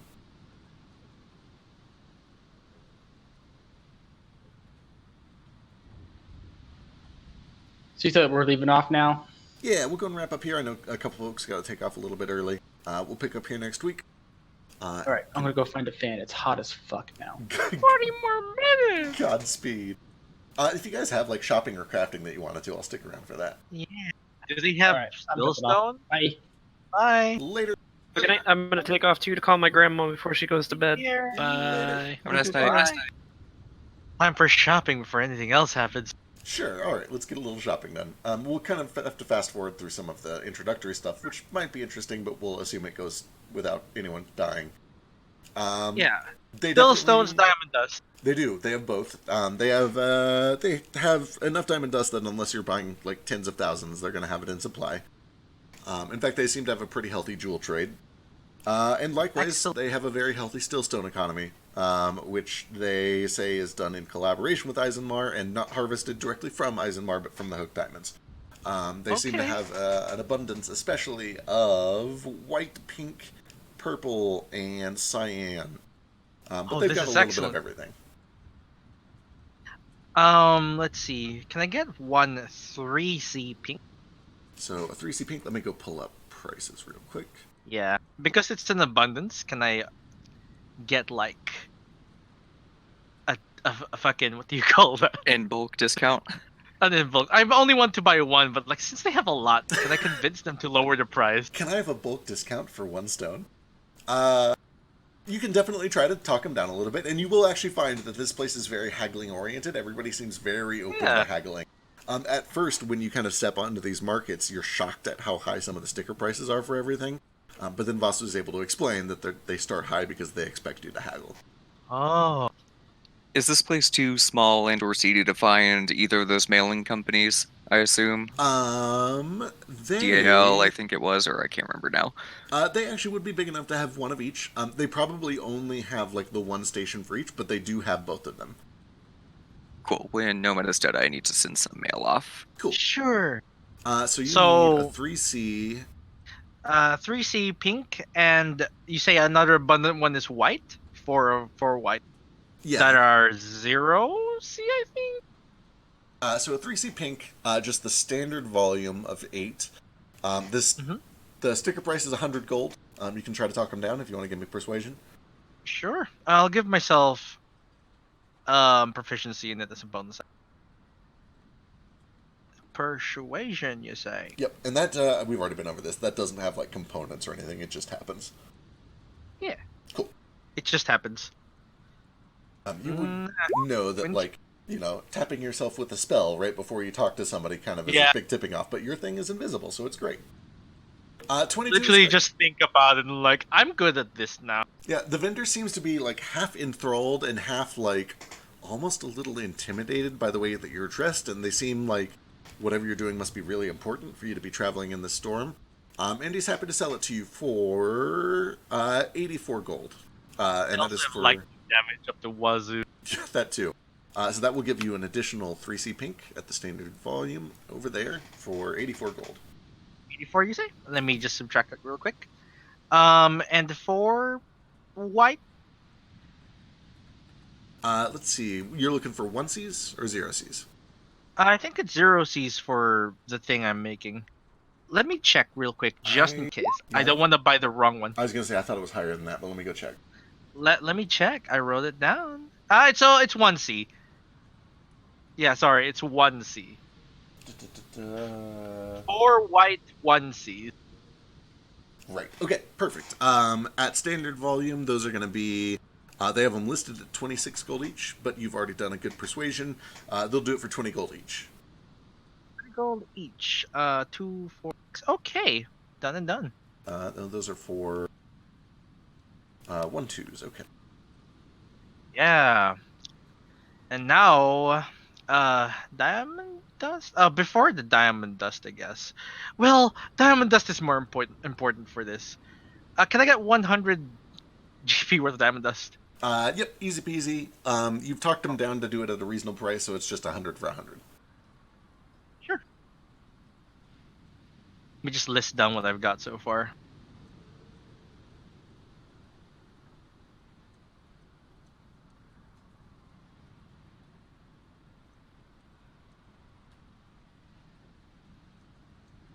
Okay, 100 worth of diamond dust.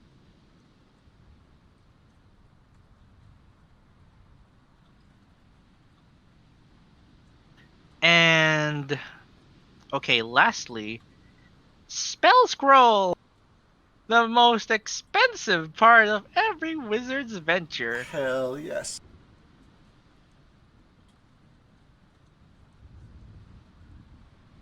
All right. Let me go. Do pull they this up real have? quick. Yeah. Do they have a second level spell, enhance ability? So it uses that stone. What can be done to produce multiple copies? Okay.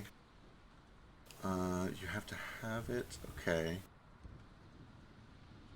All right. Enhance ability. They probably do. It would probably be that.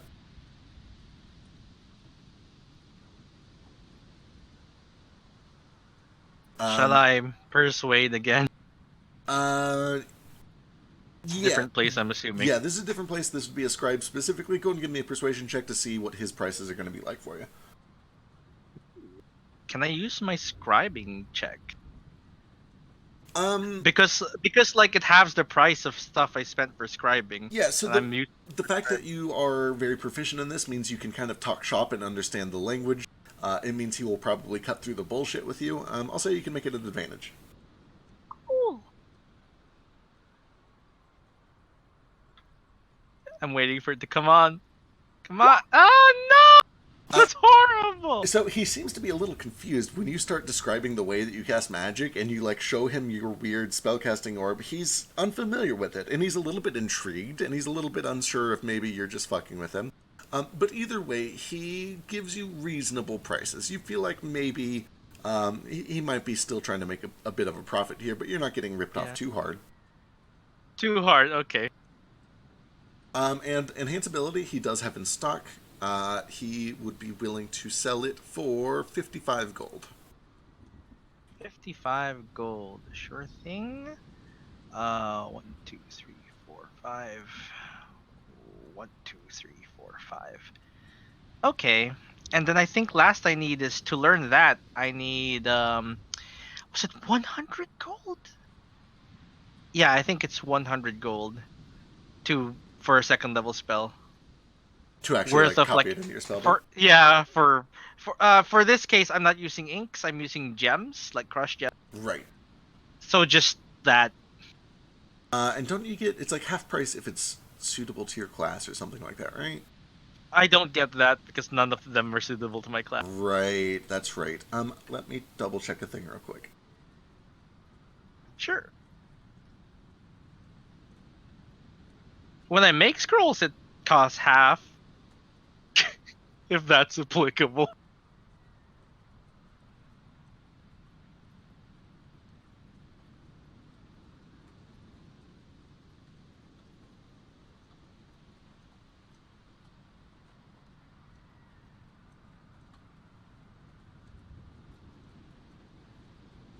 Copy an abjuration spell into your spellbook. I'll tell you what, I'll let that apply. So any spell that you learn that is also a cleric spell, you spend half on. Is this a cleric spell? Enhanceability? I don't know. Let me go find out. It's not.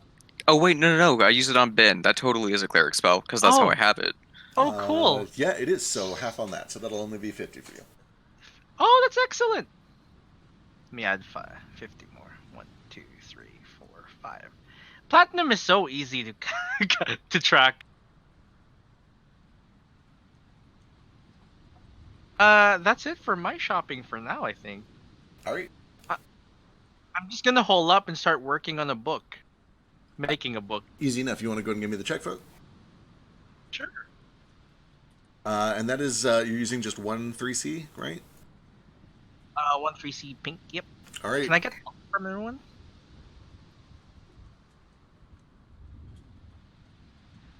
Gale could help you with it. If you Sure. want. Ask Gale or Marvel, whichever wants. It's only going to take an hour, I think, right? 1 hour per stone. Yeah, so it's only 1 hour of work.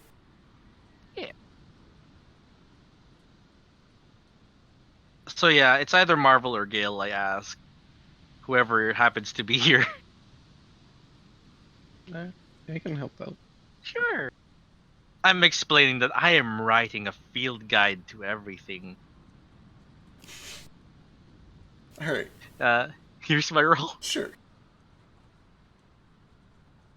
It's gonna add my scroll bonus to this, so 30. Plus 15? Okay, hang on. Yeah. So you're getting 5 I from add half my intelligence. proficiency to it. Well, aren't you already adding all of your expertise to it? Like. Yeah. Okay, where's this coming? 5 of this is coming from Int. Mm-hmm. Your I have my proficiency expertise. is 8, right? So that'll bump it to Yeah. 13. But the artificer bonus that in the site says I add my half my proficiency again to it, so it's a +2. Is that my house rule? That's your I house. seem to remember that. Let me go double check that real quick. Okay, hang on. Okay. I If think... it's not, then just -2. Right. It's fine. Okay. I seem to vaguely remember this. Artificer crafting. If you craft a mundane item... Oh, mundane. But no, here we go. When you put magic stones into an item for the appropriate category for your archetype, it takes you a quarter of the time. So this whole thing only takes 15 minutes. Oh. It costs you half as much of the usual lead powder, so it only takes 5 silver of lead. And your maximum capacity for the item is increased by half your proficiency. It doesn't... Oh, capacity. Right. So the capacity gotcha. for this is 23, but you're only using 8 of it anyway. Yeah, sorry. That's not what I meant. I thought it Okay. meant that. Still, though, that makes it a For this- 30 And then you get a +5 because it's the right color. So you got a 35. The item behaves much better than expected. Oh my god. I think that is actually the first 35 plus that we've had, isn't it? Maybe? I don't know. For this stupid shit? I don't remember what we got from my dagger. It was pretty high. It was really pretty good. It might have been 35 as well. Alright, I will get that written up, but for the time being, let's go ahead and get rid of this. And then, did anyone else Yeah. have any other shopping or crafting they want to do real quick? I have the base in your telegrams. Yeah. Can I have stats for my staff? Oh, yes, I need to write those up too. Let me get that. Oh my god, your staff!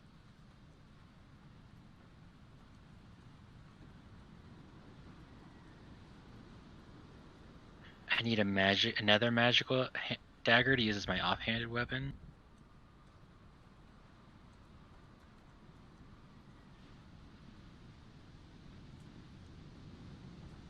You can buy one or we can make you one. If you attack with a paper dagger, our volume is 23. Did you say paper dagger? I'm good with scrolls. Okay. He's really trying to stretch the limits of his specialization. If I write, yeah, I mean, Give people a paper cut with my offhand.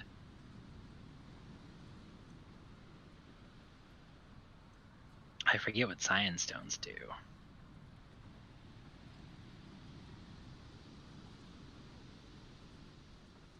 a page of it somewhere.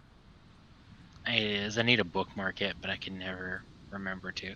And for the colors of things? Yeah. It is Heather. What stone do I need to make something a +1? Usually gray. Gotcha. What level? What volume? I think... Let me go check real quick.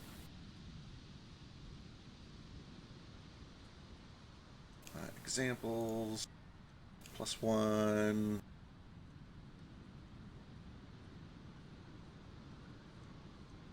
For a permanent +1, you would need 4 level 2s. Gray. Gotcha. 4 gray level 2.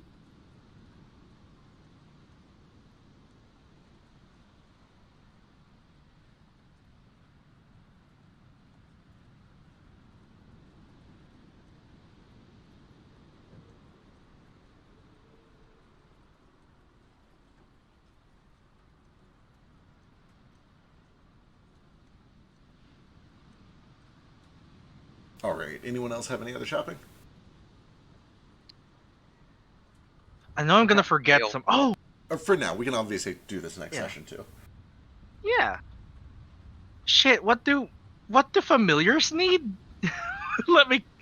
I need some extra one of those. 10 gold worth of incense. Yeah, Okay, incense, can I- charcoal, and they've got it all here. Cool. Can I buy like 50 gold worth of incense? Yep, easy peasy. You'd get that from the same guy you got diamond dust from, and he is giving it to you at a fair price, so it's just 10 gold per charge. Goodness. Could I get 200 gold worth of diamond dust Yep, easy peasy. again? You need a lot.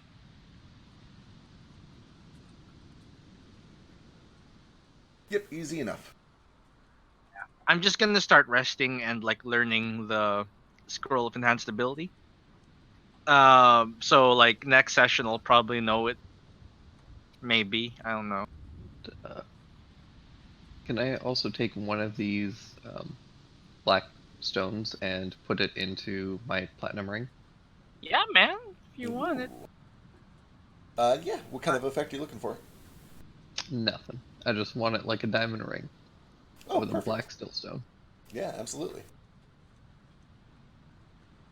I guess give me like tinkerers or jewelers.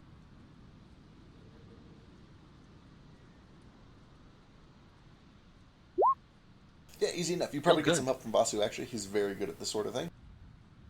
And you're able to set this thing inside of a ring. Excellent. just there. Notably, it is 2 cubic inches, which is pretty big for a ring. It looks like some pretty heavy bling, but it does work. It's status. Okay.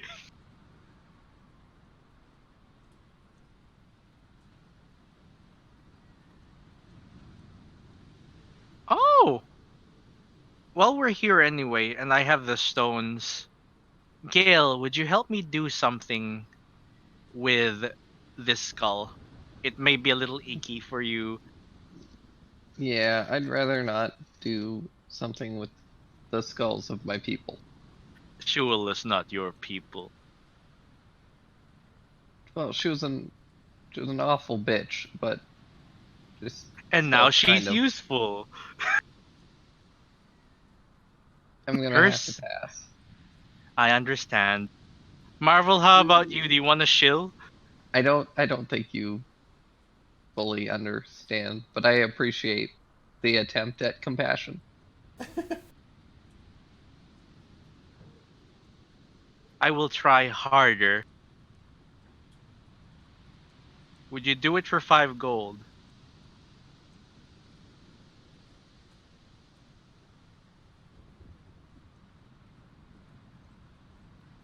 Now that just seems more like preying on someone's weakness than compassion to me. He's pragmatic. Like, it's more compassionate to pay someone, right? That's what gold is for. That's manipulative. What is I problem compassionate here? exploiting it to benefit yourself. You have a problem? Give me the gold. Oh no. What do you need? So here, these coins. I mean these here stones. The blue ones and the white ones. I need to put them into this skull.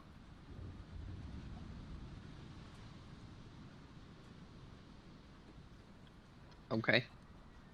In order to make it armor for Nib.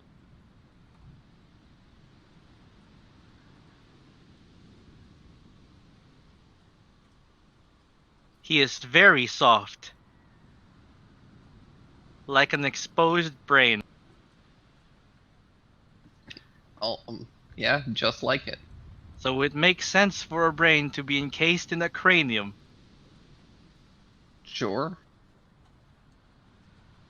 This also makes it disappear with him if he gets hurt and has to go away. Or if I banish him.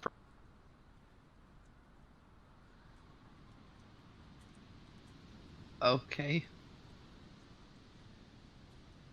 And why do you need me? You should be perfectly capable of doing this. Oh, I am. But I like watching you work. Alright, I'm keeping this gold, but I'm not gonna do this. I understand. It is joke, yes? Ha ha ha. And he just lets you have the gold. He's gotta do it on his own. Thank you. He wonders how to Oh. do this without Oh. help.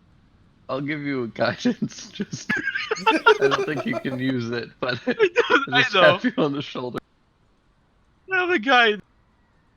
I am reassured. I'm sure Vasu would help you out. He seems to be If Vasu can. peculiarly interested in gross things, so Maybe? I don't know if Vasu can help in this. We're etching things on the skull. I mean Julu's etched shit. That's true. Can Vasu help? Yeah, Vasu can help. Then it's a 35.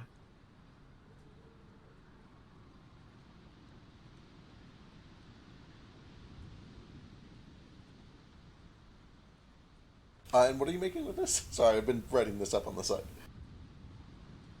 The skull. The skull armor for his Yeah.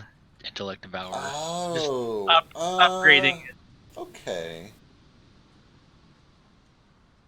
Are you pumping any stones into this, or are you literally just trying to craft Yeah, it? there's It's written in our notes. Right. Sorry. All Okay. our- Right. I remember this. Okay, so you're dumping all 4 of those into that. Yeah. They're all the right one, They're all so right it's one, plus so it bumps 5. up. Yep, you're right. Okay, so that becomes 36. Okay, awesome. I will write that up too. This one is almost done. Second 35 we've got for my bullshit.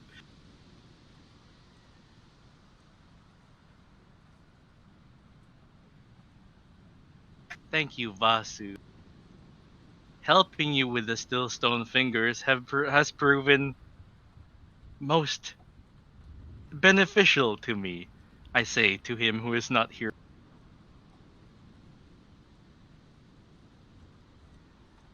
Oh, I forgot. If I make it Click. magic, I'm gonna have to attune to it. Oh yeah. Do you need anything made? I was wanting to have a like barely magic dagger for my offhand. That way I could. Oh, if it's just magic and unattunement, like that doesn't sound like a big deal. I It doesn't know, even but have. I was gonna make it do electric damage, lightning Oh. damage. So it'll probably be attunement. It might be. I mean, if you roll high enough, it is an attunement. Yeah, It might. whether or not something is attunement usually comes down to how many stones you have in it, and also how powerful those stones are. Mhm. Typically, around the time that you get to more than 3 combined C of stones is when things start to require attunement. How many C did I spend? On the book, you spent 1 3C stones. One. Yeah. So you're right under the attunement. And again, this is a soft threshold. I kind of play it by ear. Yeah. I put 8 stones in this skull, though. Yes, it is going to require attunement by a tiny creature. Okay, Nibbler. You'll be fine. It makes sense, too, because he's gonna be taking it with him every time he gets hurt. At least while he's wearing it.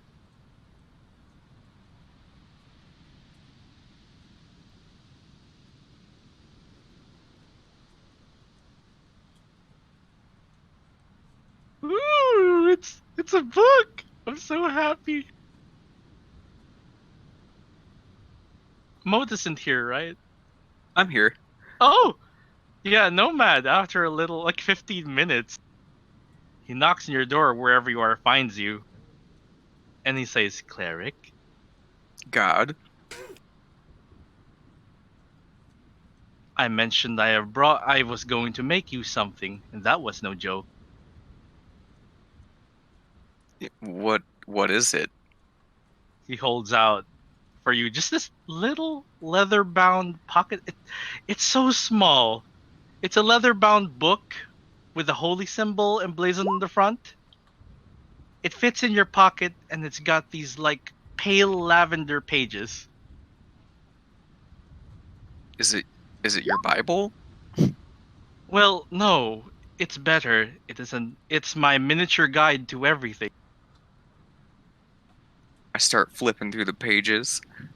It's just like there's little bits of tidbits about, oh, how to cook this weird fish, how to detect this strange poison, how to blow glass in this particular way. And a lot of it feels like it's probably bullshitted. This is perfect. I would have never known any of this. I know, no one knows anything in this book. That must be true.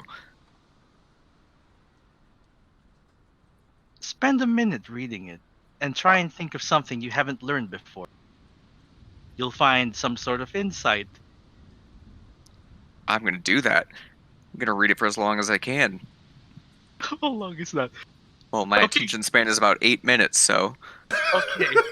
So you're not going to be able to use the most of this.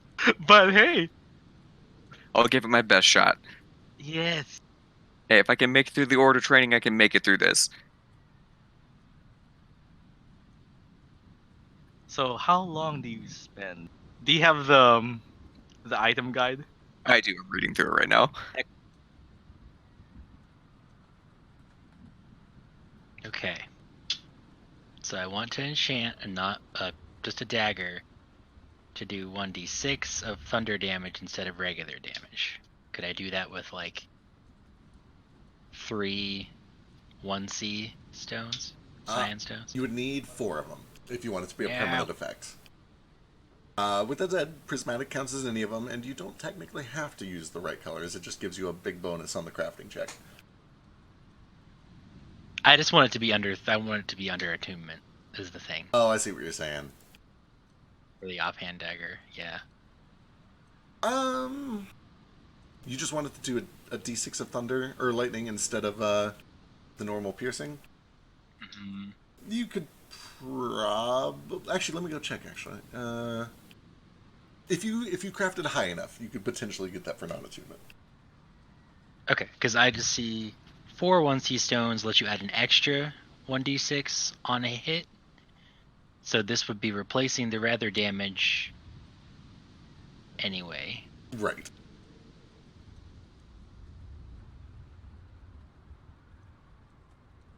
So I would be better off just doing, since you said it would require 4 stones anyway, I'd be better off using 4 stones and getting extra damage instead of replacing it. Right. Okay. Alternatively, if you just wanted it to replace it, you could probably do it with 0 C stones. So you could do 4 cyan zeros, and then it would not require attunement.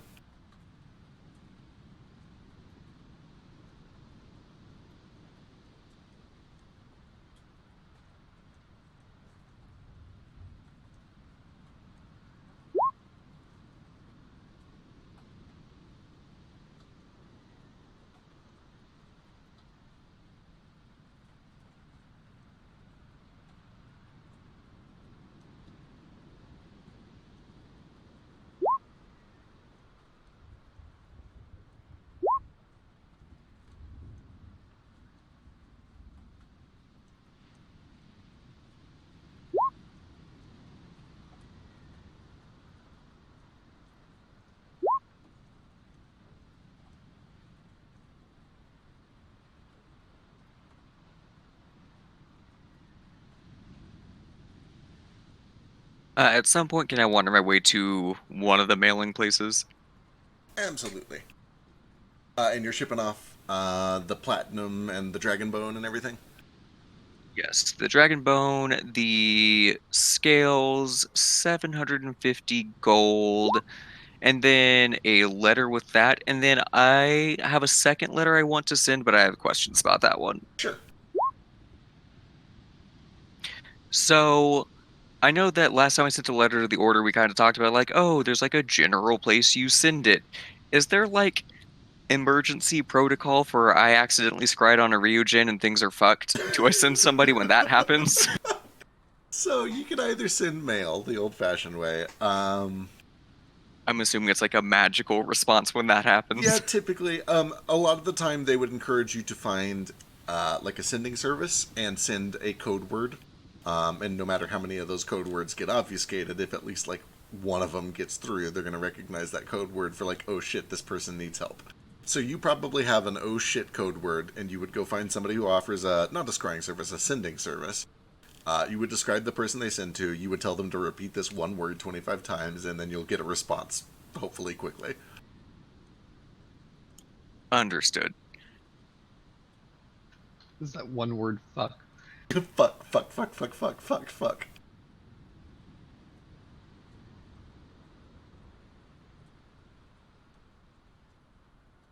How does your mana look, Nomad?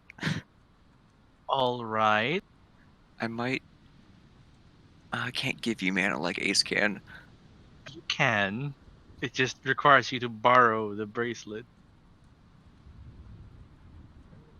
That's true. So how does it work? It's just like a 1-for-1 ratio? I can't remember. Let me read it. I don't have. Where is the? Do we have like just a page of magical items we've made? You do. A lot of them are either under your own personal inventory, or they'll be in the magic items section of the inventory and handouts under party. Let's see. I think the archive thrown party loot. Magic, yeah. Oh, magic items. Shewel skull arm. Oh my god! It has an icon. Oh, it's not there. It looks like it's under Ace's inventory, the mana siphon bracelets. Yeah, you should probably add one of those to mine since we're sharing it. While two creatures are each attuned to one of these bracelets, one creature can transfer 1 point of mana to other over the course of 1 minute. Up to 25 points of mana can be transferred per long rest for the bracelet's power is drained. If the transfer more than 5 points of mana in a single day without a short rest between, the donor takes 1d4 necrotic damage for each additional point of mana transferred. So like, yeah. And what does it cost you to do sending 5? 5, yeah. So you could send me exactly 5. Don't know if Ace will lend it to you real quick. Ooh!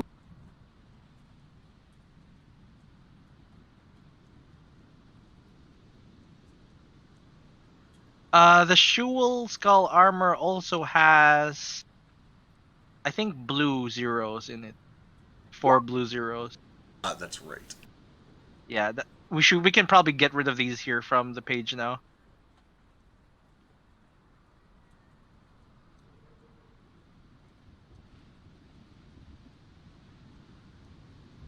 We have lots of time. We can assume like Ace lets it happen. Assuming Ace is willing to let me, I will absolutely give you 5 mana and ask you to send whatever my code word is to whoever I need to send it to. You need. I'll need to read your mind for. I think.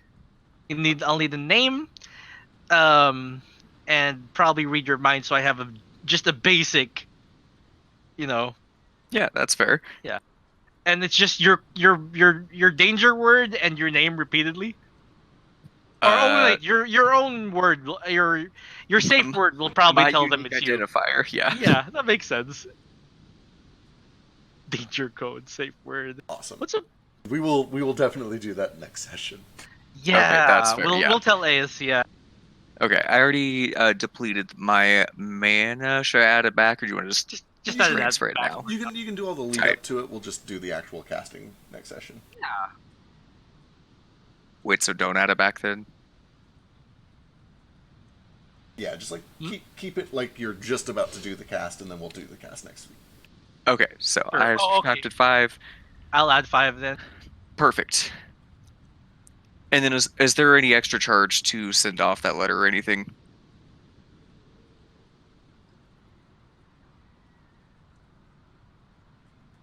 I might ask Ace to borrow like 5 from him as well, and then another 5 from you. I say borrow because like I can return it. Maybe. I love this skull, by the way. It's really cute.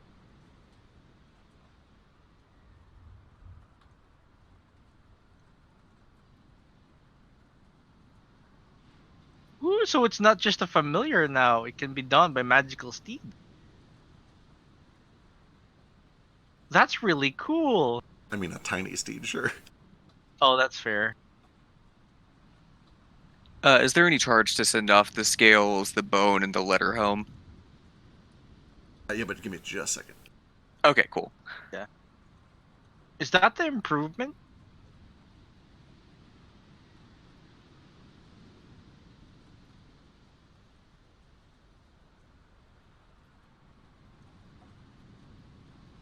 I'll ask when he gets back.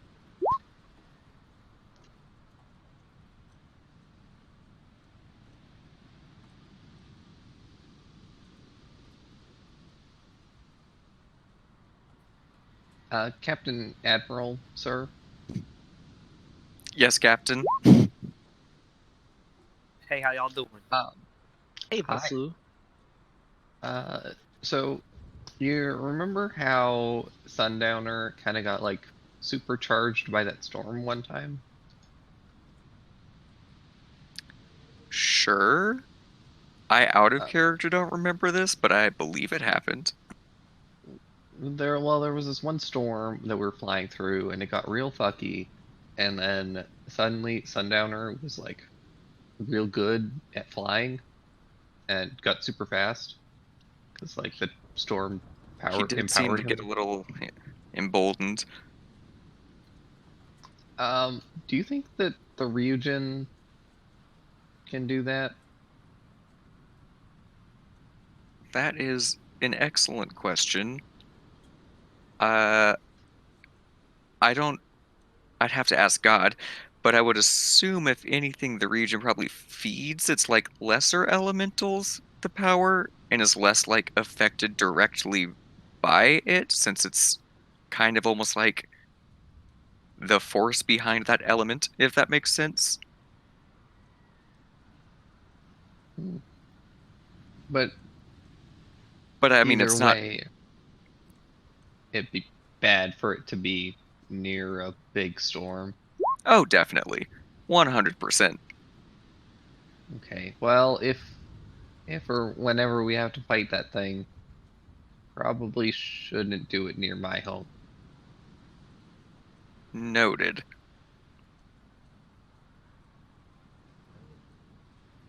Well, hopefully we don't have to fight it too soon. Seems like it's just sending out scouts for now. It didn't look like in my scry like it was heading out to come find me or anything. Although,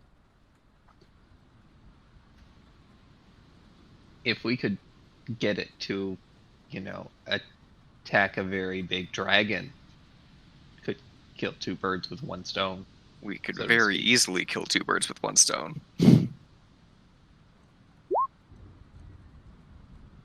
Or they could decide to team up and everything could be far worse as a result.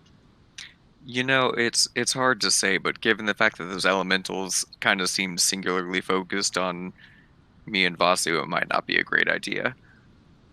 Not that they didn't hit anyone else, I guess.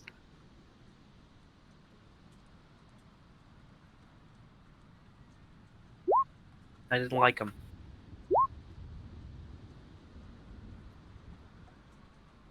They were very rude. They were really uncivil. Grabby. Give me a drink first. Sorry. At least one.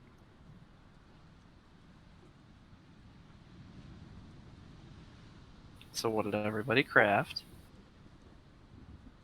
A book. Nothing. And a skull armor. Grody.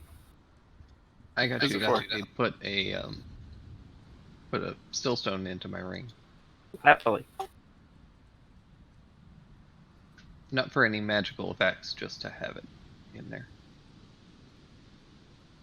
Like a big diamond, but a stillstone.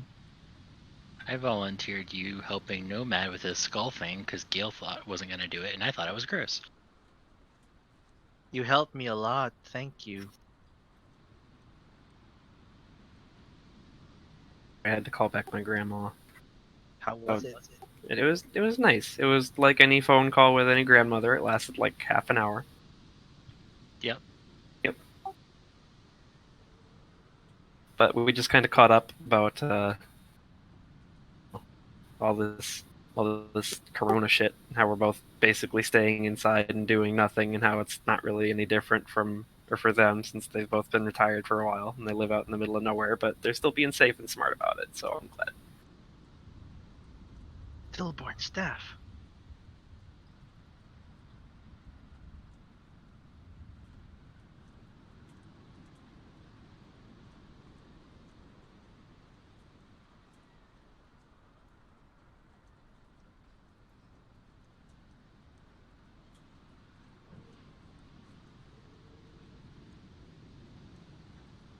Am I able to attune to this thing? You are able to attune to it. Sick. Looks great. You would know because you identified it. It's cursed. Like, what you see is what you get. You would know that at the bare minimum, you need a remove curse spell if you want to unattune from it. Do you want to buy me a remove curse spell? Or do you have one of your own? Why would I ever want to unattune to this thing? That's fair. Hello, police.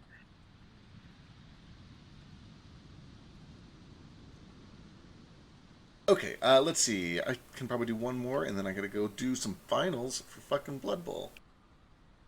Yeah, But good luck. let's see. Flick, you wanted a dagger, or are you realizing that you can't offhand with Booming Blade? I don't care if I can't offhand with Booming Blade. I just wanted to be able to Booming Blade and then do the offhand. Can you do that? Because Booming Blade is just the action, so you could use the bonus action to offhand. So by default you cannot, because you have to take the attack action to do off or to do 2-weapon fighting.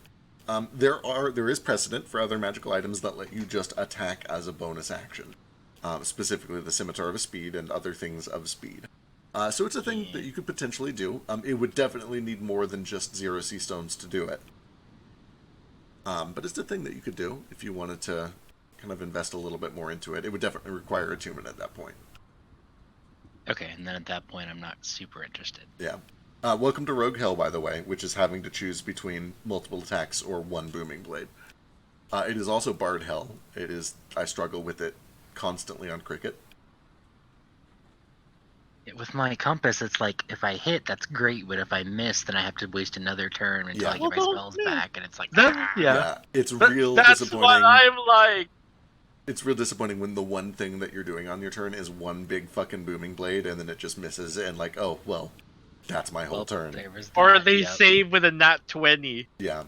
Despite having a -2. Granted, that's 5e in general, is just fucking you and telling you that you've wasted your turn. Good old 5e. Yeah. Question for clarification. Is the improvement here that it can be worn by any summon creature as long as it's, like, tiny? Yeah. It's very limited. In theory, you could throw this thing on like a tiny summoned creature with, I don't know, like summon lesser demons or conjure animals or whatever. Can you put it on Shu? They have to. Well, yeah, it only really works in familiars because any of those, when they're done attuning, they're gone. Yeah. Then you have to summon them again. It's pretty much just for familiars. There's some like future proofing in that spell effect if you end up like reusing it somewhere else, but yeah, in theory, if you had a tiny steed, you could do that too, but you know, then it can't really serve as a steed. It seems really redundant as an improvement. Redundant legalese is the name of my I mean, that's name. not at this point. Like, here's the thing: it's not really an improvement. It's just legalese that limits it. That you could add to the normal one, which I'm okay with. But like, it rolled a 35. Can I actually have an improvement? Wait, the improvement is that it's automatically on him when he gets summoned, right? No, he has to attune to the intended purpose was that when he's attuned to it, and when he's summoned and dies, you know, or is banished, still got it on. Yeah, that's what So it does. that's as normal. That's like as intended. But this is 35. It's way better than normal. Oh, you're just saying you want more because it rolled a 35? Yeah, because that's what you said. There's an improvement, and I'm like, where? You just limited it. I mean, it does what expect. So okay, much better than That's expected. exactly as I intended. You can don it and take it off within Right. instantly instead of having to like. That do makes it more sense over a because long like period then of at time. least imps can wear it without disappearing. Well, I'm just trying to think of like how I can improve this without making it like super broken. Bleh.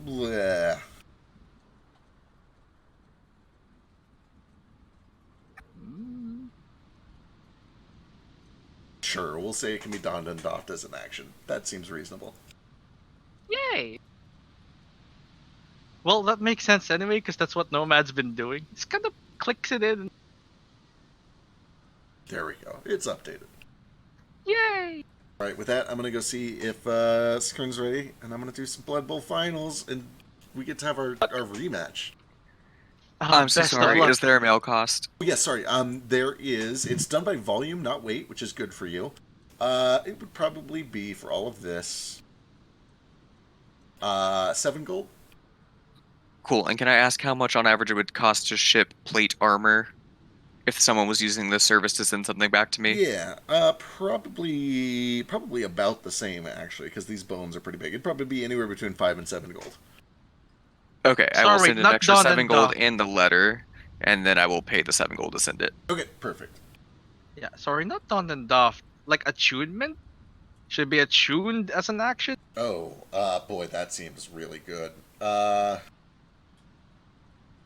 mean, it's useless otherwise. I'm like, here, put this on. How is it? It's good for my useless? familiar. It, No, it it's does great for my exactly what you wanted it to do. Yeah, but it has to be better because I rolled a 35. It is better. It is Otherwise, better. you'd have to like spend like an hour putting it on after he attunes to it. I don't know because like I've been just removing it and putting it on. Well- because it's like a bot. I can't think of any way to make the. Okay, hang on. Like, 14 instead. no, that's a huge benefit. Let me go He see what has the no highest. dex. Let me go see what the highest medium armor is real quick. Hang on. The highest is 15. Ah, no, it's I think it's 15. From a 750 gold half plate, yeah. This has 8 gems in it. Required the death of a living creature. But that creature was also a kobold. They kind of die with this if you Yeah. look I at was gonna say the money. magic all comes from the A gems. kobold who was really powerful and nearly killed him. Nearly killed you. Us. I never even got bloody during that fight. Sure. All right, I heard Animal Crossing. we'll take out the donning and doffing. We'll bump it to 14 plus dex. Max 2. Okay. I'm not playing Animal Crossing. All I right, heard y'all. Animal Crossing somewhere. I'll catch you next week or on Sunday for several of you. Yep, I'm out too. Later, everybody. Take care. Later. Good luck.